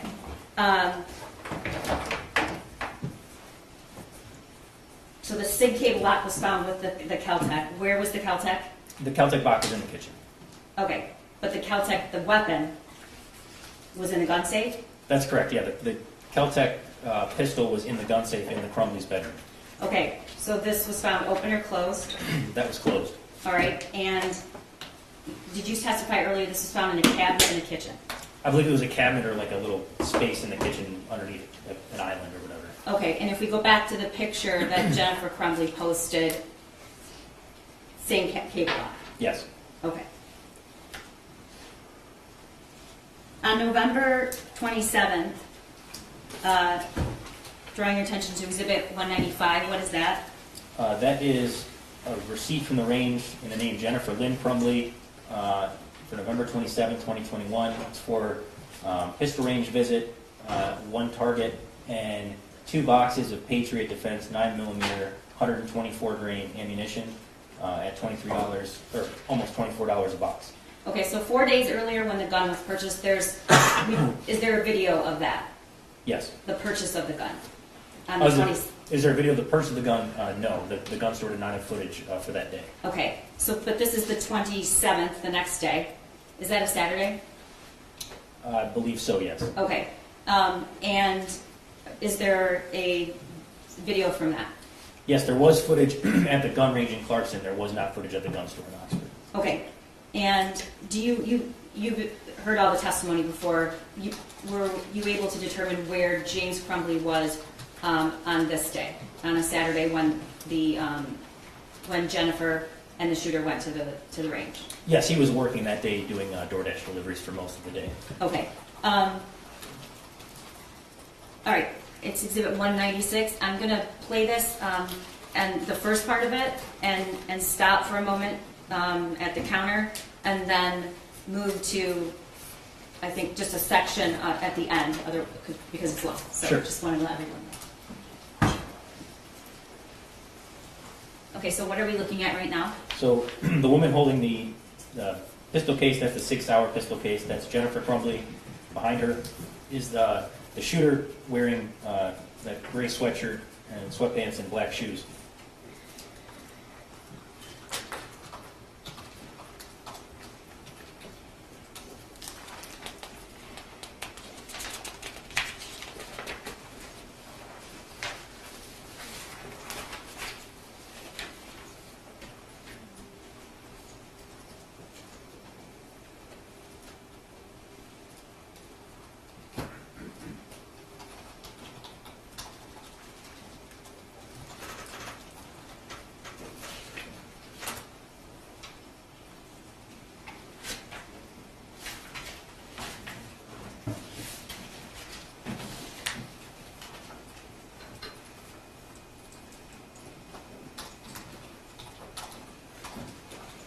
Now, she's paying for what, if you know?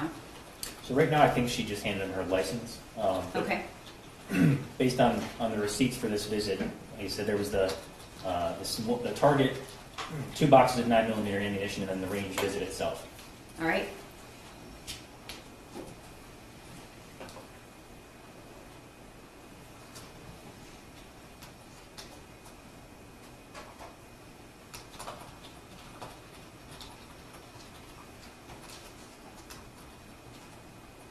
Okay, I'm going to stop it there. What is he doing? He made it 2 with his hand. All right, and how many boxes of ammo did they actually purchase? 2. Your Honor, I'm going to object. It sounds like the prosecution is asking Agent Brandon to speculate as to what the number 2 could be. There are also 2 people there. There could be 2 sets of ear protection. It could be 2 targets. It could be 2 of anything. She's asking for speculation. That goes to weight, not admissibility. Yeah, I think it does. Okay. You don't know what he was referring to, there's no sound. I don't. If you play the video and it continues, we'll see what happens next. Okay. Okay.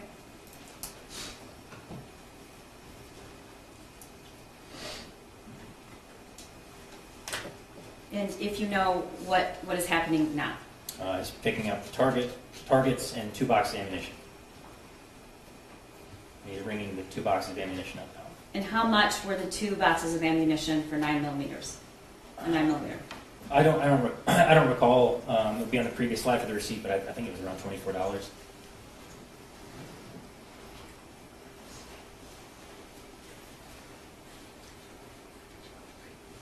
$24 total or $24 for each box? I believe it was 24 for each box. Okay.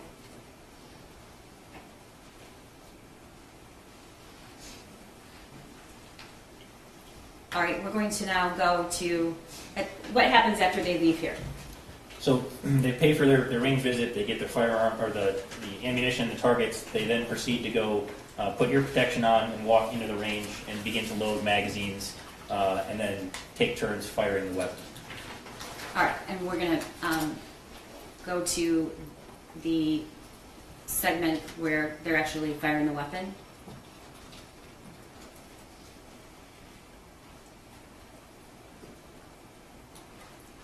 Okay, what's happening here?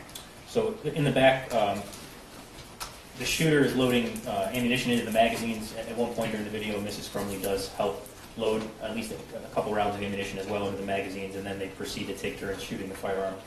All right, and we're going to speed to a part. Is there some point where you're observing him instructing or trying to help his mother? Yes. All right. Okay, what are we seeing here? So this is one of the times that the shooter shot the murder weapon. He sends the target downrange, loads the magazine into the firearm, and then discharges it several times.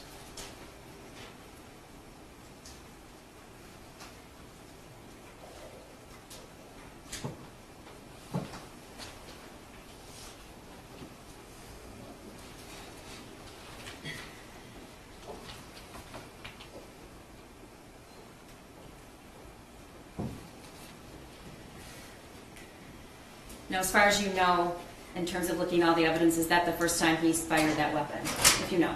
Yes, based on all the evidence I was able to locate, this is the first time, yes.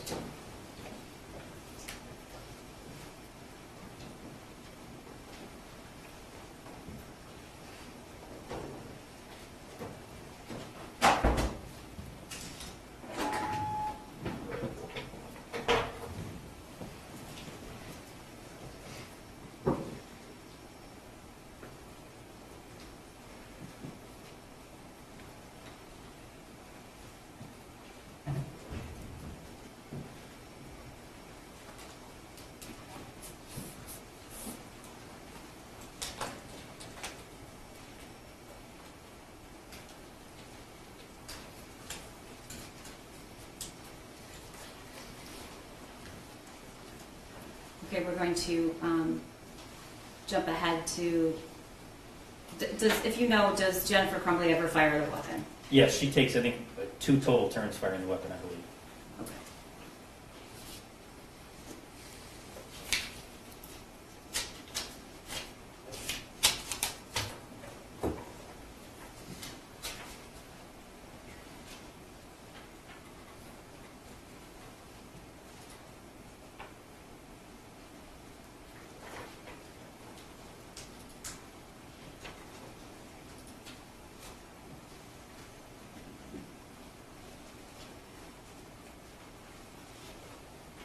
And what are you observing? So in the video, the shooter's instructing his mother how to load a magazine and chamber around. Right now he's pointing to the slide release, telling her how to send the slide forward and chamber around from that magazine in the firearm.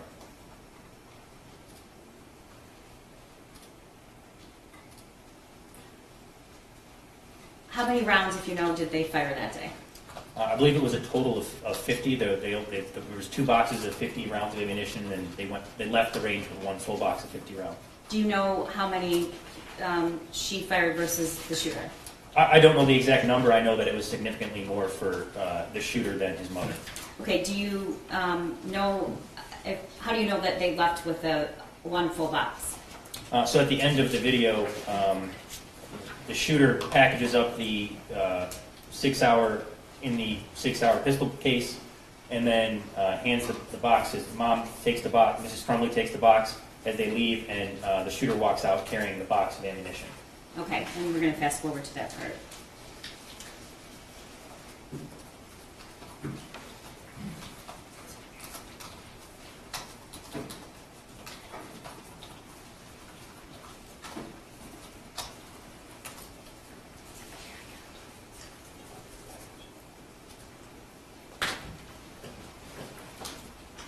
Do you see any, can you, in watching this video, is it visible, the actual case? Yes. And do you see a lock or the ATF pamphlet? No, not during this video, no. Okay. And is that the SIG case? It is.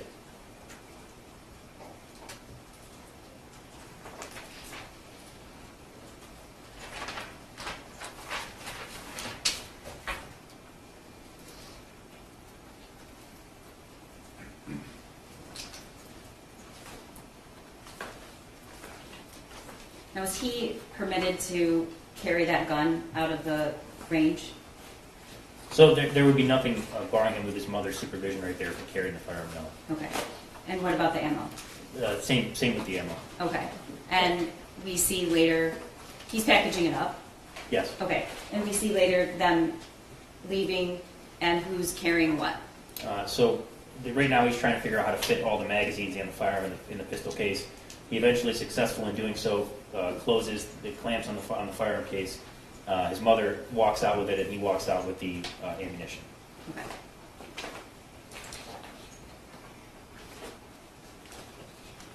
And if you know, how many rounds did he take to the school that day? I believe there was a total of 50 based on the number of rounds discharged being 32 and the rounds recovered. We talked about the cable lock that was sold with the SIG. If it had been installed in that firearm, about how long does that take to install a cable lock? I mean, if the slide's already to the rear of the firearm and the magazine port and the ejection port are visible, it would take under 10 seconds. Okay. I want to lastly draw your attention to Exhibit 130. What's that? So this is an Instagram post by the defendant's son. It's 100, sorry. Oh, okay. By the defendant's son, after returning from the shooting range, took my new SIG out to the range today. Definitely need to get used to the new sights, LOL, and then there's a picture of his target. All right. And this is a post that Jennifer Crumbley posted that day? Yes, that same day, mom and son day, testing out his new Xmas present. My first time shooting a 9mm, I hit the bullseye. And this is just a different picture with the same post? Yes, I believe she had 3 photographs with her post, including the 6 hour on the kitchen counter with the ATF pamphlet underneath. And do you see a cable up? I do not. Okay. Moving to Exhibit 130.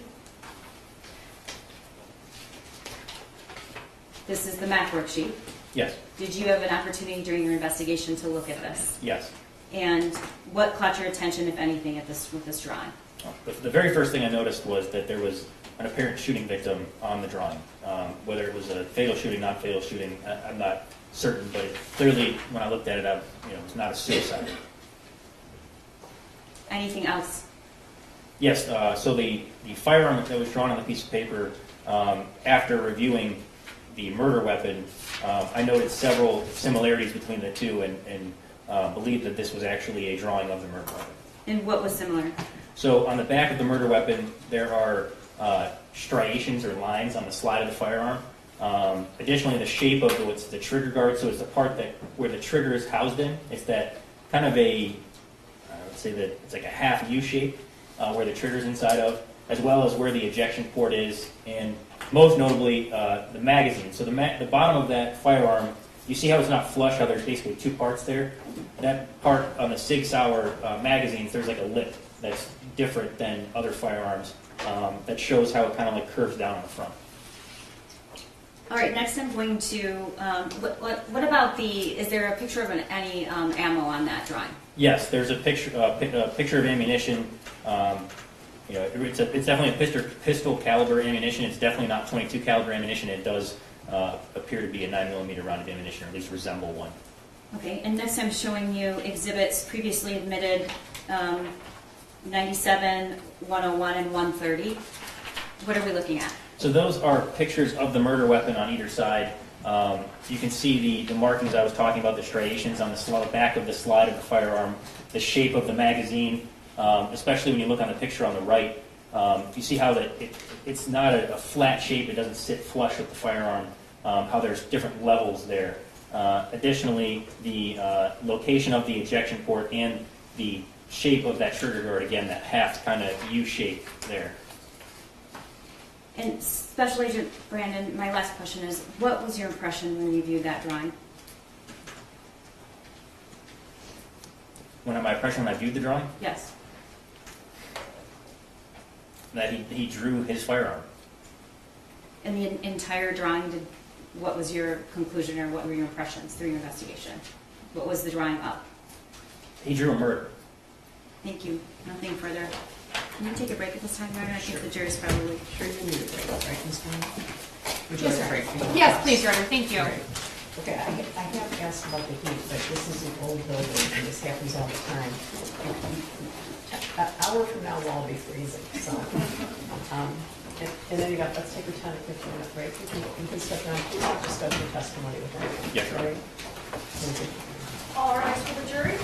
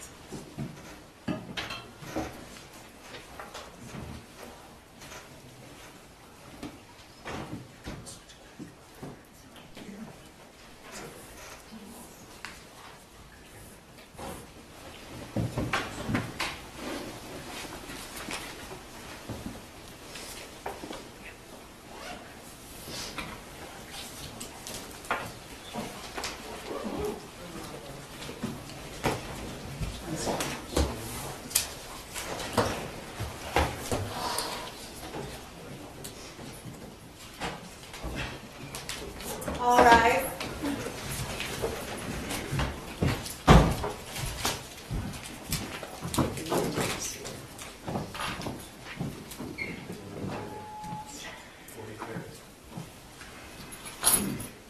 Your Honor, calling People versus James Crumbley, case number 22279-989 FH. Ready for the jury? Yes, thank you.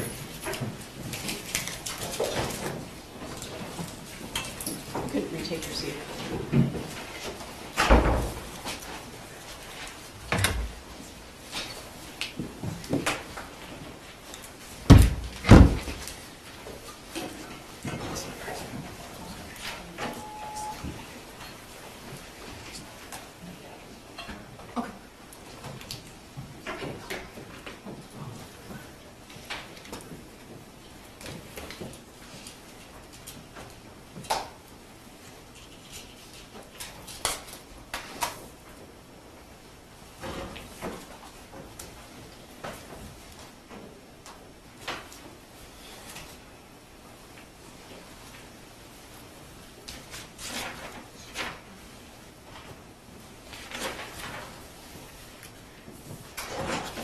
All rise for the jury.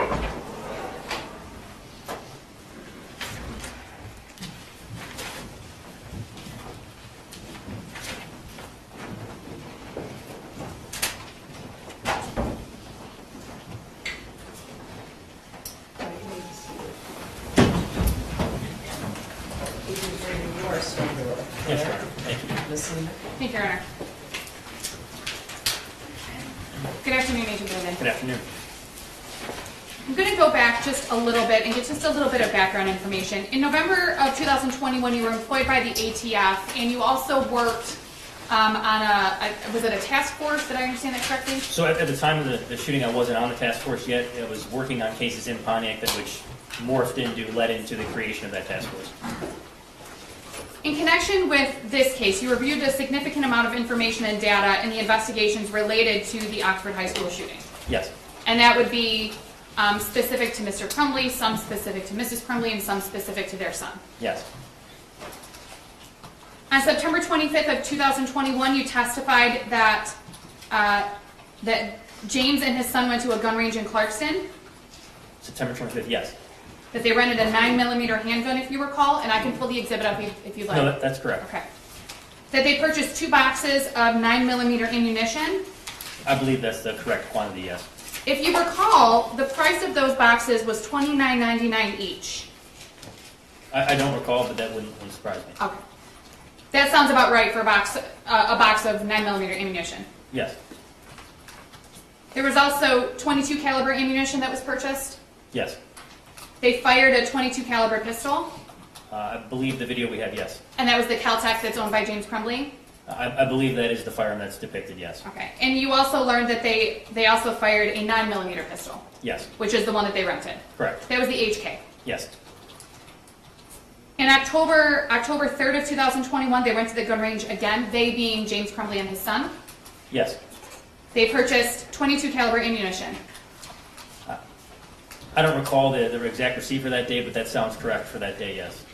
And in October of 2021, to your knowledge, based on your knowledge of the investigation, there were 2 pistols in the home, and that was there were BB guns as well. I'm not referring to those. Sure. There were 2 pistols. There was the Derringer, which you've been shown, and the Caltech. Correct. Okay. Those are both .22 caliber handguns. Yes. November 26th of 2021 is when the Sig Sauer 9mm was purchased, Yes. and that was done so by James Crumbley. Yes. And if you recall from the receipt, there was it was a handwritten receipt, Yes, the receipt was handwritten, yes. and the receipt had the firearm listed, Yes, the serial number of the firearm, correct. prices, and things of that nature. Yep. Okay. On November 27th of 2021, James Crumbley's wife, Jennifer, took their son to the gun range. I'm sorry, what date was that again? November 27th of 2021. Correct. So that was the day after the 9mm was purchased. Yes. They purchased 2 boxes of Patriot Defense 9mm ammunition. Yes. Based on your investigation, you learned that they fired 1 full box of ammunition, or at least you believe that that occurred. That's correct. You recall that each box was approximately $23.99. Yes. that they left with one box of 50 rounds of ammunition. Correct.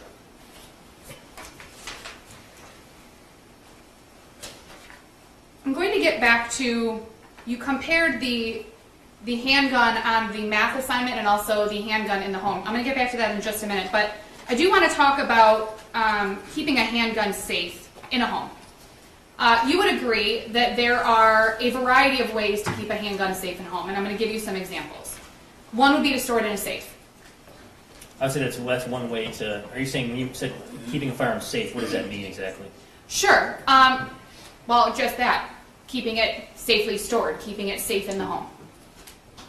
Safe. I'm not trying to play a game. I'm just trying to. So you're saying like keeping it safe from access or from a person? Like I'm trying to understand. Sure. Safe from others, safe from accidents, safe from accidental discharge, Sure. safe from mishandling, safe from ... Sure. That's one way I think you could keep a firearm securely stored inside of a home. You can store it in a locking gun case. We saw that the cases that were on the table, they had holes where you could put a lock in them. Yes, that's That's correct. another way. Yes. You could store it in the small safe. I guess there's a couple different styles of safes. There's the little safe that you showed us earlier, and then there's other bigger safes, correct? Yeah, there's a variety of gun safes out there, yes. You could use a cable lock. Yes. You could use a trigger lock, which goes in the trigger. Yes. You could store the firearm unloaded. Obviously, an unloaded firearm is not inherently dangerous, correct? I don't want to speculate on whether that would be a safe way to secure a firearm because you don't know, I'm not whether knowing all the ins and outs of whether someone else has ammunition or magazines or things like that. I don't want to, I can't answer that question. Sure. I guess my question is actually a lot more simple. I'm not asking you to speculate on anything. Sure. Simply having an unloaded firearm, is an unloaded firearm in itself dangerous? Or does it become dangerous when you put ammunition in it? I would say that the answer to that question really depends on the proficiency with firearms of people in the home. If you have ammunition stored separately and it's just the firearm by itself, if someone clearly knows how to load a magazine and insert it, it's no longer stored safely secured, I would think.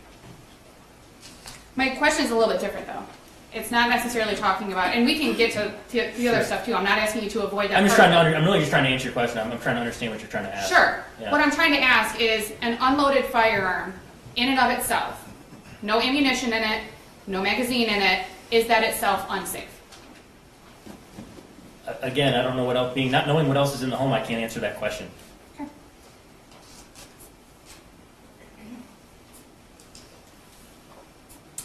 You would agree that keeping a handgun safe depends on a variety of circumstances.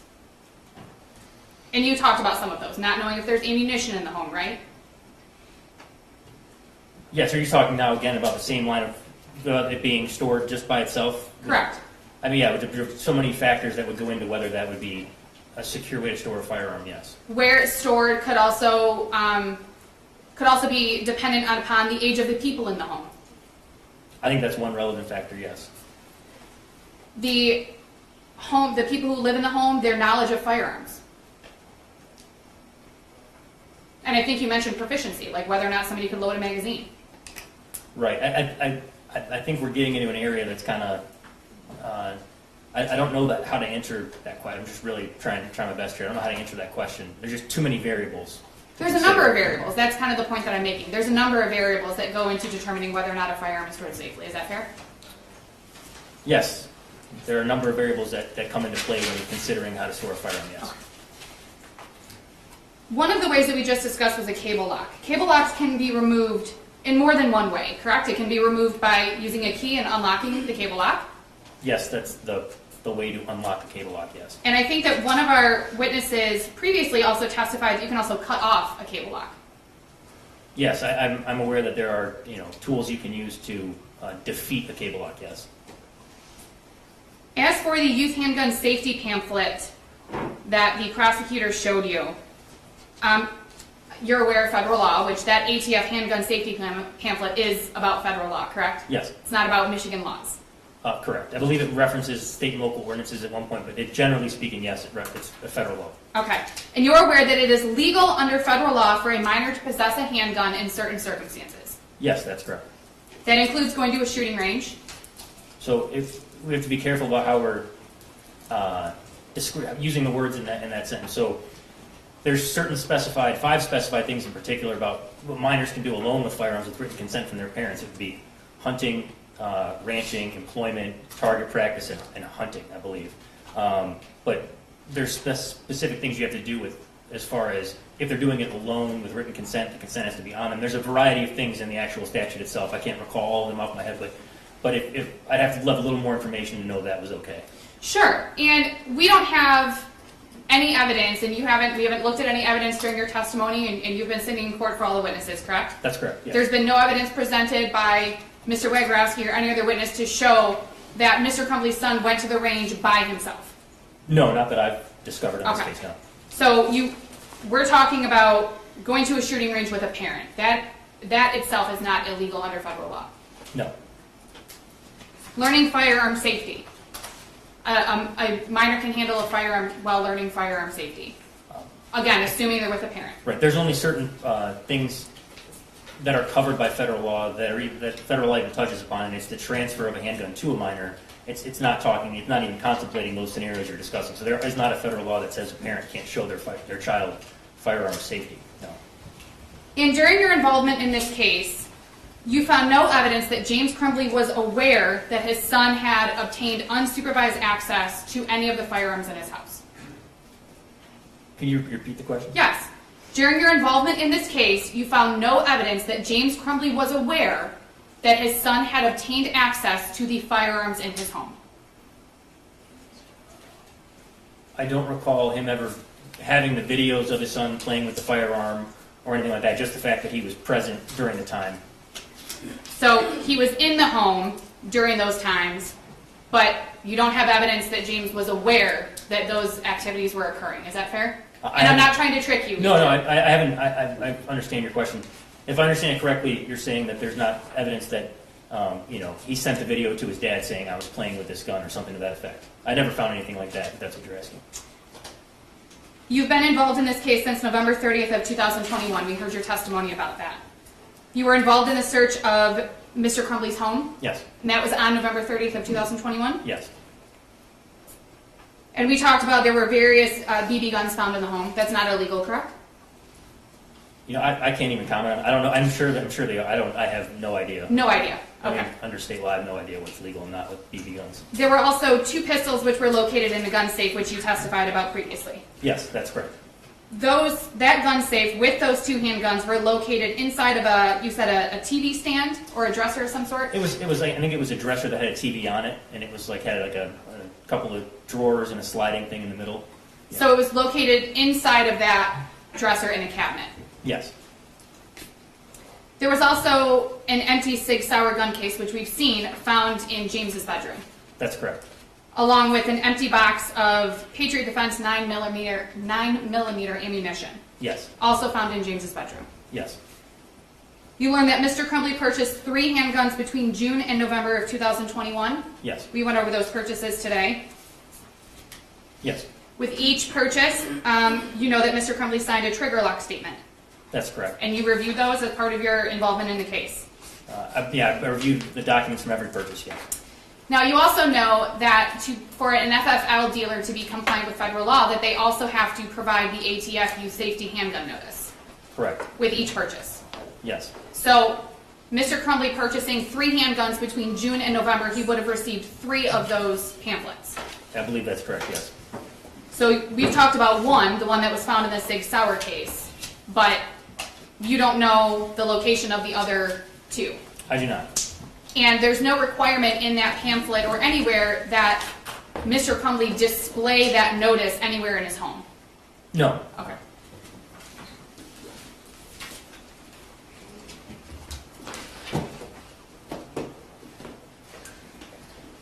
Federally licensed firearms dealers provide the cable locks to each seller, and typically the cable lock comes with the firearm from the manufacturer. Is that fair? Correct. With new firearms, that's generally the case, yes. Used firearms, the cable lock might come from somewhere else. Is that accurate? Yeah, either the store will have you buy one, or sometimes people throw it in for free. It all just depends, yeah. And I think Ms. Back testified that the cable lock that we have was from Sig Sauer, correct? Correct. Cable locks are not necessarily specific to each firearm. So it's not like a key in a lock, right, which is specific to that lock. Cable locks can be used on other firearms. Yeah, generally speaking, yes. They can be used on multiple makes and models of firearms, yes. So assuming that there isn't an issue with the caliber, a 22 caliber we've determined has a smaller bore, so it's more narrow than a 9mm, which has a wider bore. Correct.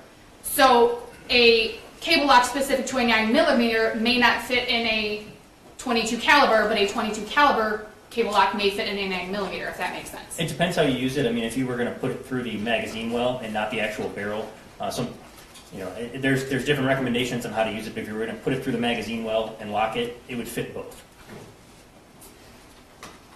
So that Sig Sauer cable lock isn't necessarily designed just for that Sig Sauer. A Kel-Tec cable lock could have been used on a Sig Sauer, correct? Kel-Tec, to my knowledge, does not make cable locks. They provide trigger locks, but I get your point. Yes, Yes. A different model could work just as well. Okay. There are also universal cable locks, which we've kind of talked about, which could work on any caliber handgun. Correct. Semi-automatic handgun, yes. Semi-automatic, thank you. Again, Mr. Crumbley, we know, received 3 either cable locks or trigger locks in connection with the purchases of the handguns. Correct. Based on the documentation we have, yes. Right. You found 1 cable lock in the home. That's correct. The keys were still in the lock. Yes. You did not find the other 2 No. or their keys.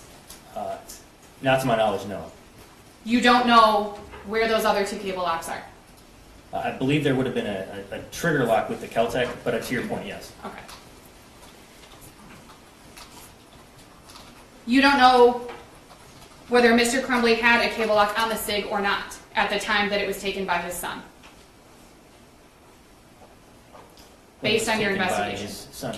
I would, and based on statements made that we've heard in court and other things like that, I've never heard mention of a cable lock. I've always heard hidden. Okay. You don't know though. Is that fair based on your investigation? I know that one wasn't recovered at the school or in the house. Is it a certainty? No, I think it's highly improbable. You said that 1 was recovered at the school? I said one was not recovered at the school. Oh, I'm sorry, I didn't hear you. So it would, yeah. I found no evidence that a cable lock was ever installed in that firearm. The prosecutor was asking you about the difference between a 22 caliber round and a 9mm round, and there was something about the size of it, the bigger the round, the bigger the hole, things like that. I don't know if I said that today, but I know it, yes. Okay. There's no evidence that you've learned to show that James bought a gun because he wanted more damage. I think that's what you said, more damage. More damage? Yeah, I don't think I found any evidence that James decided to purchase that firearm. If my understanding is right, based on things, is that the only person to ever researched the purchase of the firearm was the shooter. We also heard Ms. Back testify that, and confirm that when Mr. Crumbley went and purchased the 9mm Sig Sauer, that he had made indications that he had been looking at it for a few days. Do you remember that testimony? Yeah, I remember it was either a few days or quite some time. I'm not sure the phrasing, but I remember hearing that testimony, yes. And we know that James Crumbley also has fired a 9mm prior to November 26th of 2021. I believe it was September or October of that year. Yes, I recall he had at least fired it then and then maybe in July that year too. We talked about Exhibit 167, which was the small safe. Yes. The combination on that was 000. Yes. You have no knowledge if anyone other than James knew the combination of that safe? I do not. Specifically, you have no knowledge if his son knew the combination of that safe? I do not know if he knew the combination was 000, no. You don't know if James was aware if his son had the combination to that safe. Is that fair? I have found no evidence that he provided the combination or his son knew the combination, but based on the fact that we recovered the firearms in the home in the safe and that we have videos of, at least there's the one video on, was it August 19th and August 20th, the 2 videos of Mr. Crumbley's son playing with the Kel-Tec. There's also a video, I forget the date, of the shooter playing with a Derringer inside the house at one point. So if they were in the safe, I don't know if his father was there or not. I can't answer that question for certain whether his son knew the code to that safe. Okay. And you talked about August of 21. That was obviously before November 30th of 2021 when you recovered that safe from the cabinet. Correct. You testified with the prosecution that you were, I believe you were, used the word shocked to find the ATF youth handgun pamphlet in the 6 Hour gun case, right? Yes. Now, we just talked about the fact that there were at least, we believe at least, 2 other pamphlets that were provided to Mr. Crumbley. Correct? Because we know that because there were 2 other firearms in the home, and you have no reason to believe that those were not sold in compliance with federal law. Correct. You don't know when or how often Mr. Crumbley reviewed those pamphlets with his son I do not. prior to November of 2021? No. In fact, it would be an assumption that because it was in the 6 Hour case, that must mean that Mr. Crumbley wasn't reviewing those rules or following the rules with his son. Is that fair? Can you either rephrase or repeat the question? Yes. It would be an assumption about whether or not Mr. Crumbley reviewed those pamphlets with his son just because it was found in the 6 Hour case. Correct. Yeah, I think that's why I said I was shocked that it was just kind of discarded to the back. Yes. And we also established that there was no requirement that he post that pamphlet anywhere in his home. Correct. Prosecutor asked you about registering handguns. You don't know whether James mailed the pistol sales records, correct? You mean mailing them in to? If they were mailed in process, they would have shown up in the registry. I've actually ran it between or either right before the first trial or this trial, and it still wasn't in there. So it'd be odd if all 3 got lost in the mail. Even assuming that James didn't mail them or drop them off, the penalty is a civil infraction, correct? Yes, I was only answering the question that they weren't registered. It's a fine, correct? I don't enforce that state law particularly. I generally deal with other parts of state law with firearms offenses. So I'll take your word for it. Well, and I can show you the exhibit if you'd like. The pistol sales record actually lists the penalty at the top. Sure. You talked about Mr. Crumbley's son's stance while at the shooting ranges. And you said that it shows that there's some level of proficiency, that he has some level of proficiency with firearms. Do you remember saying that? Yes, I believe I was talking about the surveillance video from the school, but yes. Okay. You would agree that it's important for people in a home where there are firearms present to be familiar with them. And let me clarify that question a little bit. Sure. Obviously, if you have a 2-year-old in a home, you are not going to familiarize your 2-year-old with a firearm. Is that fair? Sure. Not intentionally. Correct. If you have a teenager in the home or other adults in the home, they should be familiar with the firearms if they're going to be in the home. Is that fair? I think that's obviously a personal decision that it's not something covered by federal law that you're required to do that. I think some people may choose to not do that and just keep them away from their kids and out of view. But like I said, that's not something I can speak to.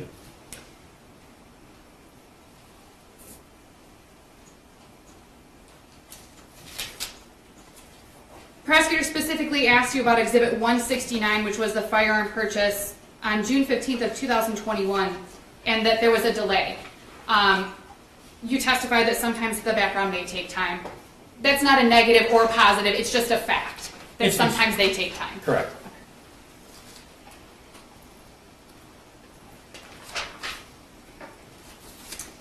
You heard voices, if you recall, in Exhibits 172 and 173 at the outdoor range, which was where the videos on Mr. Crumbley's cell phone of his son firing the Kel-Tec and the Derringer. Do you remember those videos? Is that the June videos? June 20th? Yes, June 20th, yes. Yes.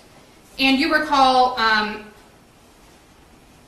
there were other voices. Do you recall hearing other voices? I don't recall hearing them. I don't disbelieve you.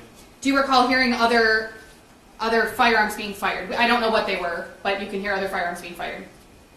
I don't recall after watching it right now. This time, I was focused on the shooter in this instance. I don't think it's out of the realm of possibility that other people may be shooting at a range as well.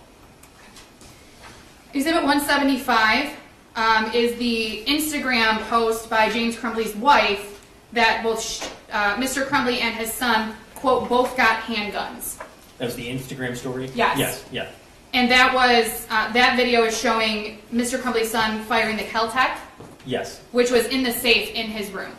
In the safe in Mr. Crumbley's room. On November 30th, yes. Correct. Yep.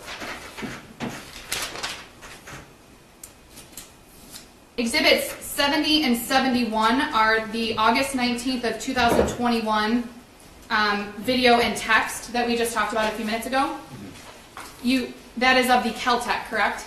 Yes, both the August 19th and 20th videos were of the Caltech, yes.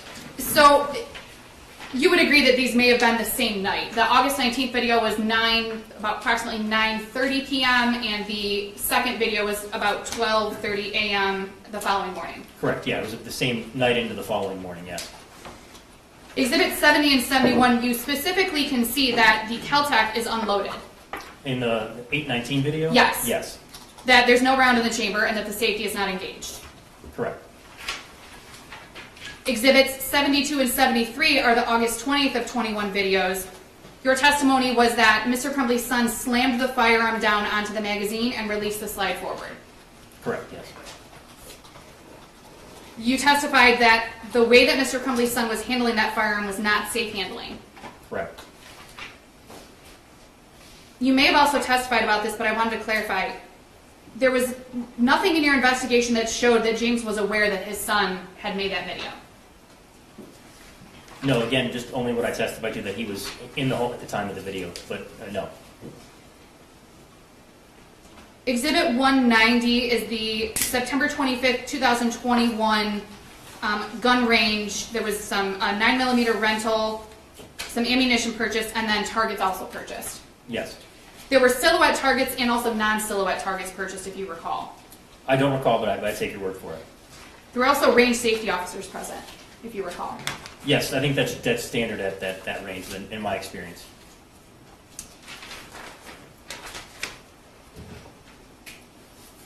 You described a little bit and discussed a little bit watching Mr. Crumbley's son, and I don't know if you used the word misfire, but you indicated in your testimony that Mr. Crumbley's son was having an issue with the semi-automatic handgun. Yes.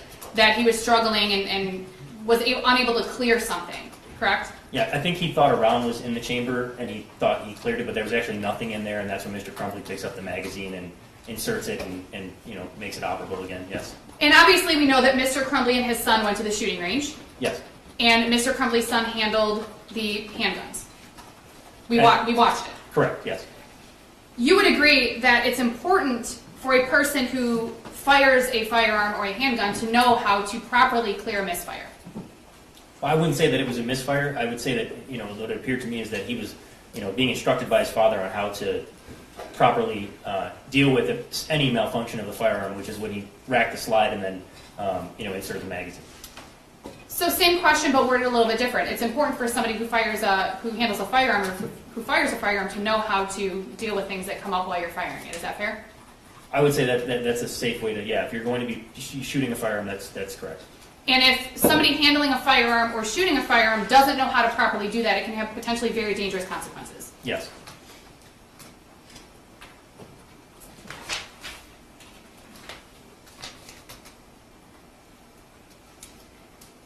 Exhibit 95 is the social media post by Mr. Crumbley's son about the one where there's the multiple photos of the Sig Sauer. He talks about his new beauty, his 9mm, his Sig Sauer. That. I recall the post, Okay. yes. There was no evidence other than those pictures. Well, let me say this, and I've asked this question before, you've heard it. Based on those photos, you don't know if Mr. Crumbley is standing right outside the frame of the photo, correct? I do not know. Okay. You've learned nothing during your investigation to show that Mr. Crumbley wasn't standing there with his son. On the date he purchased the firearm, when he took those photos? Yes, November 26th. Correct. There's no evidence that Mr. Crumbley gave his son that Sig Sauer and that he had it unsupervised. Is that fair? Other than on November 26th of 2021. So I recall there being another video that Detective Wogrowski testified to that I've also observed. I believe that was later that night, showing the shooter in possession of that firearm, filming down the barrel of it. I don't recall any other videos or photos of that on the devices. And along the same lines as I've asked previously, you learned nothing during your investigation that Mr. Crumbley was aware of that video, the one that you just described, later that night on November 26th of 2021. Yeah, again, the only thing I believe he was also present in the home for that one, but that's the only thing that I could find, yes. In fact, the Sig Sauer case was found in Mr. Crumbley and Mr. and Mrs. Crumbley's bedroom. That's correct. It was on the bed it was open next to the box of Patriot Defense ammunition. Exhibit 97 was a photo taken by, I believe, Jennifer Crumbley of the open Sig Sauer box with the Cal-Tac and the Sig Sauer in the case, correct? Yes, That has the ATF pamphlet and the cable lock. correct. In looking at the Cal-Tac, there's no magazine in the Cal-Tac. I don't believe so in that picture, no. You testified about the Exhibit 42, which is the cable lock that was found at the Crumbley home.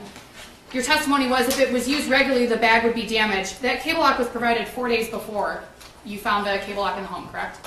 Correct, yeah. But if you tried to take that in and out of there, the way that the cable lock expands in that bag, it would tear up the edges of it. So there would be more wear and tear on the bag. Exhibit 95 is the receipt on November 27th of 2021 when Jennifer Crumbley and her son went to the shooting range.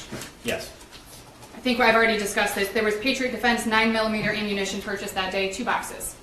correct. Based on your investigation and your involvement, that was the first time after that 6 Sauer was purchased that ammunition was purchased. From records we've located, yes, that's correct.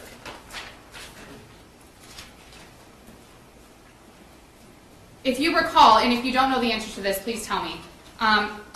You reviewed a lot. Did you also review any statements made to law enforcement or the interview from the substation of Mr. Crumbley? Yes, Okay.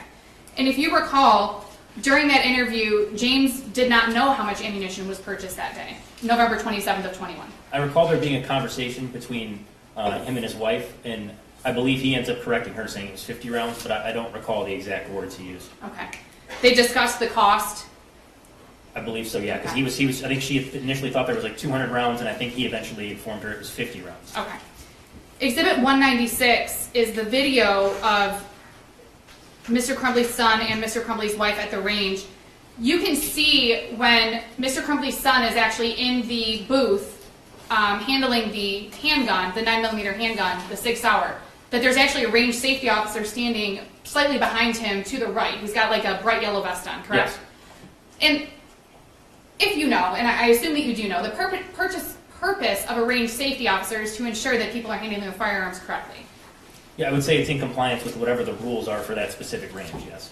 So if that, we would assume, and if you don't want to assume that's okay, but if that range safety officer had seen Mr. Crumbley's son doing something incorrect or inappropriate, it would have been raised as an issue that day. I would assume so. That's his job, so yes.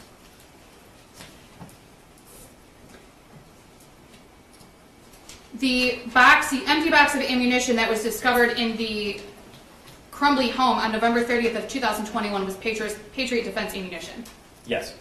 And I think you testified earlier that there are 9mm ammunition is more expensive than .22 caliber ammunition, correct? Generally speaking, yes. Okay. But within that, there are varying levels of expensive for the 9mm ammunition, correct? Correct. And we know that there were 2 different prices on 2 different purchases of 9mm ammunition in 2021 by James Crumbley and by his wife Jennifer Crumbley. Yes. And obviously, if you're going to the shooting range, you need ammunition to shoot, correct? Yes. So it's not unheard of for somebody to buy rounds of ammunition at a shooting range. No. During your involvement in this case, you saw no information that James Crumbley was aware of the Instagram post by his son. Let me clarify, because I think there were a couple. The Instagram post where his son commented, it was Exhibit 100, about his, quote, new SIG. I don't recall if he saw that one. I know he saw the social media post by his wife with the firearm, but I don't believe that there was evidence of the him viewing that specific post that I found. You also talked, lastly, you talked about the similarities between the drawing of the handgun on the math that we've seen, the math assignment that we've seen in Exhibit 130, and also, and let me see if I can get back to it, and also the similarity to the handgun, the Sig Sauer handgun. Do you remember making that comparison? Yes. Okay. Let me see if I can pull that up.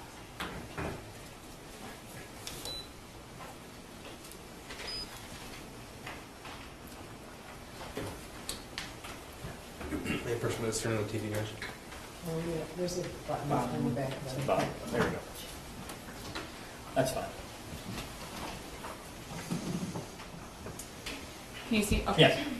So you talked about the similarities were the striations on the back of the slide, Yes, Correct? that was one of them, yes. the location of the ejection port, Yes, the shape of the trigger guard, yes. and for those reasons you believed that that was the same as the Sig Sauer handgun. And also the shape of the floor plate of the magazine. When all those are combined, each one taken in isolation, not the case, but if you put them all together, then yes. And you're obviously work for the ATF. Yes. You have some significant familiarity with handguns. Yes. This is the Sig Sauer handgun. It's Exhibit 86. This is the Smith & Wesson handgun. A photo that was sent to James Crumbley by his son prior to the purchase of the Sig Sauer handgun. Correct. There's striations on the back, correct? Not on the front. There's striations on the back. There are striations on the back, but not the front of that firearm. And that's the ejection port that we can see on the top. Well, the side facing us. Obviously, you can't see what's on the other side. Correct. There's also a black line that's not, it's a two-tone firearm, and there's a black line. There's vast differences between that one and the one that's drawn. There are some similarities, like we discussed. But I said again, taken in isolation, it could be a different firearm, but when all put together, it appears to be the same firearm. And you don't know if anyone who viewed that handgun on the math homework even made the connection between that and the Sig Sauer. Is that fair? Other than you. We know you did. I found no evidence that they did it. I know that if you buy a firearm, you generally know what it looks like, but no. I have no further questions, Your Honor. Redirect. Briefly, Special Agent Brandon, Defense Counsel just asked you some questions about other cable locks being used or could have been used. Do you remember that? Yes. All right, and she asked you about the other two cable locks. Do we have any evidence there were two other cable locks ever given to James Crumbley? No, there were two trigger lock forms that could have been trigger locks or cable locks. And honestly, the cable lock for the Derringer probably wouldn't even work because you'd have to have one small enough to fit through the actual firearm itself, which the SIG one would not. All right, and you just testified that you believe a trigger lock was what was sold with the Caltech. Did you say that? Yes, that's correct. Okay. Did you find any evidence of a trigger lock or another cable lock anywhere in the home? No. Anywhere in the school? I didn't search the school, but I'm not aware that one was ever located. Okay.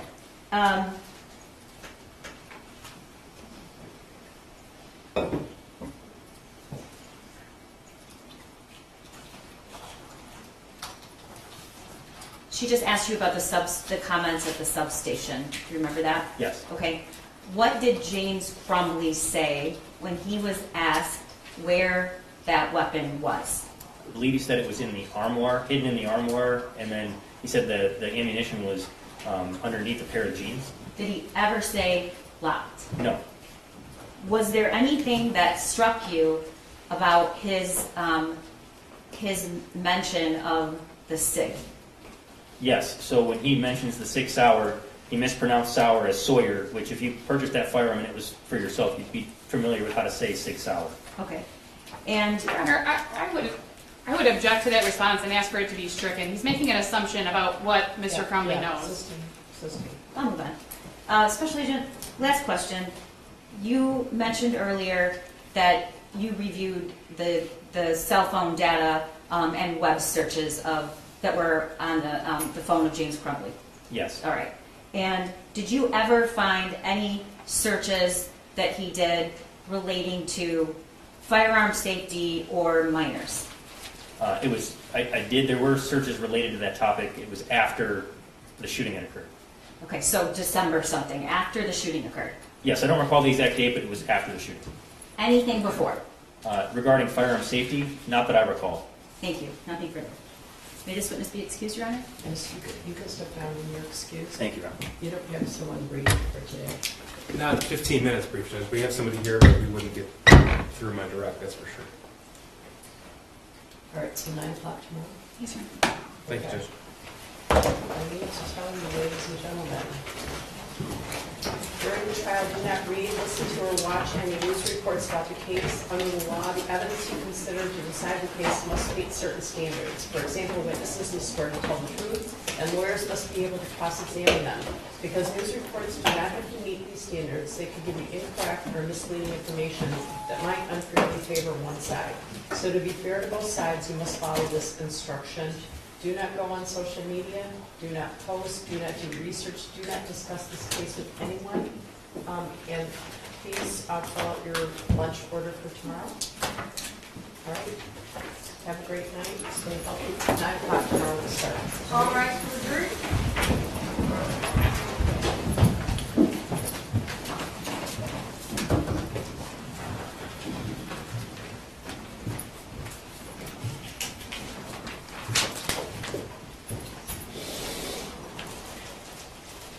You may be seated. The deputies will to remind everyone to stay seated while the defendant's taken out of the courtroom. Okay.